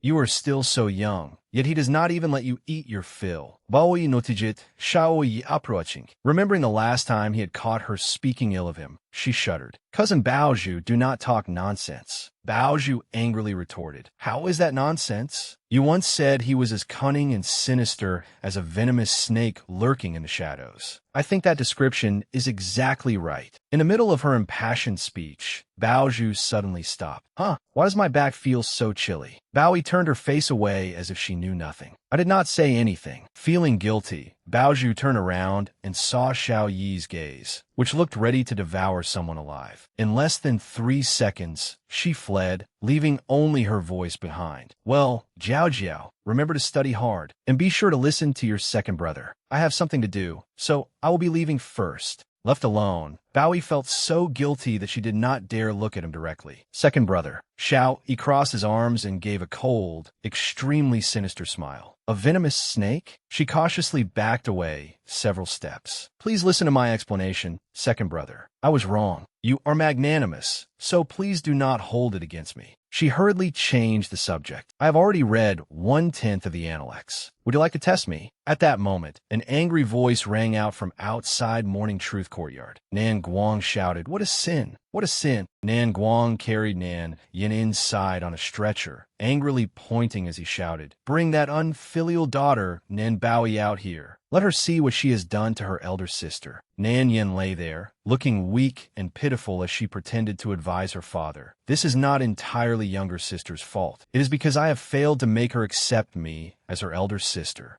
Xiao Yi's maid came out to politely send the third master away. Third master, you should first go to Pine and Crane Courtyard to pay your respects to old madam. Nan Guang flew into a rage and slapped the maid. When masters are speaking, since when does a maid like you have the right to interrupt? Tell Nan Bowie to come out. I have questions for her. Seeing him being so overbearing and making things difficult, Xiao Yi emerged with a dark expression. Third uncle, if you have questions, ask me. Feeling the increasingly murderous aura around Xiao Yi, Nan Guang faltered. Why was this lowly adopted son so intimidating? Nan Yin lay on the stretcher, filled with resentment. She had no idea what Nan Bowie had told Nan Xian, causing those relatives to smash her home into ruins. Worse still, they had all attacked her. If she did not vent this anger today, she would not be Nan Yin. She continued pretending to be pitiful and sobbed. Father, if you are afraid, then let us go home. Solbi, it is only that our home has been smashed to pieces. Mother cries every day, and I have been beaten until I am barely recognizable. Nan Guang's heart ached at Nan Yan's appearance. Yinner, you can rest assured. Your father is not afraid. He fiercely pointed at Xiao Yi and scolded him. This is a matter for the Nan family. What right does an outsider like you have to interfere? If you do not hand Nan Bowie over, I will have men come and smash up Morning Truth Courtyard. Xiao was not frightened by his threats. He merely narrowed his eyes and approached, killing intent spilling from his gaze. Then go ahead and try, third uncle. Nanguang was somewhat frightened by Xiao Yi's cold eyes. Rather than continuing to argue with him, he turned toward Bowie. Nan Bowie, get out here at once. Blinded by rage, he unleashed cruel words without restraint. Your mother has been dead for so many years. The people in this residence have truly spoiled you rotten. You are nothing but a child born of a mother, but raised without one. Hearing him repeatedly demean her, Xiao, he wanted nothing more than to strangle him to death. Third uncle, watch your words. Nan Guang continued chattering. What of it? Today, I will not only scold her, I will beat her too. She caused trouble at the academy and harmed her elder sister until she became like this. Inside the room, Bowie's heart felt as though it were being cut by knives. Tears streamed down her face as she hugged her knees and curled up in a corner. Nan Guang's accusations continued to echo from outside. Nan Bowie, how could you be so heartless? If you were even half as gentle and virtuous as your elder sister, would your father and I have fallen to this point? Hearing him compare her again and again with that wicked woman, Bowie wiped away her tears, rose to her feet, and went to confront her heartless father. She pushed open the door, stared directly at Nan Guang, and questioned him, Father, do you want to beat me? Seeing the aggrieved look on her face, he hesitated. Well, that. She calmly questioned him, one sentence at a time. Father, you believe that I caused trouble and made it impossible for you all to live peacefully, do you not? But that is only Nan Yan's side of the story. There were so many people at the academy. Why do you not ask someone else what actually happened that day? Nan Guang hesitated and turned toward Nan Yan. Yenna that day, feeling guilty, Nan Yan quickly changed the subject. Father, those are all matters from the past. Do not forget why we came here today. He remembered the main issue and softened his voice. After coughing a few times, he urged, Jiao Jiao, even if what happened at the academy was a misunderstanding, do not be so petty. Seeing how biased he was, Bowie was disheartened and turned to leave. If it was a misunderstanding, then I will return to my room to study. Nan Guang was displeased by her attitude. Crossing his arms, he complained, Your father is practically dying, yet you still have the mood to study? The books say that when parents command. He forgot the rest and looked toward Nan Yin for help. When parents command, Nan Yin had no choice but to finish for him. The books say, when parents instruct, children must obey. When parents reprimand, children must accept it. She raised her voice. Jiao Jiao, father is not an unreasonable man. He is angry today only because you refuse to heed his teachings and have been unfilial and disrespectful toward him. Bowie found it absurd. How have I been unfilial? Thinking Bowie had yielded, Nin Yin sat up and began preaching. Father is living outside without enough food or warm clothing. He even has to rent a house to live in. As his daughter, you have the duty to support your parents. That is right. Take out your dowry and let father use it. Only then will you fulfill your filial duty. At last, Bowie saw the true purpose of these people. She sneered inwardly. So they wanted her dowry. Feigning innocence, she said, if that is the case, then elder sister is even more unfilial than I am. Her gaze darkened as she fearlessly met Nan Yan's eyes, her voice firm. Father moved out because of you too. If elder sister were truly filial, she should persuade him to return to the residence, rather than deliberately driving a wedge between him and grandmother. This damages father's reputation. Therefore, you're the most unfilial person in the world. As soon as Bowie finished speaking, countless disdainful gazes turned toward Nan Yan. Flustered, she stammered, Why, you are talking nonsense. She was frantic. She had already come of age and wished to marry into a powerful family in the capital. But if she were branded as unfilial today, how could she ever marry well? Nan Yin tugged at Nan Guang's sleeve, looking as though she had suffered endless injustice, tears streaming down her cheeks. I only wanted father's love. I never meant to damage father's reputation. Jiao Jiao, she is going too far. She is slandering me. Nan Guang comforted Nan Yin while glaring reproachfully at Bowie. Yinner, be good. Do not cry, do not cry. Jiao Jiao, how can you bully your elder sister like this? You should call her elder sister. Nan Yan's excessive performance made Bowie tremble with disgust, but what hurt most was Nan Guang's treatment of her. Father, tell me, what elder sister in this world would encourage her father to seize her younger sister's dowry? His face reddened, yet he still stubbornly argued. Yinner is doing this for your own good. Bowie had become utterly weary of this father, who had been bewitched by Madame Lu and her daughter. Shaking her head, she sincerely advised him, "If you still care about this family, hurry and apologize to grandmother." She paused before coldly adding, "But if you insist on choosing Lu Xiaoming and Nan Yin, then leave. Do not return to the residence again." This was the first time Nan Guang had seen such a firm and cold attitude from Bowie. He wondered whether he had done something wrong. Yet he reproachfully said, "Jiao Jiao, why must you force father like this? How am I supposed to choose?" Disappointment filled Bowie's eyes. Her father was too soft-hearted. Today, she had to force him to choose. Otherwise, he would continue wavering, and it would lead to the same ending as in her previous life. Wearily, she closed her eyes and swallowed her grief. Her body slowly collapsed. Xiao Yi threw aside the fan in his hand and swiftly caught her small body in his arms. A short while later, in Nan Bowie's room, old Madame Nan hurried over as soon as she heard the news. Seeing Bowie still unconscious, she asked anxiously, "Didn't the physician say she was fine? Then why hasn't Bowie woken up yet?" Xiao Yi replied calmly, "She hasn't eaten properly these past 2 days, and she has exhausted herself studying. It's only natural that she is tired. Let her sleep a little longer. It would do her good." Old Madame Nan was fiercely protective of her own. Her expression darkened as she rebuked him. "You knew Bowie was frail, yet you still forced her to rise early and study. On top of that, you did not even let her eat her fill. Isn't that simply mistreating her?"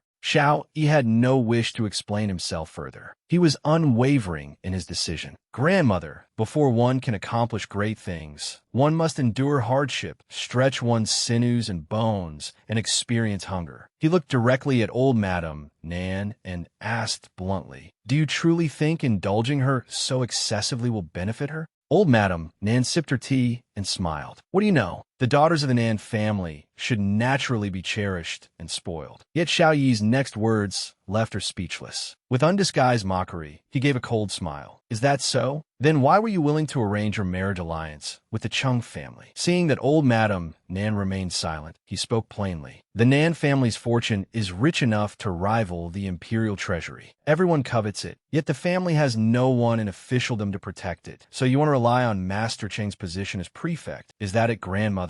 Looking somewhat dejected, old Madame Nan did not deny it. She merely gave a quiet hum. Xiao Yi did not stop there, determined to get to the bottom of it. "But do you believe the Chung family truly wishes to protect the Nan family? If Nan Bowie were merely a fool who knew only how to spend money, would she really catch young Master Cheng's eye? When the time comes, if the Chung family is the one coveting the Nan family's wealth, what then? Grandmother, have you considered that?" More wrinkles seemed to appear on old Madame Nan's face. She sighed helplessly. "A marriage alliance with the Chung family truly is not a good solution. But if we do not form this alliance, what else can we do? Grandmother, have you heard the saying, 'Rely on a mountain, and the mountain may collapse. Rely on water, and the water may run dry'? Only by becoming strong ourselves can we stand firm for the long term." Old Madame Nan thought these were merely empty words. "You make it sound easy. Do you know that the Nan family has not produced a single capable talent in all these years? Who are we supposed to rely on, then?" As she said this, she paused, as though she had suddenly realized something. Her eyes lit up as she looked at Xiao Yi. At that moment, he seemed like a god of war, his aura soaring to the heavens. Brimming with confidence, he proposed, "Use the wealth and connections of Shu Commandery to carve out a path for me. Place your wager on the prosperity of the Nan family." "What do you think, grandmother?"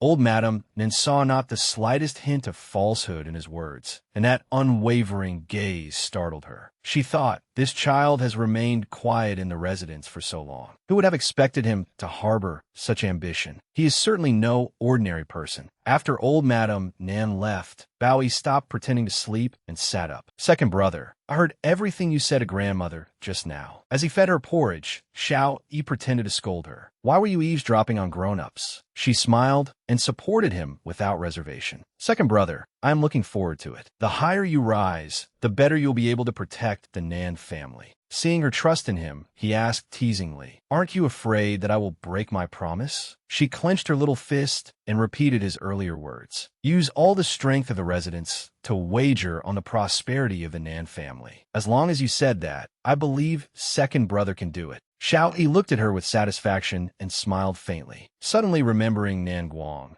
Bowie's eyes took on a trace of sadness. "Oh, right. How's my father now? After I fainted, which side did he choose?" Third uncle is being punished in the ancestral hall. For some reason, Bowie felt delighted. That meant he had chosen to remain in the residence. "I knew it. Although father is not very clever most of the time, his heart has always belonged to the family." Seeing how happy she was, he could not bear to disappoint her. His next words were so quiet that only he could hear them. But the condition for letting him remain in the residence was that he pay 3,200 taels of silver as compensation to his concubine. Forget it. It was better if she did not know. He affectionately patted her head. "You must study diligently in the days ahead." "Yes, I understand." After Xiao Yi's guidance, Bowie became exceptionally serious and diligent in her studies. In only 20 days, she had become proficient in the qin, chess, calligraphy, and painting. Bowie was now full of confidence. Before long, the flower festival arrived. Countless red silk ribbons and red lanterns hung everywhere, creating a spectacular sight. At the festival, Madame Zhang spoke to Madame Chung. Though her words sounded like polite concern, she was actually trying to ridicule her. "Madame Chung, I heard that Nan Bowie, the girl betrothed to your family, is also attending this flower festival. They say she is an ignorant, good-for-nothing who knows nothing at all. Won't that make your family a laughingstock?" Madame Chung looked somewhat awkward, but could only reply hypocritically, "This marriage alliance was formed because of the power and status of our two families. Everyone knows that the Nan residence is wealthy. As for Nan Bowie, as long as she is healthy and not sickly like Nan Baorong, it is enough for her to be engaged to our family." Having been mocked in return, Madame Zhang was so angry that she bit her lip. Just as she was wondering how to retort, she spotted Nan Yin and changed the subject. "Oh, isn't that Nan Yin, the concubine-born daughter of the Nan residence's third branch?" Nan Yin approached, displaying the graceful manner of a refined young lady. Madame Zhang clicked her tongue in admiration. In terms of appearance and talent, Nan Yin surpasses her by far. She glanced meaningfully at Madame Chung. "It is only a pity that her birth is unsuitable. Otherwise, making her your daughter-in-law would bring far more honor than Nan Bowie." After observing Nan Yin for a while, Madame Chung seemed pleased as well. She was indeed very well-mannered. But changing the person in the marriage alliance would not be easy to discuss with old Madame Nan. Seeing that the two ladies held her in high regard, Nan Yin was secretly overjoyed. A few days ago, she had suffered a setback at the academy. Today, she was determined to wash away that bad luck. She absolutely had to become the renowned talented lady of Shu Commandery. The maid in blue covered her mouth and whispered, "Yinner, I heard Bowie is here today as well. Has she gone mad? An embroidered official city, who does not know that she has never studied and only knows how to spend money." Nanyan smiled knowingly. Perhaps she came to show herself off before Madame Chung.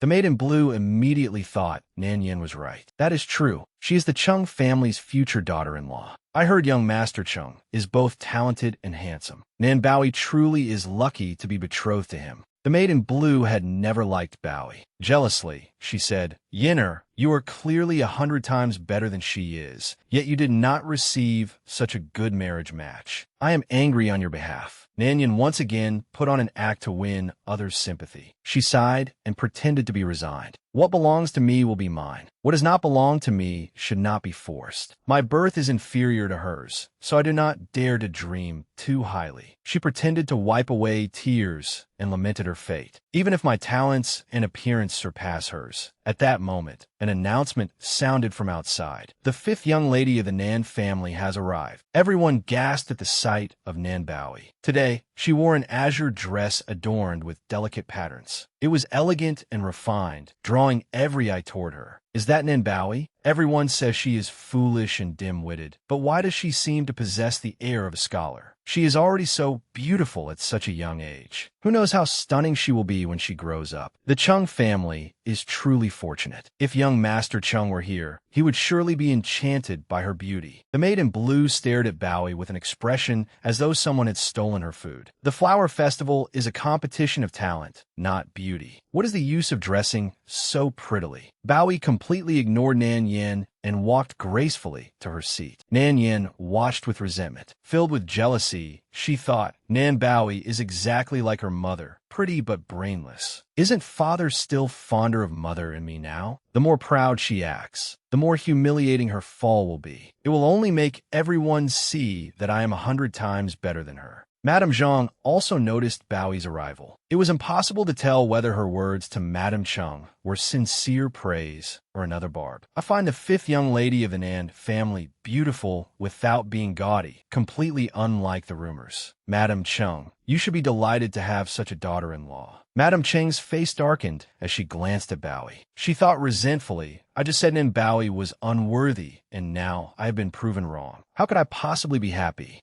Suddenly, she came up with an idea to vent her frustration. She sent a servant to invite the Nan family's third and fifth young ladies over. Yes, madam. Very quickly, the two young ladies stood before her. They even bowed together and greeted her in unison. Greetings, Madame Chung. Madame Chung suddenly smiled and beckoned to Nan Yin. Come here. Her warmth left Nan Yin confused and suspicious. Madame Chung removed a jade bracelet from her wrist and said slowly, this bracelet was given to me by Diyu's grandmother when I married into the family. You are still young. It suits you better than it suits me. Feigning kindness, she placed the jade bracelet on Nan Yan's wrist. Smiling, she instructed, go on. Be sure to perform well in the competition. You must win first place, understand? When Diyu returns from his studies abroad, come visit the Chung residence often. Nan Yin felt as if good fortune had fallen from the sky. Overwhelmed by the unexpected favor, she happily replied, yes. Thank you, Madame Chung.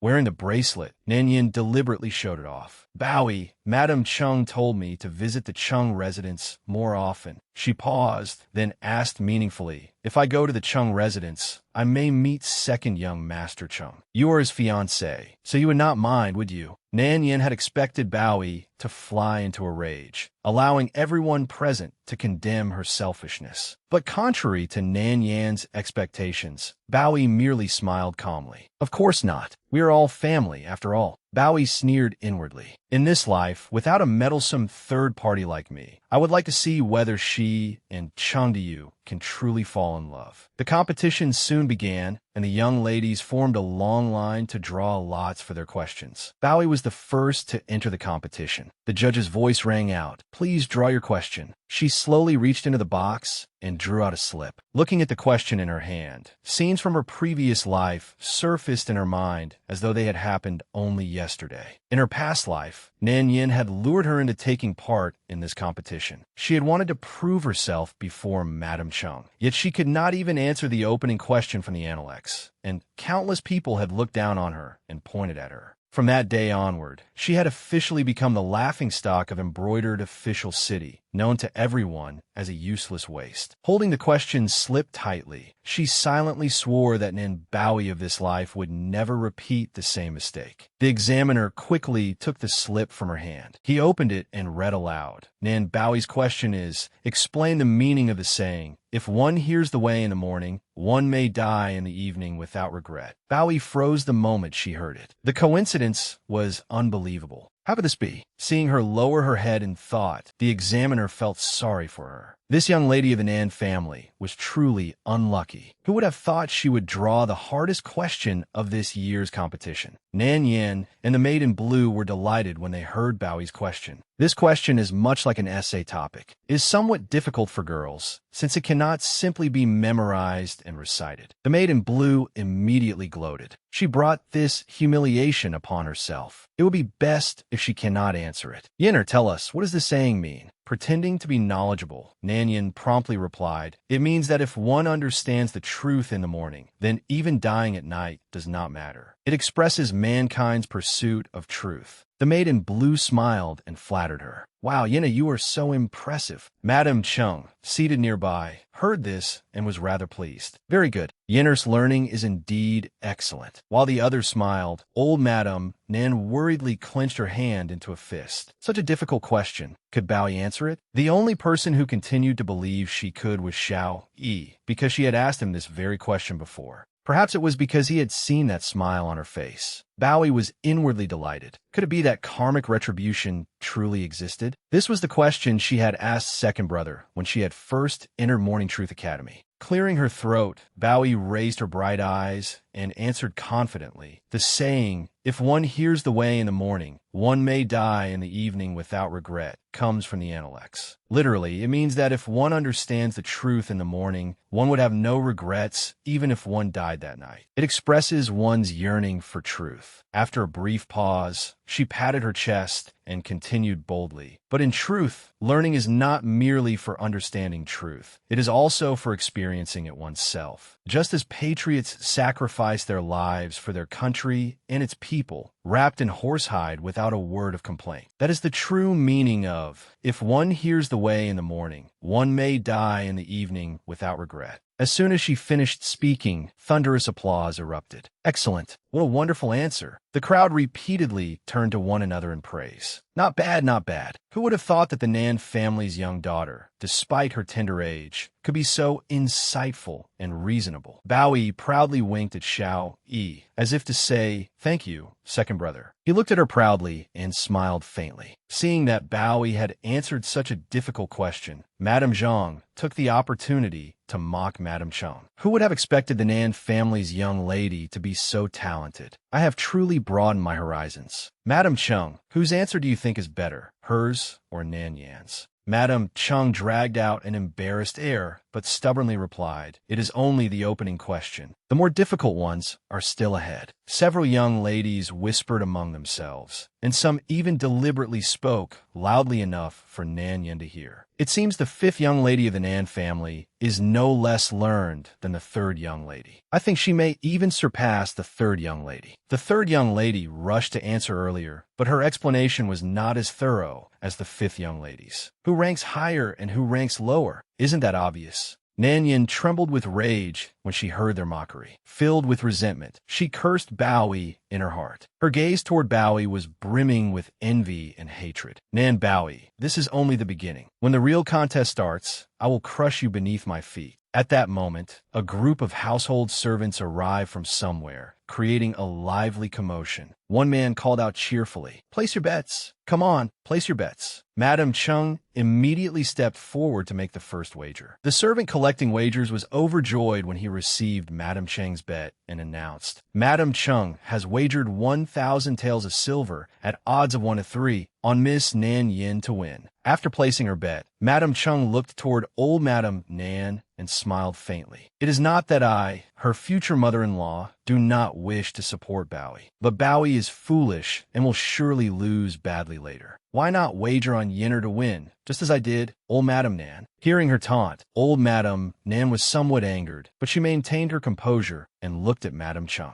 "There is no need for your concern." She waved toward Madame Zhang, seemingly saying something to her. It turned out that she was placing a wager. Upon receiving old Madame Nan's money, the servant beamed like a flower. He had truly struck it rich. Old Madame Nan wagers 10,000 taels in banknotes on the fifth young lady of the Nan family to win, at odds of 1 to 20. The two had just set an example when the maid in blue and the crowd at the festival rushed forward to place bets. "Me too. I'll bet as well. Count me in. I'm placing a wager too." The servant took their banknotes as if enjoying a bountiful harvest and made announcement after announcement. The Nan family's second madam wagers 10,000 taels in banknotes. The Nan family's fourth young lady wagers 2,000 taels in banknotes, both on the fifth young lady of the Nan family to win. Once everyone had placed their bets, Xiao Yi, who had been standing nearby, stepped forward. As he walked, he spoke to a young lady behind him. Yunxia, Xiao Yi's servant, came forward carrying banknotes to place a wager. The second young master of the Nan family wagers 10,000 taels in banknotes on the fifth young lady of the Nan family to win. Whispers arose all around. The Nan family truly spends lavishly. The young ladies nearby also murmured among themselves. Even a young master can take out 10,000 taels in banknotes. The Nan family is unbelievably wealthy. After the astonishing display by the ladies and Xiao Yi, the Nan family's men were the most miserable of all. All their assets amounted to only this much. There was no way they could bet on Nan Bao Yi. That would be throwing money away. As long as Yinner won, they could at least win enough for a few days' worth of team money. Nan Yin approached Nan Bao Yi, rubbing her hands together as she praised her. "I heard Xiao has been studying very diligently lately. Your skills in music, chess, calligraphy, and painting must have improved greatly too, right? Which events did you enter today? At Nan Yan's question, Nan Bowie's expression darkened. She turned away, clearly unwilling to pay her any attention. Nan Yan held up 4 fingers and smiled brightly. Why not enter all 4 events, just like your older sister? It would be a perfect chance to show yourself off in front of Madame Chung. Nan Bowie knew Nan Yan was deliberately provoking her and could not possibly mean well. It was clearly a taunt. Nan Yan thought to herself, if you enter all 4, I'll be able to crush you in every category. Seeing Nan Yan speak as though she were warning her, Nan Bowie was not about to yield. With a sharp smile, she replied, Sister, you really do look like a peacock. Nan Yan froze, then realized Nan Bowie was deliberately trying to anger her. She immediately retorted, What do you mean? Is my makeup not beautiful today? Nan Bowie slowly walked toward Nan Yan. I think you look. She turned her face aside, glanced at Nan Yan from the corner of her eye, and teased that like a male peacock spreading its tail feathers to attract females. Nan Yan flew into a rage, her face flushing bright red. You're really something. The young ladies nearby burst into laughter. All of them doubled over at Nan Bowie's remark. The second round of the competition officially began. The young ladies were already seated at their tables, ready to compete. The judge announced, first event, music. The 2 contestants will perform together, and a winner will be decided after they finish. Nan Yan turned to Nan Bowie and tested the waters. Chow, I won't hold what happened earlier against you. After all, we are sisters. By rights, I should help you. Have you prepared a piece yet? Why don't you perform the same piece as I do? What do you think? As Nan Yan spoke, she thought, if she plays the same piece as me, at least she won't strike any wrong notes. She silently calculated, if you play the same piece as I do, everyone will clearly hear just how vast the gap between our skill levels is. Faced with Nan Yan's invitation, Nan Bowie remained cold and indifferent. She replied with only 2 words, no need. At Nan Bowie's icy response, Nan Yan thought, still trying to save face when you're about to lose? I'll show you what heavenly music truly sounds like. The judge announced, it is time. Both contestants begin. Music flowed from beneath Nan Yan's fingers, sometimes soaring and sometimes low, carrying deep emotion within the melody. This was Lament of the Golden Boundary, the piece she played best. I thought this round was already mine. Then, suddenly, Nan Yan's face filled with alarm when she heard the music coming from Nan Bowie's side. Memory after memory emerged with crystal clarity. Listening to the music was like seeing the scenes before her come vividly alive. Looking at Nan Bowie, she saw the girl completely focused. The aura emanating from the zither beneath Nan Bowie's hands grew increasingly powerful. Unable to believe what was happening, Nan Yan thought, for the past 20 days, I have practiced only this one piece. I remember every tempo and every string perfectly. Meanwhile, Nan Bowie was brimming with confidence in her performance. Like those vicious people, Lord Chung, Staff Officer He, and the Jadushi Inspector, I will not forget any of you. Not in this lifetime will I ever let any of you go. In her previous life, they had allowed Nan Yin and the Chung residents to join hands in destroying the Nan family and seizing its wealth. Back then, she had begged desperately for help, but not a single person had reached out a hand. She still remembered it all vividly. What was wolfish ambition? What was being besieged on all sides? How could the music from Nan Bowie's zither be this exquisite? Cold sweat poured down Nan Yan's body as she stared at Nan Bowie. How could Nan Bowie's music possess such a bold and heroic spirit? Her own performance had been completely overwhelmed. The moment the thought crossed her mind, one of the strings beneath Nan Yan's fingers snapped, abruptly silencing her music. The outcome was now clear. The judge declared, the first round has ended. 5th young lady, Nan wins. Hearing the announcement, Nan Bowie nodded with satisfaction, her eyes closed. Beside her, Nan Yin still could not understand what had happened. How could this be? Madame Zhang laughed mockingly as she looked at Madame Chung. Madame Chung, don't worry. This is only the first round. It is normal for the girl to be nervous. Nan Yin entered all 4 events. The final result will be based on the total score. Hearing Madame Zhang's jab, Madame Chung was left speechless. She could only glare at her coldly. The judge continued. The second event is painting. The theme is spring flowers. You have the time it takes for 1 incense stick to burn. Having lost the first round to Nan Bowie, Nan Yin seemed somewhat flustered. She resolved that she had to win this time. Yet she could not help glancing at Nan Bowie again. Nan Bowie could not possibly have become a better painter than her in only 20 days. Xiaoi Yachitnan Bowie paint intently. He thought, I only told her to enter the music and chess events. I never expected her to enter painting as well. How will she depict spring flowers? Nan Yin began painting with great concentration. Under her nimble hands, every stroke took shape on the paper. This was myriad purples and thousand reds. Madame Zhang beamed at Nan Yan's painting. Good. Nan Yin will definitely win this round. Madame Zhang, seated beside her, also nodded approvingly. It is not bad. Painting is one of the fundamental skills, after all. After painting attentively for some time, Nan Yin finally finished her work. She set down her brush, then tilted her head and looked toward Nan Bowie, who was still meticulously painting one stroke after another. Nan Yin was extremely pleased with herself. I am certain to win this round. But as she watched Nan Bowie's movements, her expression abruptly changed. What is Nan Bowie doing? Nan Yin could not sit still as she watched Nan Bowie. A painting about flowers needs a ruler too? This is strange. Does Nan Bowie really need to be so careful and focused just to paint like that? She probably cannot produce anything worthwhile. I am worrying for nothing. The judge announced, time is up. Nan Bowie let out a relieved breath after finishing her painting. The judge came over and picked it up, frowning as he examined it. Fifth young lady Nan, there is not a single flower in your painting. I'm afraid your work has strayed from a theme.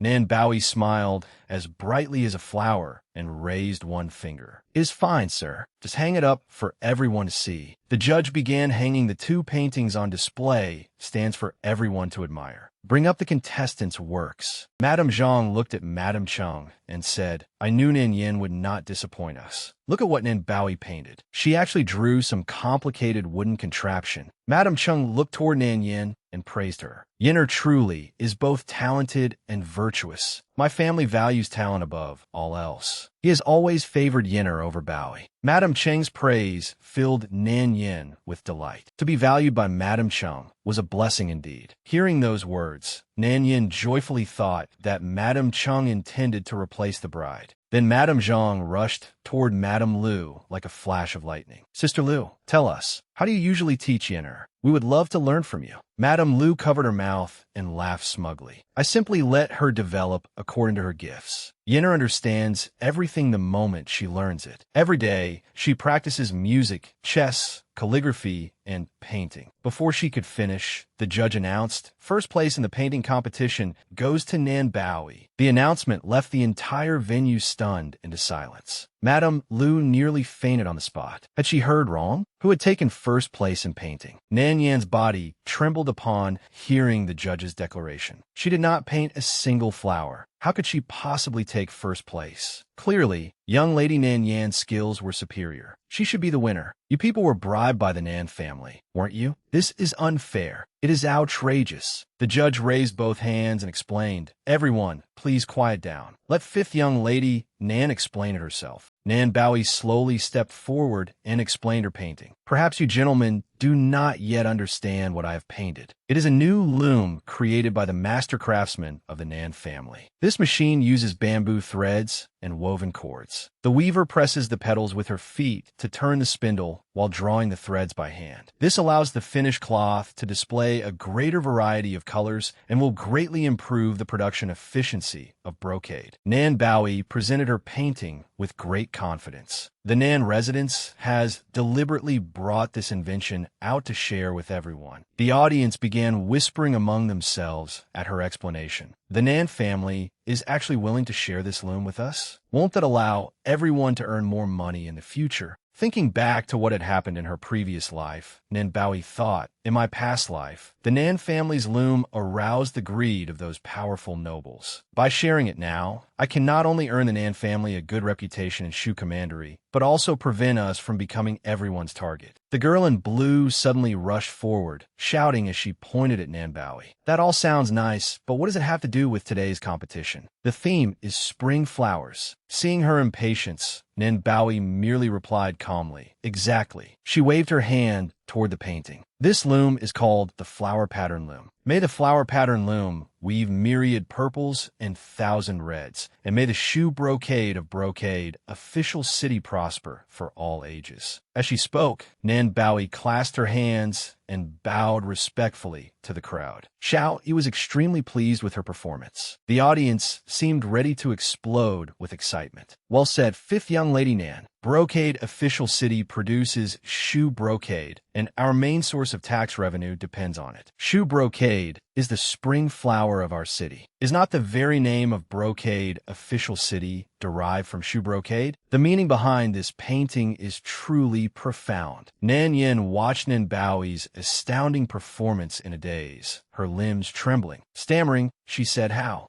can Nan Bowie say such things? I lost again. Old Madam Nan was so moved that tears filled her eyes. She raised a hand to wipe them away and said tearfully, Wonderful. Myriad purples and thousand reds. Wonderful. Flowers blooming bring prosperity. My Chow Chow has grown up. A young lady standing behind her door teased Madam Chung. It seems my younger sister is much more capable than Nan Yin now. Madam Chung was left speechless by the jab. Madam Chung pointed at Madam Zhang and shouted, Is this the first place contender you told us to bet on? Madam Zhang snorted coldly. It's fine. There are still 2 rounds left. She can definitely turn things around. The judge announced the third event, calligraphy. The 2 young ladies sat at their tables and prepared to begin. Nan Bowie was not particularly confident about this event. My calligraphy is still not good enough. Let me see how Nan Yin writes first. But Nan Yin's hands and feet were shaking so badly that she could barely hold her brush, much less write. Terrified, she thought, Why is this happening? Why are my hands shaking like this? How am I supposed to write? The judge announced, Display young lady Nan Yan's calligraphy. The audience erupted into laughter.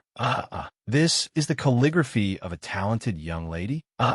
Even my 5-year-old child writes better than that. Nan Yan's face burned crimson with humiliation. Unable to say a word, she could only lower her head in silence. The young girl below laughed loudly and mocked her. Sister, if your handwriting is so ugly, you should not have entered. How embarrassing, right? Nan Yin snorted from above. A petty person rejoices in temporary success. The final event began. The 2 contestants would play chess to determine the ultimate winner. Nan Bowie sat before the board, surveying it as she considered her next moves. Nan Yin walked over and said to Nan Bowie, I never expected you to make it this far. Hearing her mockery, Nan Bowie raised her eyes, which glittered brightly. Sister, I have been waiting for you for a very long time. People around the venue whispered among themselves. Madam Zhang, you told me to bet on Nan Yin, but she has already lost 3 rounds. Is this what you call winning? I'm afraid she will not be able to win the final event either. Madam Zhang looked toward Madam Lu. No way. I have always heard that the most talented young lady in Brocade Official City is your daughter, Madam Lu. What happened to her all of a sudden? Madam Lu broke out in cold sweat and replied, Yinner is still young. It is only natural that she performs abnormally sometimes. Then she declared firmly, but please rest assured, ladies, chess is Yinner's strongest skill. She will certainly win this round. Over the past few years, she has never lost a single game against her elder brothers. While Nan Bowie remained calm, even playing with a butterfly, Nan Yin approached her with a grim expression. Nan Bowie, it is your turn. Looking at the chessboard, Nan Bowie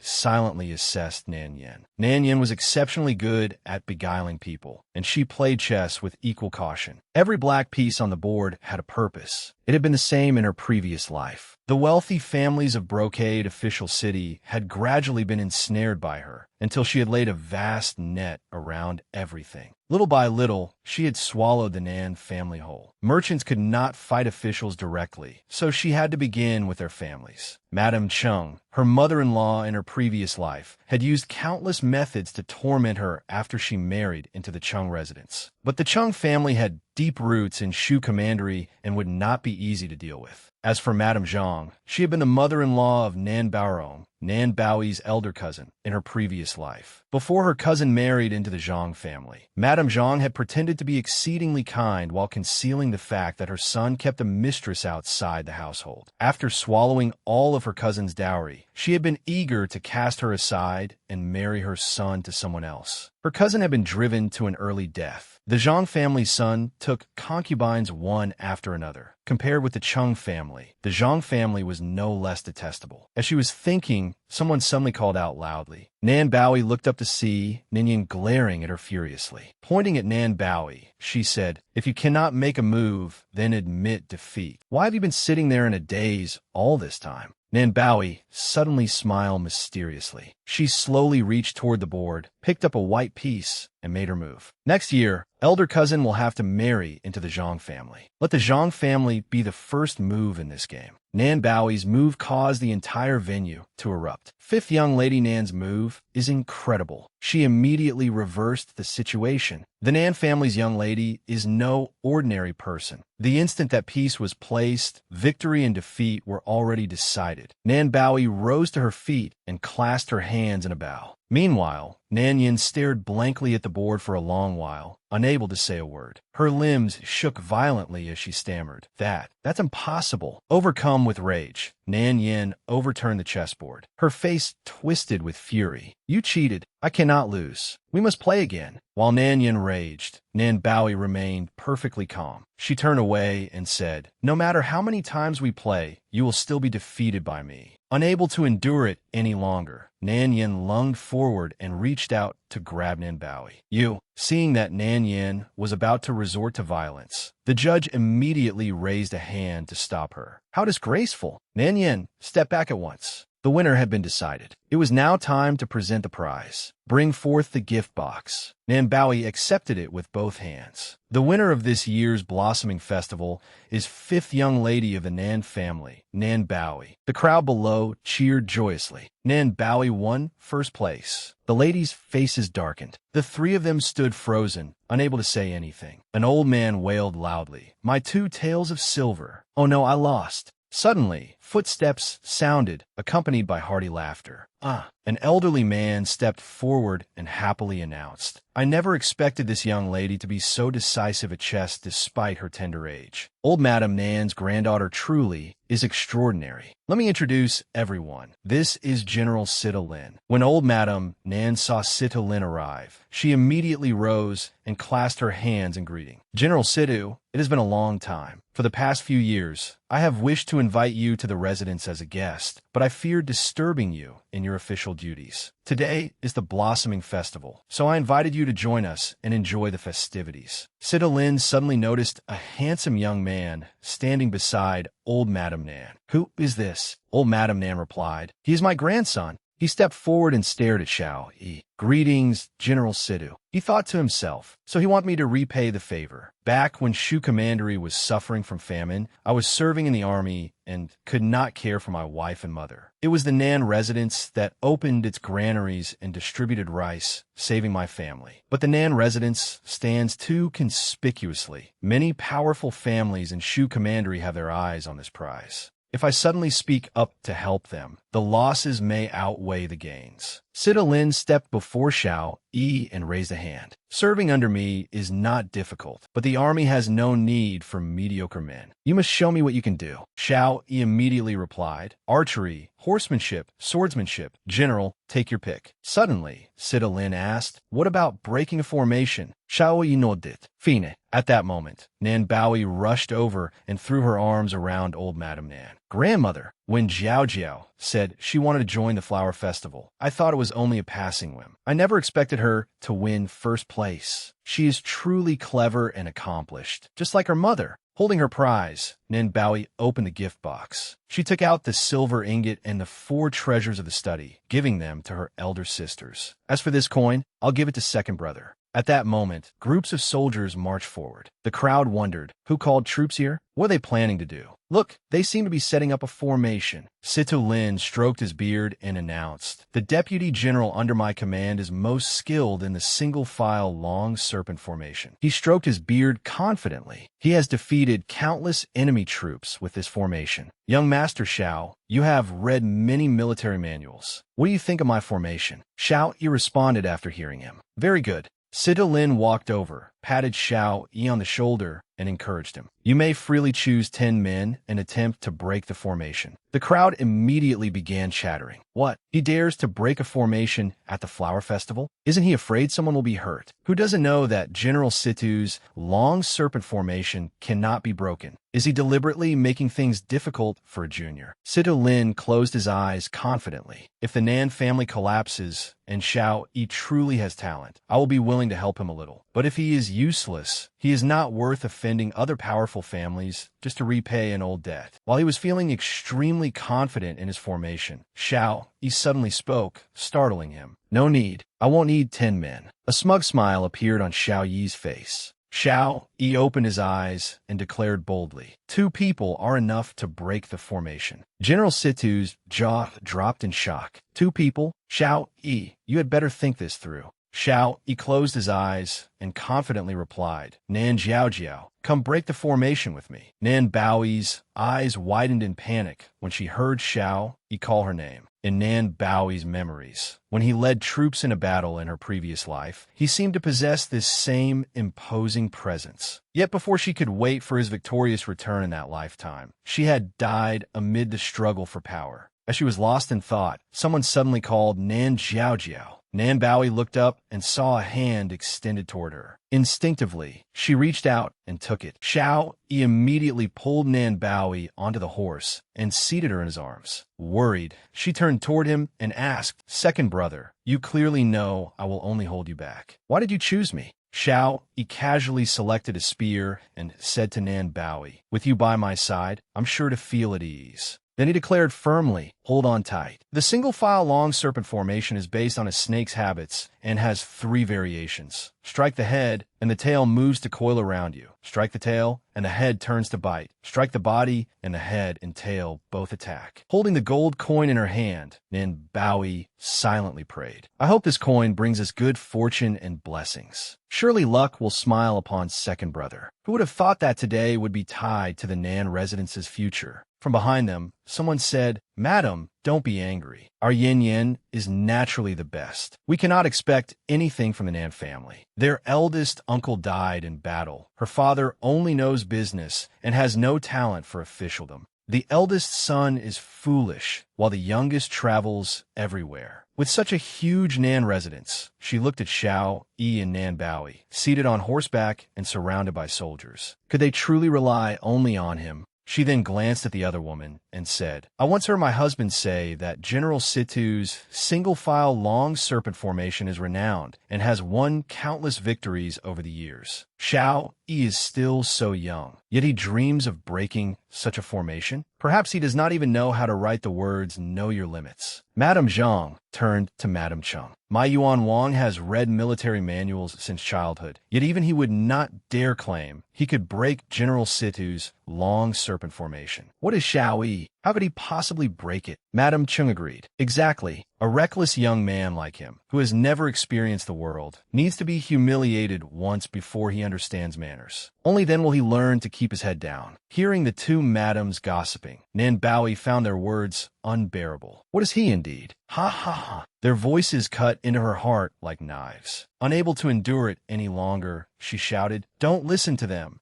Xiao Yi was completely unfazed. His heart was firm and resolute. Do not think. Do not fear. The best way to answer their mockery and humiliation is to succeed and rise above them all. He spurred the horse onward. The horse let out a ringing neigh, its momentum shaking the surroundings and startling Nan Baoyi in his arms. Dealing with this single-file, long serpent formation was like dealing with a giant python. Indeed, Xiao Yi swung his spear, clashing with the weapons of the soldiers within the formation. The resounding impacts shook the air. He charged left and right, severing the formation's tail. In the blink of an eye, Xiao Yi had swiftly dealt with the soldiers in the formation. In less than a minute, Xiao Yi had defeated the soldiers and shattered the supposedly formidable formation. He held his spear with heroic vigor, charging forward as the soldiers lay motionless on the ground. Seeing Xiao Yi break the formation with such speed and force, some spectators stared with their mouths agape, while others scratched their heads, unable to believe what they had just witnessed. He broke the formation just like that. General Situ and old Madam Nan applauded in praise. Xiao Yi is truly impressive. He is worthy of being a descendant of the Nan family. Nan Baoyi gazed at Xiao Yi tenderly. At this flower festival, the Nan family's brother and sister had become famous. What exactly was the Nan family planning next? After making a name for himself with that astonishing battle, Xiao Yi won the admiration of everyone in the residence. He stood before Nan Baoyi and stared at her. Lowering her head, Nan Baoyi softly murmured, "Second brother."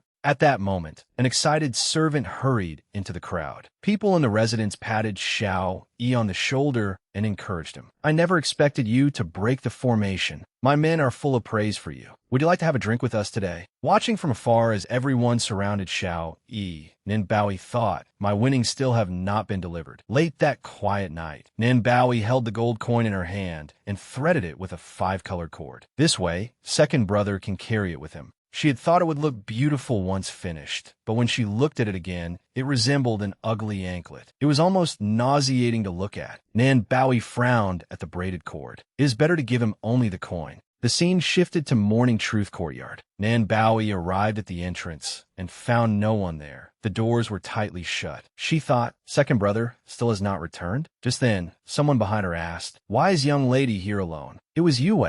Nan Baoyi smiled. "I prepared a gift for second brother and wanted to give it to him personally." Yue informed her, "Master is speaking with old Madam at Pine and Crane Courtyard. He may even stay there for dinner. It is getting dark and the wind is strong. You should not wait here." Nan Baoyi smiled in reply. "It is all right. I will wait in the study." Nan Baoyi opened the door and entered. The moment she stepped inside, her eyes widened in astonishment at the sight before her. This is second brother's study. So second brother has received so many gifts? Nan Baoyi looked sadly at the coin in her hand, then at all those precious treasures. Her gaze dimmed. How could this little coin compare to any of those treasures? She sat on the floor, leaned her head lightly against the door, and thought sadly, will second brother look down on it when he receives it? Even if I do not give it to him, it will be enough just to congratulate him. Outside, the sky grew darker and darker. The moon had risen high. Tonight's crescent moon is so bright, perhaps even brighter than a full moon. Nan Baoyi had fallen asleep without realizing it. Even in her dreams, she wondered, the moon is already overhead. Why has he not returned? Footsteps hurried inside. Young lady waited for master all day. Xiao Yi had returned. Yue stood nearby, looking worried. She even prepared a gift for you. I felt so sorry for her that I took the liberty of inviting master back. As soon as Yue finished speaking, Xiao Yi walked over and lifted Nan Baoyi into his arms. She was still sleeping soundly in Xiao Yi's embrace. Carrying Nan Baoyi inside, Xiao Yi laid her down on the bed. He studied her face intently as she continued sleeping. Suddenly, he gently pressed a finger against her cheek. "HM, she is so adorable, it is almost annoying." Xiao Yi's expression brightened as he looked at her. Then he suddenly noticed that Nan Baoyi was holding something in her hand.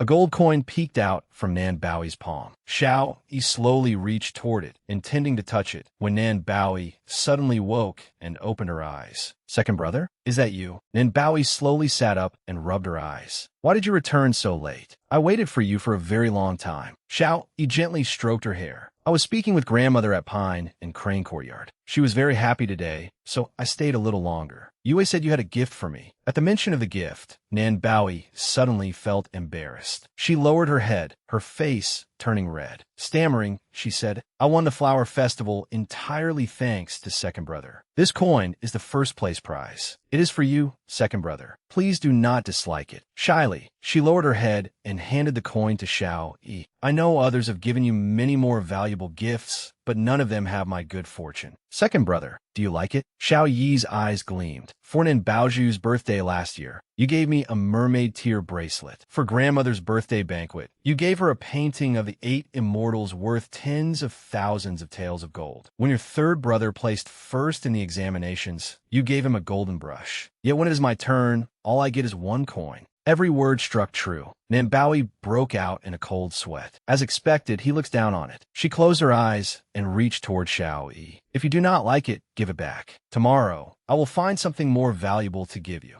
In response to Nan Baoi's demand for the gift back, Xiao Yi merely closed his eyes coldly, tossed the coin into the air, caught it, and said, "I will keep it for now." Nan Baoi glared at him. He obviously likes it, so why is he acting like this? Catching the coin, Xiao Yi said brightly, "In 3 days, grandmother will hold a banquet at Snow Mountain Manor. Nan Jiao, think carefully about what you will give me then." Nan Baoi jumped in alarm and stared at Xiao Yi. "What? I still have to give you another gift?" Hearing her panicked question, Xiao Yi teased, "Or else." Nan Baoi hurriedly waved both hands. No, of course I will give you one." Then Nan Baoi reconsidered and thought, wait, in my previous life, the Snow Mountain Manor banquet was the very day Zhang Yuan Wang and eldest sister pledged their love to one another. She immediately turned to Xiao Yi. "Second brother, you know many people outside the residence. What do you think of Zhang Yuan Wang?" As she spoke, Nan Baoi thought, although I cannot yet break off the engagement with the Chung family, I can break Zhang Yuan Wang's engagement with eldest sister before she marries him. Xiao Yi considered her question for a moment. I have no impression of him. Yet inwardly, he assessed Zhang Yuan Wang as a man who appeared to be a refined, elegant young gentleman, but was actually selfish and lacking in ambition. Xiao Yi soudainly s'était finit. Could Nan Baoi be interested in him? Nan Baoi rested her chin in her hand, looking deeply concerned. But he does have some talent. Otherwise, he would not have been able to write so many love poems that left eldest sister completely enamored with him. Seeing how focused Nan Baoi was, Xiao Yi nudged her with his elbow, startling her. "Nan Baoi, do you have your mind on someone else? You would do better to think about what gift you should give me first. If I am not satisfied, you know the consequences." Frightened by his words, Nan Baoi replied, "I understand. Second brother, do not worry." Yet she wondered anxiously, why is the great powerful minister unhappy? I did not do anything to upset him. While thinking, Nan Baoi suddenly turned and ran out the door. Before leaving, she did not forget to say, "Then I will go rest first." Xiao Yi looked at the red ribbon she had left on the pillow, puzzled. He walked over, picked up the red cord, and threaded it through the gold coin Nan Baoi had given him. The next morning, a carriage traveled down the road. Inside, Nan Baoi rested her chin on her hand and stared blankly into the distance. It was already 3 days later. Zhu, seated beside her, was amusing herself by making figures from braided cords. Seeing Nan Baoi so distracted, she said, "If young lady is bored, shall we play with braided cords? It is more interesting than making figures." At the mention of a game, Nan Baoi brightened immediately. "Ziyu, you understand men, right? Can you tell me what kind of gift they most want to receive?" Ziyu found the question difficult. Thinking of Xiao Yi and the Nan family master, she said, "Men are not all the same. For master, you may like rare flowers and exotic plants. But if it were third master, he would probably be happy to receive money." Hearing Ziyu's answer only made Nan Baoi more confused. Rare flowers and exotic plants? Suddenly, a young woman outside the carriage called out, Jiao, we have arrived. Come down quickly." The carriage had stopped at an open field, where a stream murmured nearby.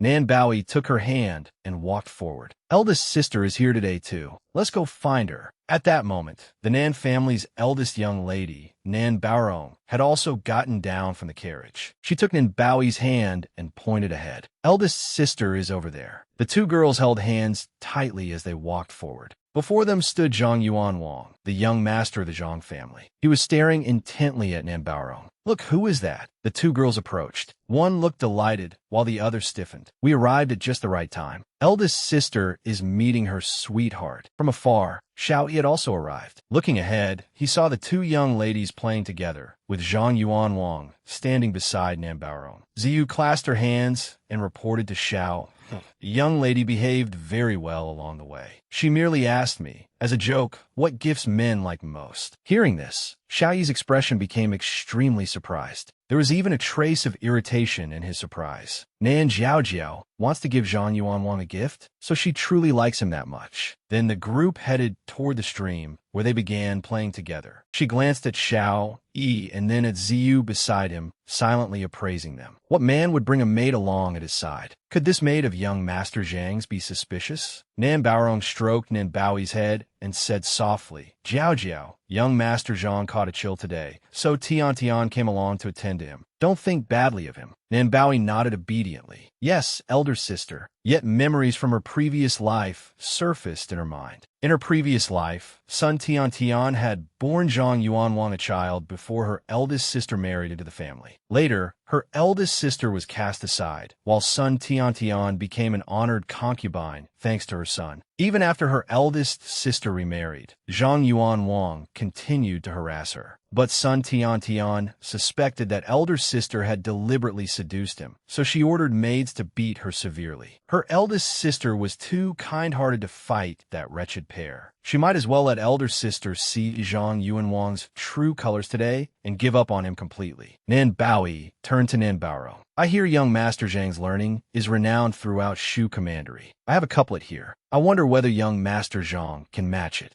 Zhang Yuanwang immediately cupped his hands and nodded respectfully. "Please speak, fifth young lady Nan." Though he looked respectful, he was sneering inwardly. A foolish little girl dared challenge him in couplets? She was merely giving him a chance to display his learning before everyone. Nanbaoey raised her head and looked upward before confidently reciting, "Above, the moon is full. Below, the moon is half. Moon after moon, the full moon meets the half moon." Having finished, she extended a hand toward Zhang Yuanwang with a smile. "Young Master Zhang, please respond." Nanbaoey was extremely confident in her couplet. When the moon in the sky was full, it was the 15th day of the month. This was a famous couplet from a later age, one that had stumped countless scholars and talented young men. The moment Zhang Yuanwang heard it, he was utterly stunned. He propped his chin on his hand and pondered for ages without saying a word. If Zhang Yuanwang could not answer, elder sister would see that he was nothing special after all. Watching the exchange, Xiao Yi remarked from aside, "Zhang Yuanwang is merely a scholar with a handsome face. Do you like him that much?" After thinking for a long while, Zhang Yuanwang set down his teacup and looked toward Nanbaoey.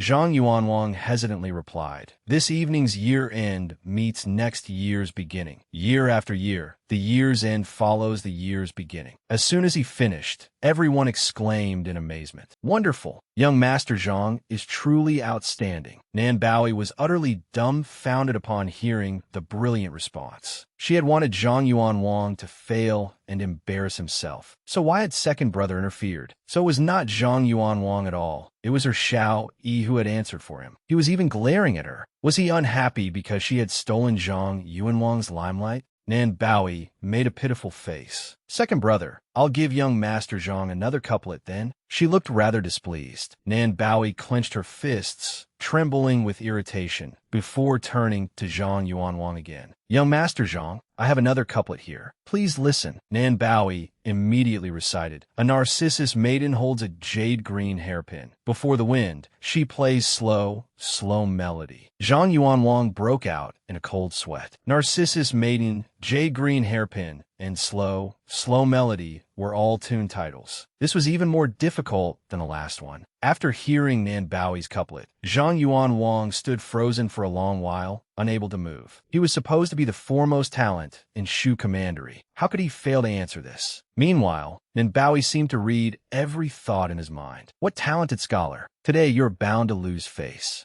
Even Xiao Yi, standing beside her, found this couplet difficult. "You the beauty wears red embroidered shoes. Beneath the moon, she leads in step by step, charming." "You the beauty, red embroidered shoes," and "step by step, charming" were all tune titles as well. This response was truly superb. Zhang Yuanwang looked at Xiao Yi and lavishly praised him. "Brother Xiao, we truly think alike." I was just about to respond with that very line. Nanbaoey gasped in astonishment at Xiao Yi's brilliant answer.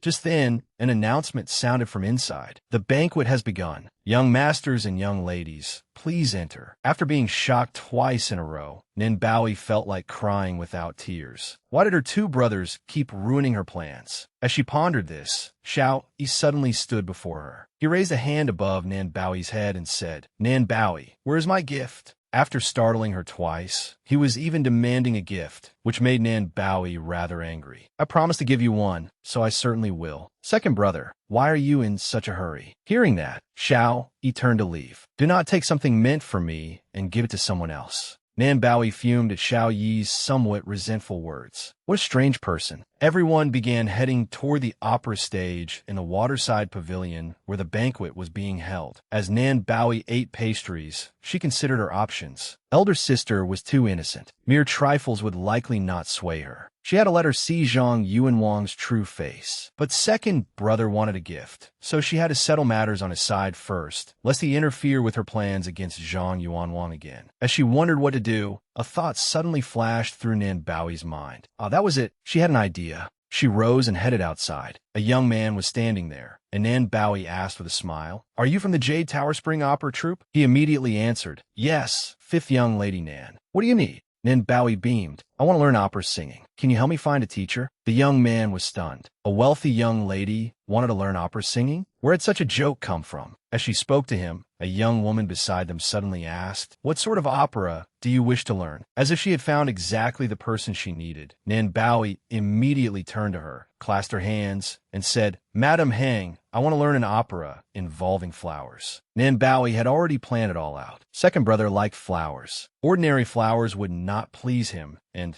there was not enough time to send someone out to buy better ones. She could only use this method to make him happy. Once he realized it, he would surely be astonished and think his little sister was truly thoughtful. Madame Hang glanced at Nan Bowie and said, "I know of an opera that may suit fifth young lady Nan." Inside, Xiao Yi was still standing there, as if waiting. Suddenly, a young woman approached him from behind. Seeing that Xiao Yi seemed somewhat drunk, she said worriedly, "Master, you have had quite a lot of wine. Why not return to your room and rest? There will be another banquet tomorrow, and you will surely have to drink again." Xiao Yi looked fatigued. He raised a hand to rub his brow and asked, "Where is she?" The woman immediately asked, "Do you mean fifth young lady Nan? I heard from Ziyu that she went to the opera troupe." At the mention of the opera troupe, Xiao Yi was greatly surprised. Nan Bowie, looking toward the room, he saw a faint figure within. Xiao Yi thought to himself, is she disregarding her status as a young lady to learn opera singing? His mood darkened at the thought. Who was she learning it for? Could it be for Zhang Yuanwang? Xiao Yi suddenly said, "Go investigate." The young woman beside him stared in surprise. "Investigate what?" Xiao Yi turned back coldly. Zhang Yuanwang. Thus, Ziyu and Xiao Yi went to investigate Zhang Yuanwang. Ziyu said, "Master, I have found out that after dinner, Zhang Yuanwang took his maid into the peach grove." Nan Bowie was bidding farewell to Madame Hang and returning. "Thank you, Madame Hang." The moment she stepped outside, she noticed two figures in black nearby. They were second brothers Xiao Yi and Ziyu. Sensing that something was amiss, Nan Bowie asked, "Second brother, why are you here?" Xiao Yi turned back coldly. "Take a walk with me to sober up." Nan Bowie's eyes curved in delight. Fine. The forest was quiet, and there would likely be no one outside. If she found a beautiful spot, she could sing the new opera piece she had learned for second brother and congratulate him on his success in the examinations. But she had thought Xiao Yi was waiting for her. Instead, he suddenly turned and strode away so quickly that Nan Bowie anxiously called out, "Second brother, do not walk so fast." Deep in the forest, Xiao Yi remained silent. Behind him, Nan Bowie carried a lantern as she hurried after him.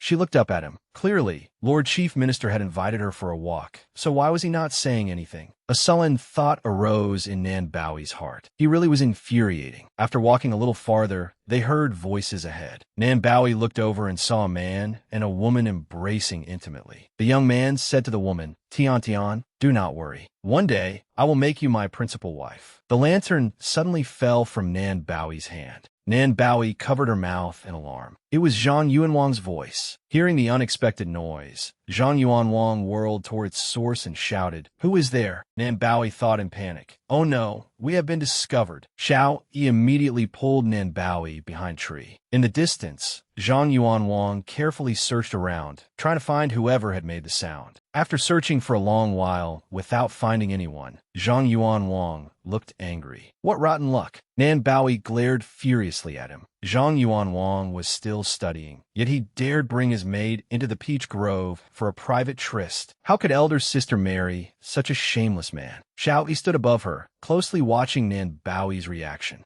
As she looked at Zhang Yuanwang, tears welled in Nan Bowie's eyes. Xiao Yi raised a hand and wiped them away from Jiao Jiao's face. His own gaze was filled with fury toward Zhang Yuanwang. Xiao Yi said, "He is not worth it." And Baoi immediately replied, "How could it not be worth it when it concerns a lifetime of happiness?" To Zhang Yuanwang, elder sister is merely a pretty plaything. But to elder sister, Zhang Yuanwang is the man to whom she intends to entrust the rest of her life. To prevent the tragedy from happening again, how could fighting for elder sister not be worthwhile? Then Baoi turned to leave. Seeing her strange attitude, Xiao Yi guessed part of the truth, but reached the entirely wrong conclusion. A lifetime of happiness. So she really liked Zhang Yuanwang. Holding a flower in her hand, Nin Baoi suddenly had an idea. Yes, this would be crucial evidence. Xiao Yi abruptly stepped up beside her, his voice somewhat resentful. Nan Baoi, do you have no sense of propriety at all? Seeing the coin strung on a cord in Xiao Yi's hand, Nan Baoi looked up at him in alarm. What are you doing? That is very important. Get it back. Xiao Yi saw how fiercely she reacted and replied, "If you want a jade pendant, I have plenty." Nan Baoi immediately shot back. "Why would I need your jade pendants? They would only cause me more trouble." Xiao Yi froze, unable to say another word.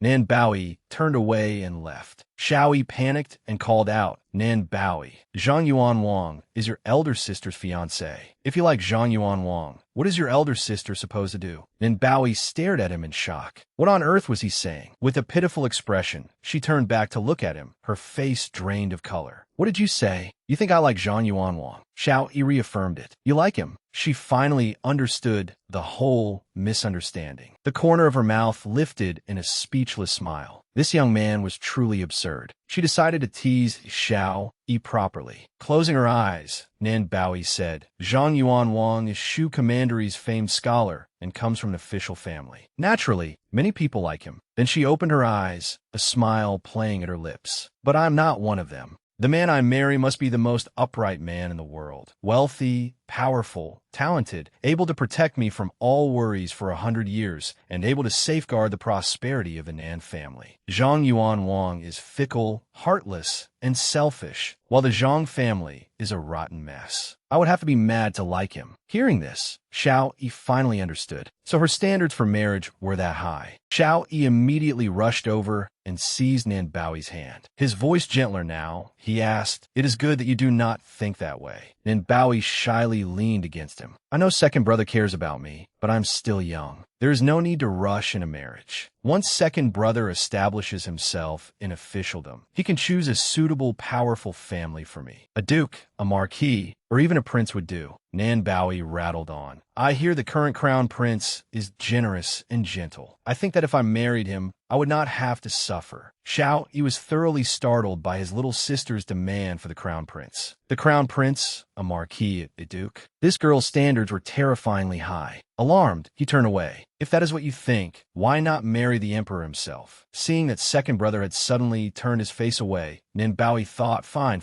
Why was Lord Chief Minister angry again? Then Nan Baoi thought to herself, the most important thing now is exposing Zhang Yuanwang. The scene shifted to a room in the manor. Inside, the ladies were playing cards together. 8 strips, 6 dots. Madame Chung looked at Madame Lu. "I remember Barong was frail from childhood and spent years bedridden. Has she improved in recent years? What medicine has she been taking?" Madame Lu answered with a smile. "Barong has been dearly cared for by the old madam, so she is much better than when she was young. The medicine is a prescription I obtained from divine physician Jiang. It is called the Flower Tribute Pill." Madame Chung asked curiously, "Flower Tribute Pill? What a strange name. What sort of remedy is that?" Madame Zhang, seated beside them, could only remain silent, as she did not know what it was either. Madame Lu explained, "It is made from 24 kinds of flowers from spring, summer, autumn, and winter, combined with rainwater collected during the rainy season, morning dew, frost, the first snow of the year, tears of mermaids from the eastern sea, and peach blossom petals ground into powder." Madame Chung smiled brightly after hearing Madame Lu's explanation. How troublesome. Only a family as prosperous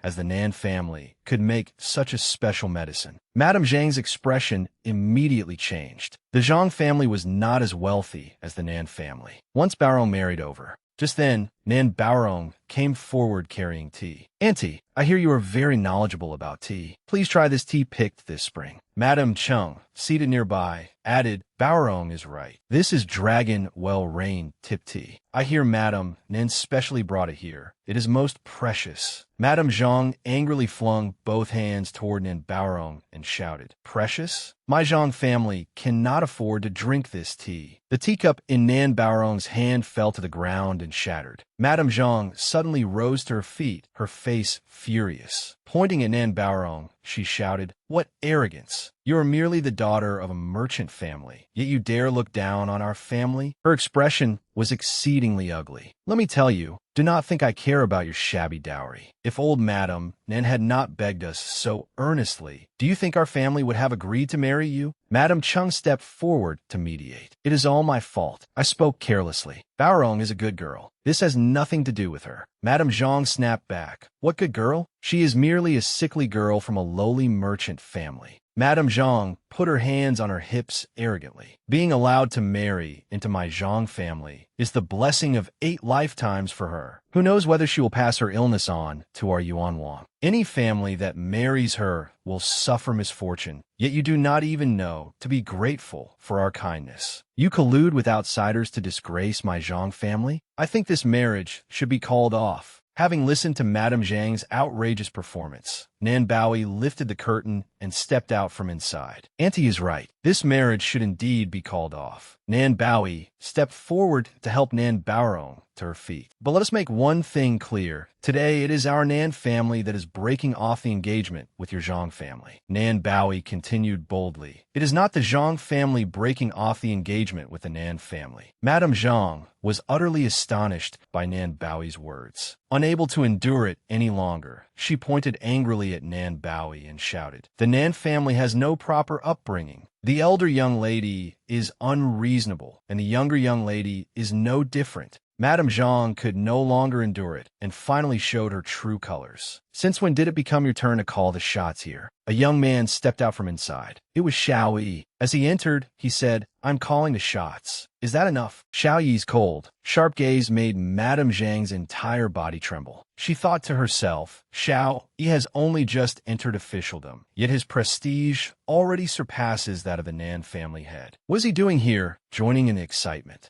She silently calculated. She had merely vented a little anger. The Nan family's wealth was vast enough to rival a collapsing mountain. How could she simply let such a huge prize go? Regaining her composure, she sat down, closed her eyes, and said, If you want to break off the engagement, then tell me your reason. Nan Baoyi had been waiting for precisely those words. Calmly, she raised her hand and questioned Madame Zhang. Madame Zhang, surely propriety and righteousness are most important to a scholar, correct? Madame Zhang answered at once, Of course. Nan Baoyi continued, Then how should scholars and maids who secretly meet in private outside be dealt with? Please tell us, Madame Zhang. Madame Zhang answered Nan Baoyi's question righteously. They are shameless and immoral. They ought to be drowned in the river. Nan Baoyi immediately placed the jade pendant and the flower branch she had picked up in the grove on the table. She said coldly, Madam, you're absolutely right. Just now, my 2 brothers and I were taking a walk when we saw young Master Zhang meeting privately with his maid in the peach grove. When they discovered us, we startled them, and they fled at once, leaving behind this evidence. Madame Zhang nearly fainted on the spot. Unable to bear it any longer, Madame Zhang slammed the table and shouted, Bring Zhang Yuan Wang and son Tiantian here at once. Once son Tiantian was brought over, Madame Zhang angrily seized a teacup and hurled it at her face. You shameless vixen! How dare you seduce my son? Now that you have made us the laughingstock of everyone, are you happy? Son Tiantian panicked as Madame Zhang berated her. Nan Baoyi immediately looked towards son Tiantian in apparent alarm. Miss Sun, you truly should not have done something so immoral. Now everyone knows that you seduced young Master Zhang. Just now, your madam even said she wanted to drown you to death. Sun Tiantian repeatedly kowtowed. Madam, the young master and I sincerely love one another. Please fulfill our wish. She cried and trembled. She had not yet enjoyed wealth and prosperity. Did they really want her to die so soon?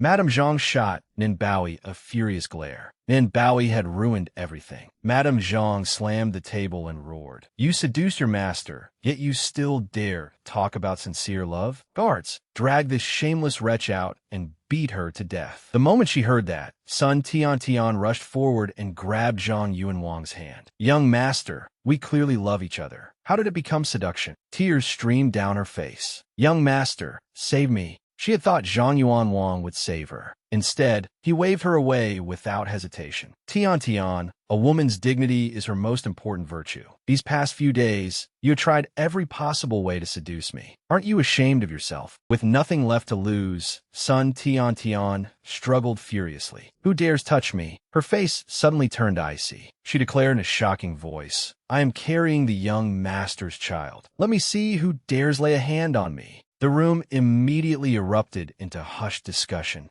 Madame Zhang clenched her fists, trembling as she gritted her teeth. Damn Sun Tian. She had ruined the Zhang family's reputation entirely. Nan Baoyi had been waiting for this chance and immediately added fuel to the fire. However, before my elder sister has even entered the Zhang household, young Master Zhang already has an eldest son. His character is truly appalling. Nan Baoyi turned to leave coldly. Our family is definitely ending this engagement. Once they reached the doorway, Nan Baoyi turned to shout, Second brother, elder sister, and I have a few private words to exchange. You should go back and rest first. Nan Baoyi comforted her. How could a man like him possibly deserve your sincerity? He walked up to Nan Baorong. Baorong, for the sake of our many years of acquaintance, could you please refrain from holding this matter against me? Zhang Yuanwang was nearly driven mad by Nan Baoyi's words. Unable to endure it any longer, he raised his hand and slapped her hard across the face. You cheap little wench, it is all because of your meddling. He moved as if to continue fighting with her. You have no manners. If your family cannot bear to discipline you, then I, as your future brother-in-law, will do it for them. Zhang Yuanwang turned to coax Nan Baorong. Baorong, this is not a suitable place to talk. Shall we go to the waterside pavilion and speak?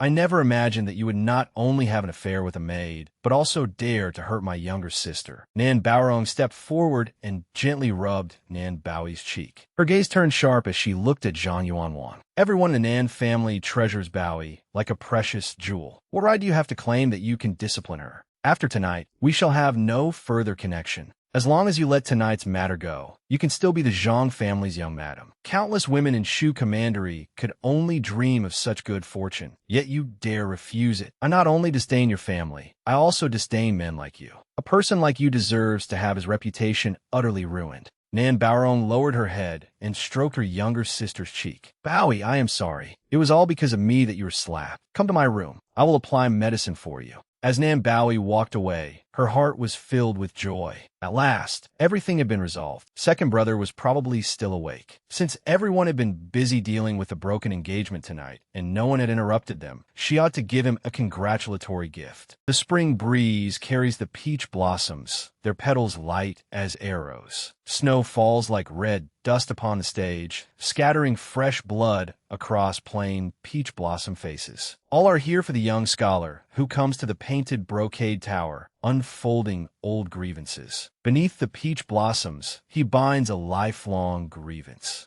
Dressed as a young gentleman, Nan Baoyi clasped her hands in salute before Xiao Yi. I wish second brother a boundless future and power that reaches the heavens. After witnessing Nan Baoyi's remarkable performance, Xiao Yi seemed pleased. So, this is your congratulatory gift? You learned opera for my sake. Nan Baoyi sulked inwardly. Was it not because he had insisted on some congratulatory gift? She had spent 2 whole hours learning those lines, and now he was saying it was improper. This Lord Chief Minister was truly impossible to understand. When Xiao Yi saw Nan Baoyi's swollen cheek, he immediately stepped forward in concern. Who hit you? Tell me. But when elder sister saw him hit me, she immediately severed all ties with him. So receiving this slap was worth it. Xiao Yi turned away. It is late. Go back and rest. After reading for a while, Xiao Yi called out, Shirku, deal with Zhang Yuanwang's right hand. Shirku asked for clarification. Master, where should I cut? At the wrist, the elbow, or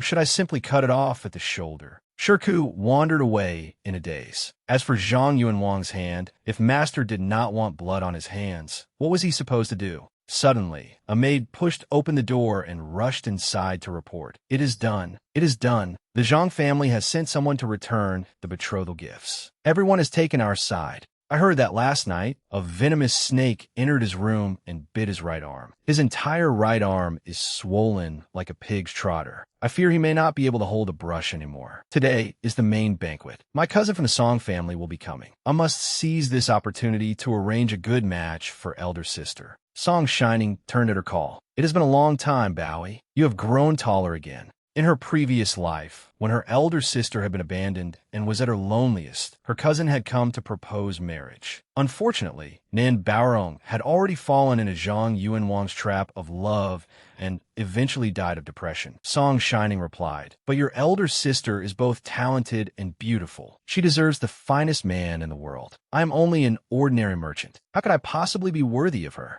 But the Xia family is full of wolves and tigers. How could cousin bear to let elder sister marry there?" Nan Baorong came before Song Shining, whose face immediately reddened with embarrassment. "So young Master Song is here as well?" Song Shining wished he could be braver. "Ongya, I would also invite the greatest physician in the world to cure her illness, so she would no longer be plagued by sickness. In winter, she could even go outside and play in the snow." Seeing how pitiful he looked, Nin Bowie thought to herself, his parents are gone, and there is no one in the Song residence to make decisions for him. I should speak to grandmother. She needs to see how suitable this marriage would be. From a distance, Xiao Yi watched Song Shining and Nan Bowie holding hands as a maid spoke beside him. Fifth young lady Nan and young Master Song are cousins who grew up together. They truly have a wonderful relationship. I have a very good relationship with Jiao Jiao as well. The innocent young woman was thoroughly frightened and hurriedly nodded. Yes, yes. Nan Bowie held out the bag of candy in her hand to Xiao.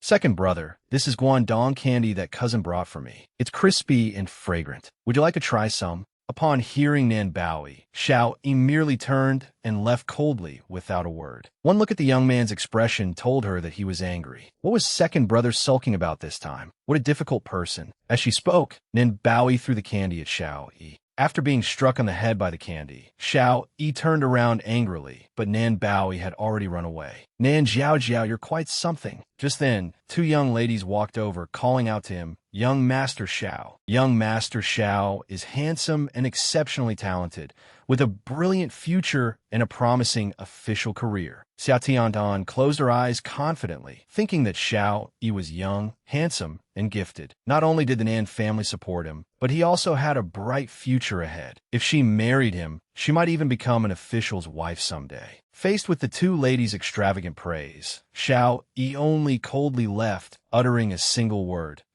Seeing his indifferent attitude, the two girls stared after him. Xia Tian said, Nan Yin, young Master Xiao looked at me just now. He must have noticed my peerless beauty. Nan Yin replied, Is that so? The two young masters in our family have both reached the age for betrothal. Tian, shall I ask mother to arrange a match for you? Tian happily answered, My mother also likes young Master Xiao very much. This afternoon, she'll bring it up with grandmother Nan. Nan Yin praised her. Sister Tian is beautiful, talented, and learned. This marriage will surely go smoothly. I truly look forward to you becoming my second sister-in-law. Nan Yin was clearly calculating that Xiao Yi would only become useful to her after rising through the ranks. Inside the courtyard, Madame Xia gazed into the distance and praised Xiao Yi. He is truly young and gifted. Even my husband likes him very much. Tian has praised him often too. Madame Xia suddenly turned to old Madame Nan and said with a smile, Come to think of it, he has reached the age for betrothal, hasn't he? Why hasn't old Madame arranged a marriage with the daughter of a prominent family, so she can provide financial support for his official career? Old Madame Nan leisurely took a sip of tea. That is true, but no one can predict how high an official rank he will ultimately attain, so it is difficult to decide on a marriage now. If I rashly arrange a match for him, and he gains high status in the future, while his wife's family has no influence to support him, what then? She paused, then added meaningfully, as though subtly warning Madame Xia, If that happens, he may be looked down upon by his colleagues. Madame Xia smiled without smiling and immediately retorted, then find him a daughter from an official family. But I fear that an adopted son of unknown origins like Xiao, he could go gray-haired and still never rise to the rank of a first-grade official. Why would he aim so high? My Tian Tian is no less than anyone in looks, talent, or learning. Our two families know each other well. Such a fine marriage would be Xiao Yi's good fortune. He will not find a better match anywhere else. Sensing the heated atmosphere, Bao could not help sighing. Baozhu, is this what they mean by making a proposal through provocation? Madame Xia really is fierce. Nearby, a pair of feet quietly crept closer to eavesdrop. After hearing Madame Xia's arrogant words, Bao's expression turned serious. Xia Tian was no simple woman. If second brother married her, the Xia family and Nan Yin would rise with him. No, she had to speak to Lord Chief Minister and tell him not to marry Xia Tian. Having made up her mind, she waved goodbye to her cousin. Sister Baozhu, go ahead if you have something to do. I have something to take care of too, so I'll be leaving first. Baozhu asked in surprise, You're not going to see the iron-eating beasts? I heard they're round and adorable. I've never even seen them before. Bao teasingly replied, Why go so far? Sister Baozhu only needs to look in a mirror to see something round and adorable. Why would you need to see them yourself? With that, she stuck out her tongue and ran away. Once Baozhu understood, she put her hands on her hips indignantly. Nan Jiao, did you just call me fat? Just wait and see how I deal with you. The scene shifted to Xiao Yi, who was sitting seriously and reading. Bao crept over and hid nearby, watching him without immediately showing herself. Seeing a branch of flowers blooming nearby, their fresh fragrance filling the air, she gently plucked one.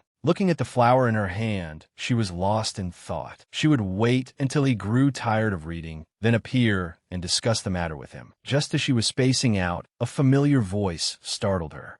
He was far too perceptive. Nan Bao, since you're here, come out. Bao clasped her hands behind her back and slowly walked inside. Second brother, the peach blossoms outside are beautiful. They suit your looks perfectly. Seeing her continue to beat around the bush, he asked directly, Why did you come to see me? His blunt question made her nervous. Oh no, she had been so focused on stopping second brother's betrothal that she had forgotten this was none of her business. How was she supposed to tell him? As she struggled to find the right words, Xiao Yi's guard suddenly appeared upside down from the roof. Master, something has happened to the Nan family's eldest young lady. Bao froze. What? Under Bao's astonished gaze, the guard leapt down from the roof with practiced ease. He stepped before Xiao Yi, cupped his fists, and reported, Madame Zhang seeks revenge for Zhang Yuanwang, so she intends to destroy the eldest young lady's chastity. Filled with worry, Nan Bao ran off. Before leaving, she turned back and asked the guard, Do you know how eldest sister is doing now? The guard pointed ahead and quickly replied, She should be at the back mountain of Listening Snow Pavilion. As Bao hurried in the direction he indicated, she happened to run into her cousin. Seeing her in such a rush, he asked, Jiao, why are you running so urgently? She quickly pulled him along and pointed ahead. Cousin, hurry to Listening Snow Pavilion with me. He asked suspiciously, What are we going there for? She was too anxious to explain and cut him off. Don't ask. You'll understand once we get there. Soon, the two of them arrived at Listening Snow Pavilion. Seeing her peering around as though searching for something, Song Shining asked, Jiao, what are we doing here? Without answering, Bao, her heart pounding, reached out and pushed open the door. Inside, Nin Baorong lay beside an old man, unconscious and unaware that danger was closing in. Seeing this, Bao explained, Cousin, someone wants to ruin eldest sister's reputation. Song Shining worriedly approached the girl on the bed and softly called, Baorong. At that moment, a noisy crowd suddenly gathered outside. Someone said, I heard the scenery here is lovely. Let's take a walk together. Bao anxiously urged Song Shining. Someone is coming. Cousin, quickly take eldest sister away from here. Carrying Baorong toward the window, Song Shining looked hesitantly at Bao.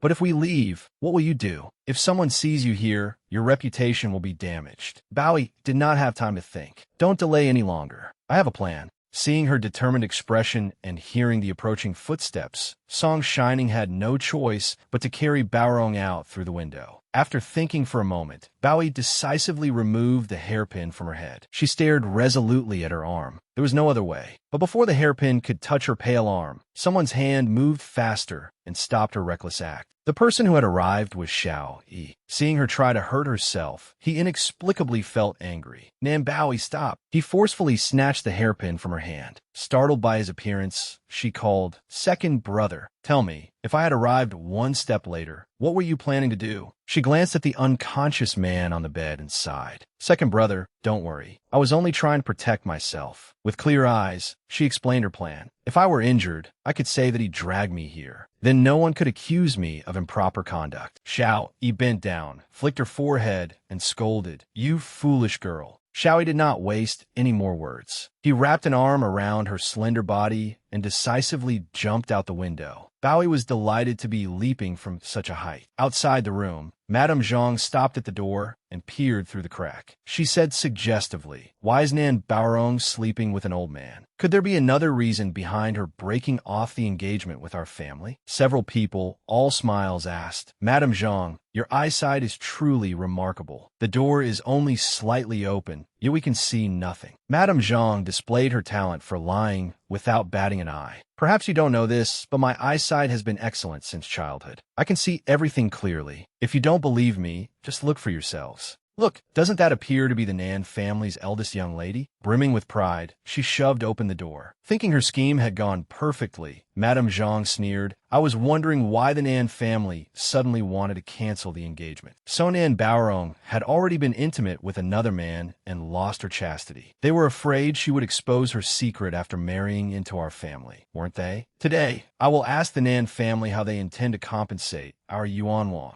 As she continued talking endlessly, someone timidly pointed into the room. "Madame Zhang, perhaps you should turn around and take a look." When she looked inside, her face darkened completely, as if she had poured a basin of cold water over herself. Only an old man was lying on the bed, snoring loudly. Her head spun as her plan failed. She turned around in search of Nan Baorong. She had clearly instructed the maid to lead her here. So why was there only this old man? The people beside her took the opportunity to mock her without restraint. Madame Zhang's eyesight really is amazing. She can turn nothing into something. I wouldn't dare stand in front of her now. What if she sees something that isn't there? Wouldn't that ruin my reputation? Madame Zhang was so furious that her face turned purple and her body trembled. Damn it, where did this go wrong? If old Madame Nan hears about this, our two families will become complete enemies. Meanwhile, Xiao Yi sat on a nearby roof with Bowie in his arms. Looking over the situation, he said, "The roof connects to the mountain behind us. We can leave the mountain from there." Bowie immediately stopped him. "Second brother, no rush." Bowie saw that Baorong had awakened. Whatever she said to Song Shining made his face grow increasingly red. "Eldest sister is awake. I want to hear what cousin will say." Childishly, she pressed her ear closer to listen. "Second brother, can you hear what they're saying?" Seeing that she was still so nosy at a time like this, Xiao Yi could only watch silently in helplessness. Tears covered Baorong's face as she said, "Young Master Song, you should throw me into the ravine instead." Thinking of how she had lain on the same bed as an old man, Baorong felt utterly miserable. A woman's reputation was of great importance in this era. Dejectedly, she continued, "After all, I lay on the same couch as an unfamiliar man. It has already harmed my reputation and chastity. How can I still face the world?" Seeing her so upset, Song Shining inexplicably felt heartache. He comforted her. "You were framed. It was not your intention. In my heart, eldest young lady, Nan is the finest young lady in the world." Baorong had not expected him to say such a thing. Her face flushed red with emotion, and unable to contain her feelings, she threw her arms around Song Shining's neck. It was his first intimate contact with a woman, and his face immediately turned as red as a ripe tomato. He stammered, "In Nan, eldest young lady." Baorong thought he despised her, so she quickly pulled away. "I know that what I did goes against feminine propriety, but the weather is freezing now. I hope young Master Song will not disdain me. Once we return to Brocade Official City, I will become a nun." Hearing that she wished to become a nun, Song Shining anxiously found an excuse to make her take responsibility. "No, eldest young lady, Nan has taken Song's innocence innocence. Yet you still wish to enter the Buddhist order? How can there be such an easy bargain in this world? Eldest young lady, Nin must marry me. Baron blushed at his shameless words and did not know what to say. Young Master Song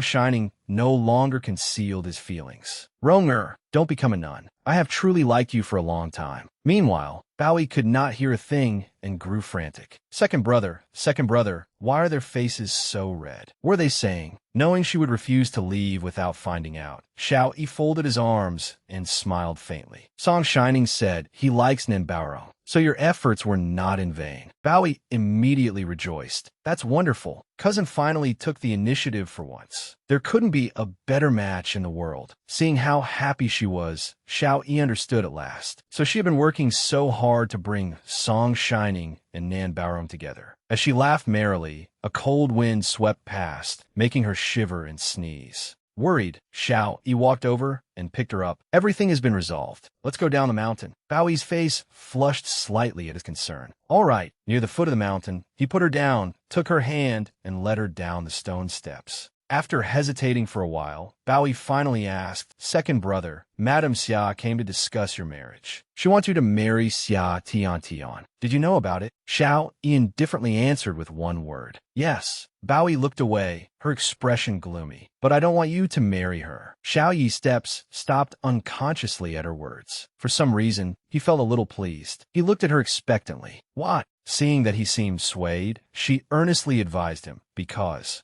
she's cunning and vicious, with nothing but wicked schemes in her heart. If you marry her, she will definitely harm you, second brother. She quietly worried that speaking ill of someone behind their back was not very good, but this was no time to care about that. Xiao Yi pretended to look serious and delivered a remark that pierced her heart. Then aren't you also cunning and vicious, with nothing but wicked schemes in your heart? Hearing the mockery in his words, Bowie became angry, but was left speechless, unable to refute him. She turned away in a huff, muttering, Second brother, you've never been able to say anything nice. Seeing her charge ahead with her head lowered, he reached out and grabbed her by the clothes. The path down the mountain is difficult. Stop fooling around. Neither of them knew that Xia Tian and Nan Yin had overheard every word of their conversation. After the two had gone far away, Xia Tian and Nan Yin emerged from behind a tree. Xia Tian ground her teeth in anger. Nin Bowie is detestable. How dare she call me vicious and cunning in front of young Master Xiao? Standing beside her, Nan Yin added fuel to the fire. My younger sister really is that malicious. Grandmother has spoiled her too much. Nan Yin saw Xia Tian's furious expression and immediately provoked her. Sister Tian, I think your marriage arrangement is no longer possible. Nan Yin looked toward Bowie, her eyes filled with jealousy. Sister Tian,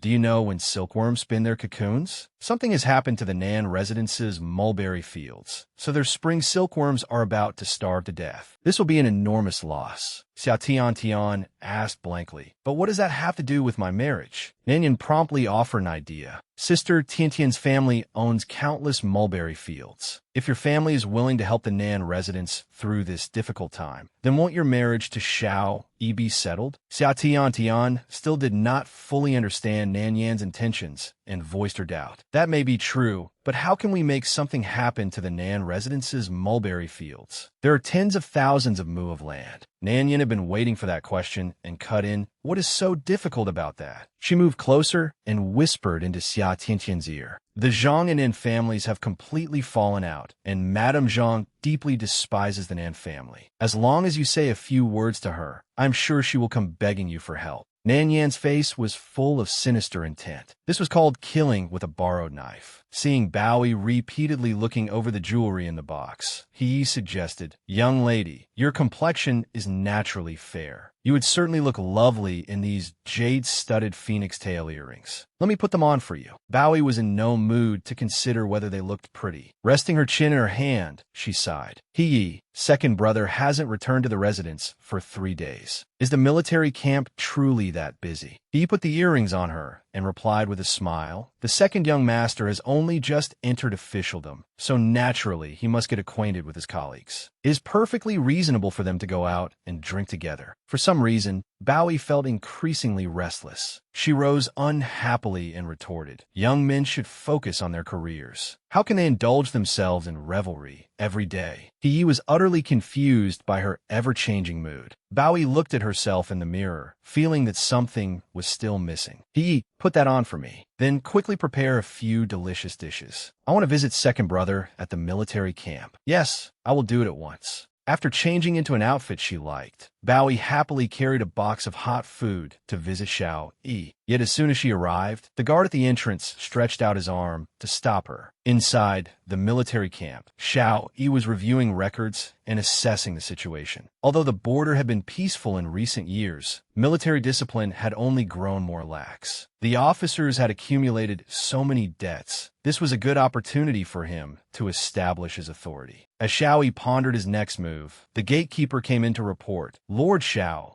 a young lady outside claims to be your younger sister and has come to visit you." Xiao Yi posed it. "Nan Jiao Jiao? What is she doing in a place like this?" Once the guard gave permission, Bowie lifted the curtain and entered, waving cheerfully. Second brother. The moment Bowie stepped inside, she saw countless drunken men sprawled across the ground. She was speechless. How could these people dare to drink and fool around in broad daylight? Though that was what she thought, she maintained a warm smile and politely greeted them. "This young lady, Bowie, pays her respects to all of you. You have worked hard guarding the border. I brought some food to thank you for taking care of my second brother these past days." The flushed, half-drunk men rose to their feet. "Thank you, young lady Nan." After accepting the food, they quickly departed, leaving Xiao Yi and Bowie alone. Seeing her appear so suddenly, he asked, "Why are you here?" She ran toward him with a smile. "Of course I came to visit second brother." She shook the earrings she was wearing and showed them off eagerly. "Second brother, look at my new earrings. Are they pretty?" In the face of her expectant gaze, he gave the coldest possible reply. "They are nothing special."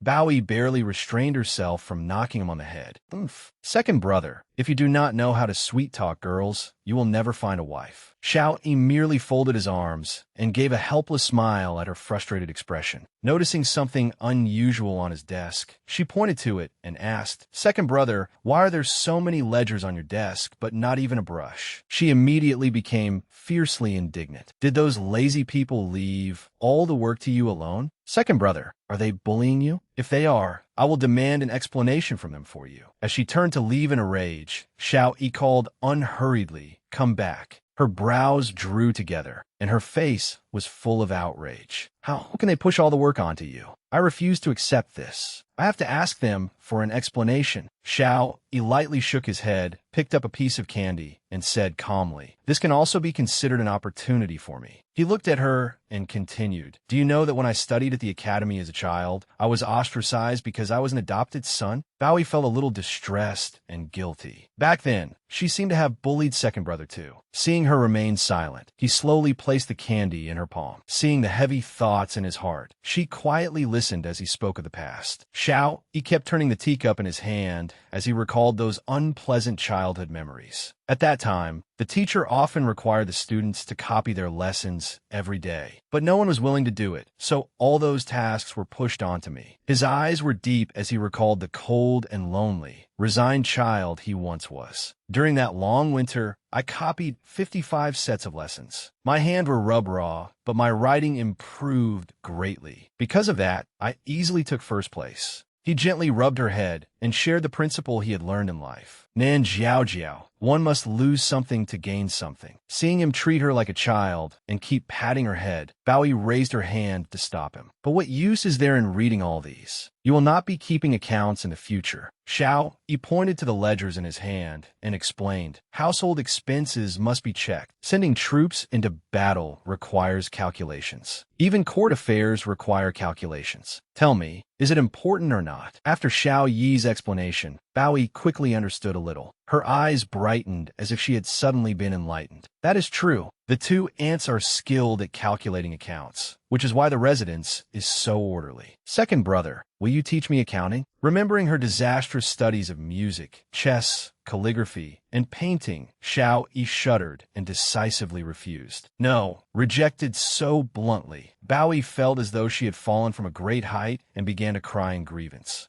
Bowie turned and stormed off with pent-up resentment. Even as she neared the door, she did not forget to grumble. Second brother is so petty. At that moment, a young man outside was about to enter and report something. Lord Xiao. He was greatly astonished to hear someone daring to scold General Xiao to his face, and so he looked more closely. The instant he did, it was as if he had been struck by love at first sight. "Are you Lord Zhao's younger sister?" Baoi answered honestly, "Yes. My name is Baoi." Seeing her beautiful, innocent, and lovely appearance, the young man blushed and scratched his head as he introduced himself. "Greetings, Miss Baoi. I'm Yan Montak. I am 25 years old. I enlisted at 15 and have served for 10 years. I'm still unmarried. My family owns 30 mu of fertile farmland and 2 exceptionally strong oxen. Oh, and a few days ago, I bought a small 3-room courtyard in Brocade, official city." The young man did not notice Xiao Yi's face growing darker and darker. Faced with his warm openness, Baoi merely returned his greeting politely. "Lord Yin is young and talented. I admire you. I hope that Lord Yin will take good care of my brother in the future."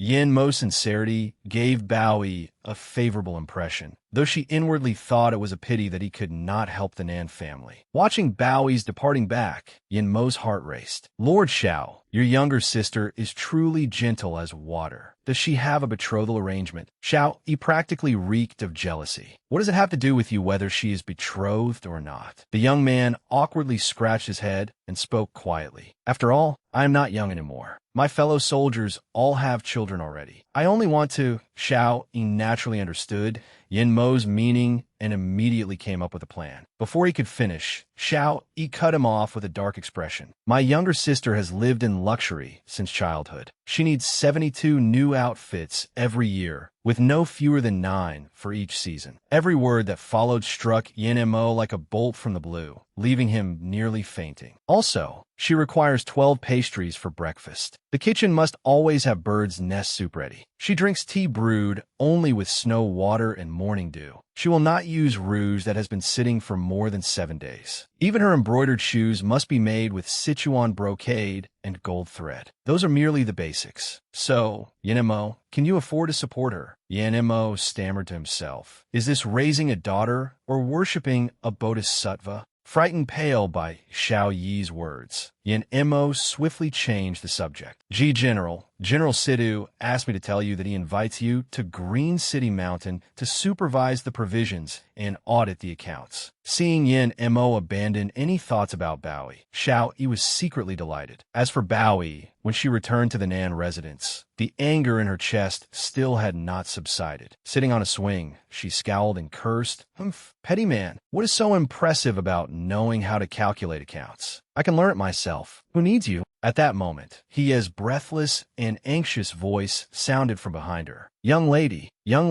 I heard that something has happened to our family's tens of thousands of mu of mulberry fields. For some reason, the mulberry leaves withered today, leaving the Nan family with no way to feed the silkworms." Baoi knew this was a major matter and stood up in alarm. "What? How did that happen?" He said worriedly. "I also heard that the leaves currently in storage will only last another 5 or 6 days. Baoi grew increasingly anxious. It was the crucial period when the spring silkworms spun their cocoons. How could the mulberry leaves suddenly wither? No, I must quickly find grandmother and discuss how to deal with this. With a heavy heart, she hurried away. Seeing her rush off, he called after her, "Young lady, where are you going?" Old Madam Nin had also received the news and was reviewing the account books. Her trusted attendant stood beside her and voiced his concerns. "I considered buying mulberry leaves from outside, but for some reason, the price of mulberry leaves in Brocade Official City has soared overnight. If we purchase them now, we will surely suffer a loss." Someone entered from outside to report, "Old Madam Xia requests an audience." With her heart already burning with worry, Old Madam Nin asked displeasedly, "Why has she come at a time like this?" Before she could finish speaking, Madam Xia entered, her eyes carrying a smile. "I heard that Old Madam has encountered a little trouble, so I came especially to help." "Thank you for your concern, Madam Xia. I only wonder how you intend to help." Old Madam Nan then motioned for the 2 people behind her to withdraw.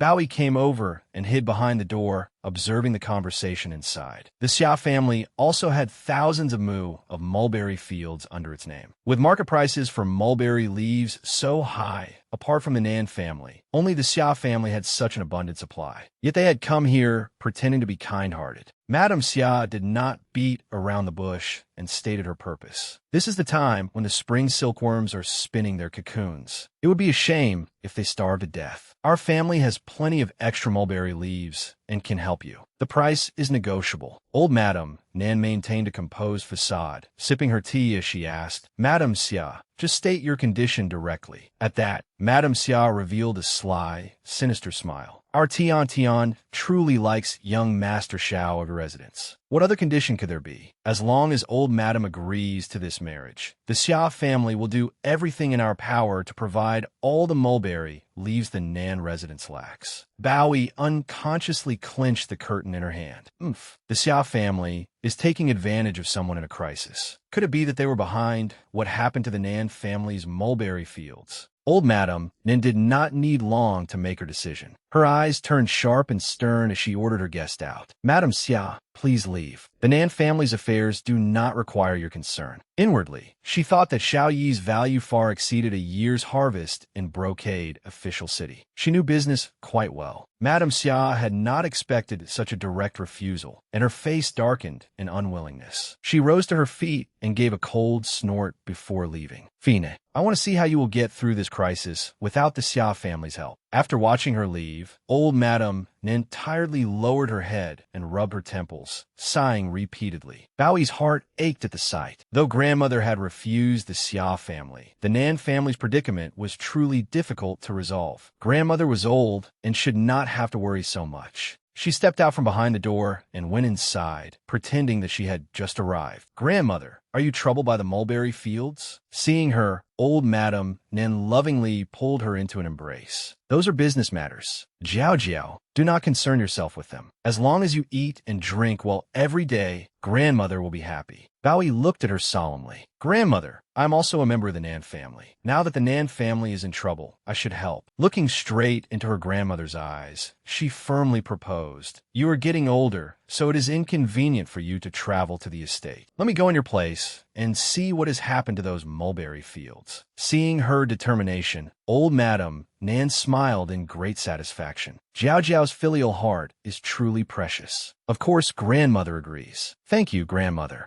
After traveling for an entire day, Bowie finally reached the Nan family estate. Looking around, she could not help praising the scenery. This truly is a beautiful land of rivers and lakes. He looked somewhat guilty as she said, it is all the steward's fault. He drove the carriage into a muddy puddle and soaked the luggage. So young lady must make do with these coarse clothes for now. However, Bowie was quite satisfied with what she was wearing. It is fine. This outfit is rather comfortable and breathable. Hearing movement behind her, she quickly turned to see who it was.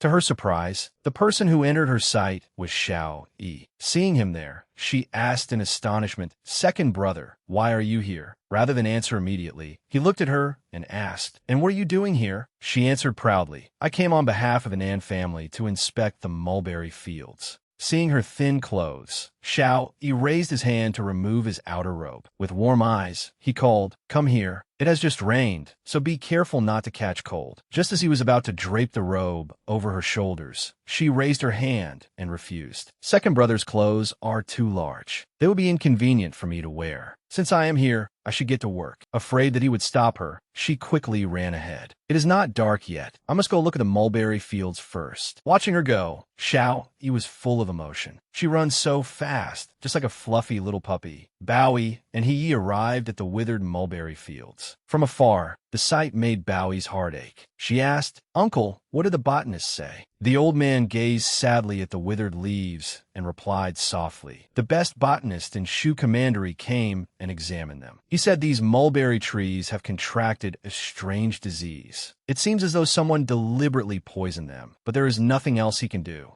Bowie touched the gradually withering leaves, her heart full of thoughts. The people behind this are truly vicious. They are not only harming the Nan family, but also the tens of thousands of silkworm farmers and weavers. After considering it for a while, she swiftly gave an order. For now, everyone may use the mulberry leaves in storage. Within 3 days, I will definitely find a solution. Though the old man was doubtful, he could only answer, yes. Afraid that Bowie might act rashly, he quietly advised her, Young lady, even the elders have no solution. How can you possibly find one within 3 days? Bowie's face was full of confidence. If the botanist cannot do it, then there is still a divine physician, is there not? Find me a comfortable, practical outfit. I'm going up the mountain. As rain began to fall, he hurriedly tried to stop her. You cannot, young lady. The mountain paths will be slippery in the rain. You must not go. Bowie turned and gave another instruction. Then prepare a bamboo staff and a pair of wooden clogs. Do not follow me. Go to the kitchen and make a pot of chicken soup. Wait for me to return and drink it. Knowing she could not persuade her, he could only comply helplessly. An image surfaced in Bowie's mind. Divine physician Jiang had once prescribed medicine for eldest sister. He seemed to live on Green City Mountain. It was said that Jiang Suihan was greedy for profit. As long as she offered a suitable price, she could definitely invite him down the mountain.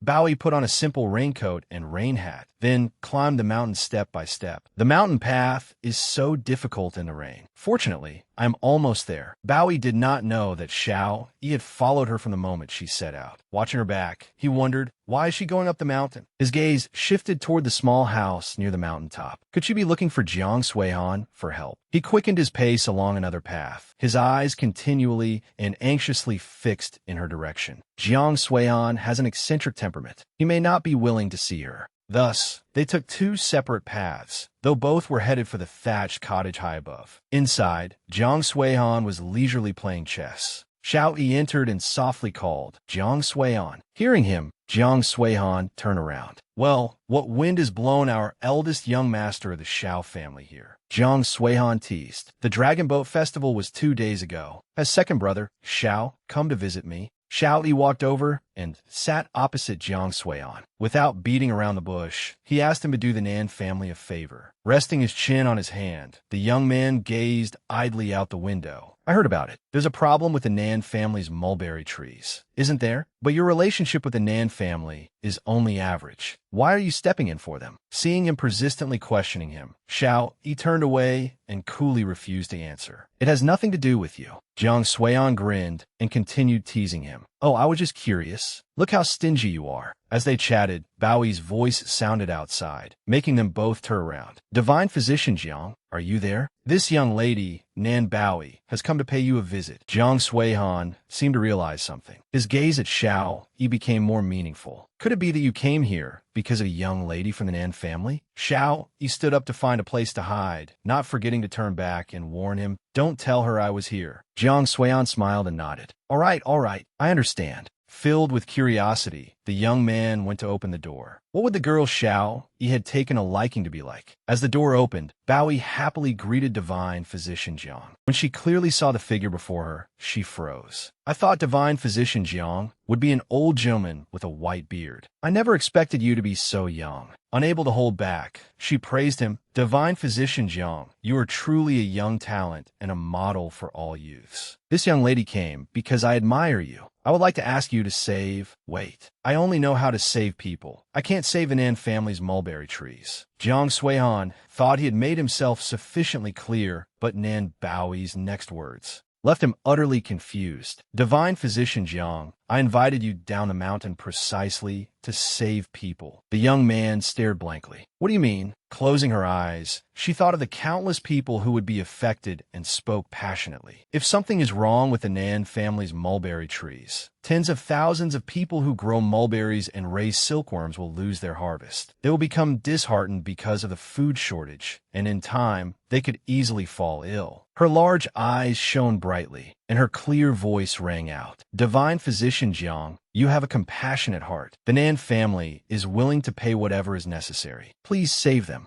Jiang Suihan was completely persuaded. He clapped his hands, secretly praising her. Such an excellent young lady was indeed worthy of the Xiao family's eldest young master. Looking toward the place where someone was hiding, the young man spoke meaningfully. No wonder you managed to make me misunderstand. I have yet to see all of her other admirable qualities. Jiang Suihan hurried inside to prepare his things. Young lady Xiao, please wait a moment. I'll be staying there for 2 nights, so I need to pack some luggage. While waiting, Bowie's gaze fell on Jiang Suihan's bed. Good heavens, this bed is actually made of silver bricks? She rested her chin in thought. Divine physician Jiang, was not a charitable deity. Back then, it had taken a great deal of money to obtain medicine for her eldest sister. Yet she had not even discussed the price, and he had already agreed to go down the mountain with her. Something was not quite right. She pushed open the inner door and directly asked what was on her mind. "Divine Physician Jiang, do you know my two older brothers?" Xiao Yi, standing behind the other side of the door, scarcely dared breathe for fear that she would discover him. Seeing the certainty on her face, the young man awkwardly lied, "I don't know them." She raised a finger and began analyzing. "You're obviously lying. First, you're someone who loves money, but I hadn't even named a specific price before you agreed to come down a mountain. That proves someone spoke to you and asked you to accept my request." Then she pointed at the paper umbrella standing near the door. "Second, when I came in, I saw a paper umbrella outside the door. Water was still dripping from its tip, so someone must have visited you before I did. That person was one of my two older brothers."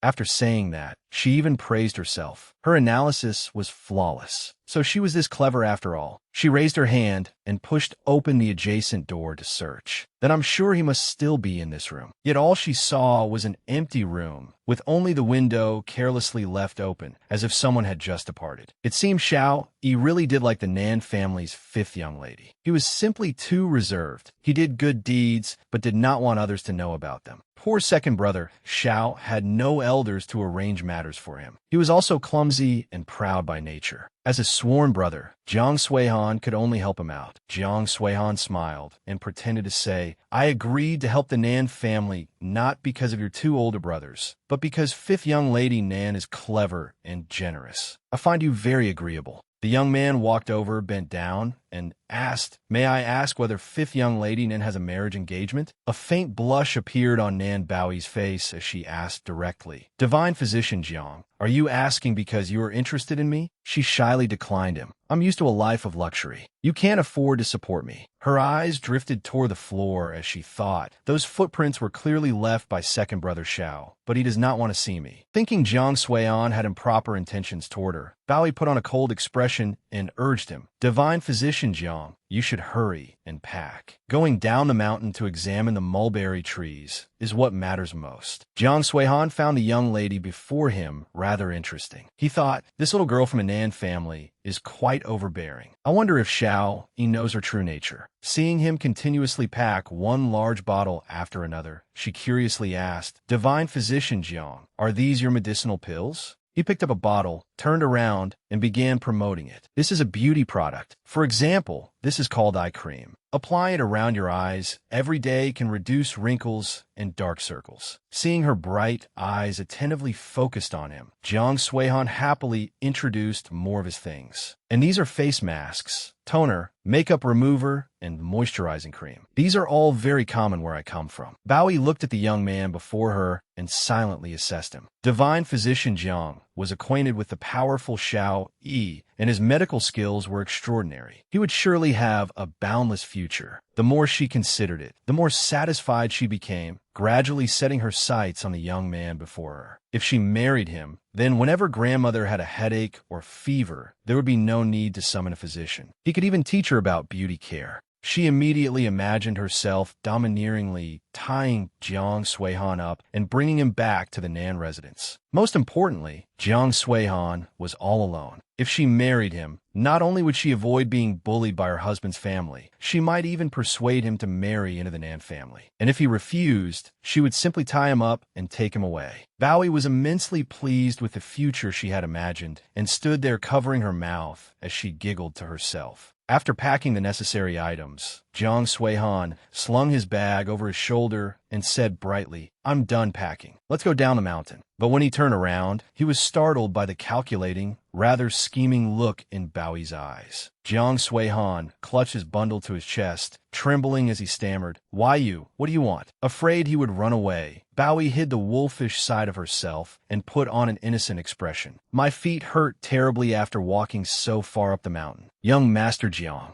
since saving lives is urgent, could you carry me down the mountain?" Her heart burned with determination. Today, she had to seize this chance to foster their destined romance. After carrying her for over 10 miles, Jiang Sui-han would surely realize how light and delicate she was, and then he would be moved by her. In the end, Nan Bowie would be the victor. Jiang Sui-han could not bear to refuse her pitiful expression, so he carried her back to the Nan residence. The moment he stepped through the door, Bowie happily jumped down from his back and cheerfully called out, "Second brother Xiao, I'm back." Standing beside her, Jiang Sui-han felt as if the sky were about to collapse. His legs were ready to give out, and his body trembled so badly that he had to lean on a cane to remain standing. He mourned his tragic fate. Wasn't he only supposed to help the Nan family cure their mulberry trees? Why did he also have to carry fifth young lady Nan down mountain? This time, he had fallen into a trap. Who could understand his pain? Bowie ran over to find Xiao Yi and directly asked, "Second brother Xiao, did you go to Green City Mountain earlier?" Without looking up, he remained focused on his book and merely gave a quiet acknowledgement. Seeing him deny it so firmly, she sighed. "Second brother Xiao, you're not being honest. Forget it. Since you meant well, I won't hold it against you."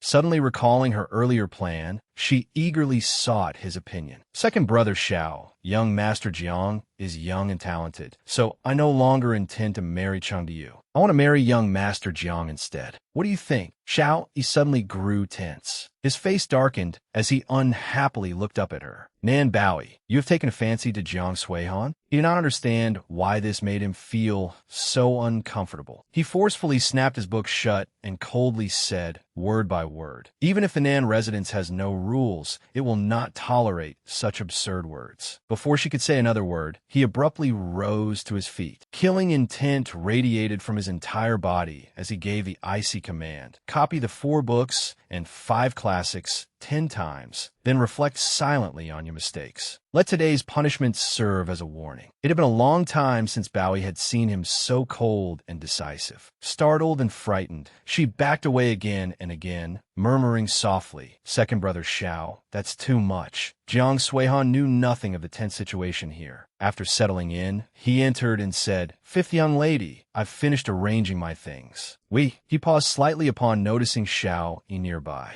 Pretending not to know him, Jiang Sui-han cupped his hands in greeting. "Greetings, Lord Xiao." Seeing Bowie make no response, Jiang Sui-han asked in confusion, "Fifth young lady, what is wrong? You look as if you have been scolded." Seeing her face scrunched up as though she had eaten a chili pepper, Jiang Sui-han understood and suggested, "Then let us not go to the estate today." Bowie turned her head away and unhappily replied, "Go find the old steward at the estate. Have him take you to inspect the fields. When you return after examining them, tell me exactly what is wrong with those mulberry trees." Jiang Sui-han did not ask further. He readily agreed and turned to leave. "All right, I'll go now." Bowie suddenly realized that her earlier attitude had been inappropriate. She thought, "Wait, he could become my future husband. I cannot be so cold toward him." With that thought, she hurried over, adopting the manner of a gentle and virtuous lady as she reminded him sweetly, "It may rain later, young Master Jiang. Remember to bring an umbrella so you don't catch a chill." Jiang Sui-han shuddered her syrupy voice. As if sensing the smell of jealousy in the air, Jiang Sui-han stiffened from head to toe. With a blank face, he silently prayed for himself. What game was fifth young lady in playing now? Was she trying to toy him to death? Bowie then changed direction and went to Xiao Yi. Tugging at his sleeve with her small hand, she pleaded, "Second brother Xiao, the 4 books and 5 classics together are far too much. Let me just reflect on my mistakes in silence. All right? I promise that from now on, I will watch my words and behavior. I will not bring shame upon the Nan family." As soon as she finished speaking, Xiao Yi placed one hand on top of her head. Bowie mistakenly thought he was yielding to her request, and her face immediately brightened. I knew second brother Xiao wouldn't have the heart to, but contrary to what she expected, Xiao Yi's face was colder than ever. He withdrew his hand and stepped away from Bowie, keeping his distance. Bowie was startled by his attitude, her face falling at once. She silently wondered why he was treating her this way. 2 days earlier, she had gone to the military camp to visit him, but he had not been as cold as he was today. He had gone up the mountain today as well, yet he would rather jump out the window and flee than see her. Xiao Yi was powerful and capable, and she had not been unable to cling to him before. She felt deeply disappointed and clenched her hands tightly. She raised her head, tears glimmering in her eyes, and voiced her grievance. Xiao Yi, I've tried every possible way to please you, but you always make things difficult for me. I'm not a child. I have my pride too. Feeling terribly wronged, Bao patted her chest and frankly declared, if you dislike me, then let us sever our relationship today. From now on, you may walk your single plank bridge, while I walk my broad, sunlit road. Without waiting for his reply, she turned and ran off in distress. Xiao Yi stood there watching her leave, stunned. He wondered whether his reaction earlier had been wrong. Had he pushed her away from him? Uneasy and restless, he sat before the chessboard for a long while. After some time, Jiang Suian entered. You summoned me as soon as I returned. I wonder what important matter there is. Seeing Xiao Yi unconsciously playing chess by himself, Jiang Suihan could not help sighing. Second brother Xiao was truly bored. He was actually playing chess alone. A shadow guard brought tea and replied on his master's behalf. Yes, my master has been playing alone for half an hour. But look at this messy chessboard. Jiang Suian bent over, picked up a cup of tea, and smiled faintly. What is messy about this chessboard? Clearly, there is someone here. Jiang Suian looked at Xiao Yi and spoke pointedly. Clearly, your heart is in turmoil. He sat down opposite Xiao Yi and calmly asked, since you summoned me, there must be something you wish to discuss. Second brother Xiao, tell me, why is your heart so unsettled? Noticing the unusual look in Xiao Yi's eyes, Jiang Suihan leaned closer and struck directly at the heart of the matter. Is it because of fifth young lady Nan? Though Xiao Yi felt somewhat guilty, he outwardly remained indifferent. She and I are brother and sister. Jiang Suihan sipped his tea and laughed inwardly. Brother and sister, my foot. He was merely staying temporarily at the Nan residence. They were not even blood-related. How could they be considered siblings? He had not expected the customs of this era to be so old-fashioned. If that is what you think, then why did you come to me? Jiang Suihan advised him. She thinks you dislike her. Otherwise, she would not have talked about severing ties with you today. He waved his hand and continued. All right, abandon those thoughts of yours. Across from him, Xiao Yi closed his eyes and reflected upon Jiang Suihan's words. At first, she truly had been irritating, but later it was as though she had changed overnight. Not only was she diligent and clever, she also had a persistence beyond that of others her age. Anyone would be happy to have a younger sister like that. Xiao Yi dropped a black chess piece into the bowl and sighed repeatedly. He should never have had any other expectations. Xiao Yi still clung to the customs of this dynasty. His eyes rested on the black and white chess pieces as he said lightly, she and I will only ever be brother and sister.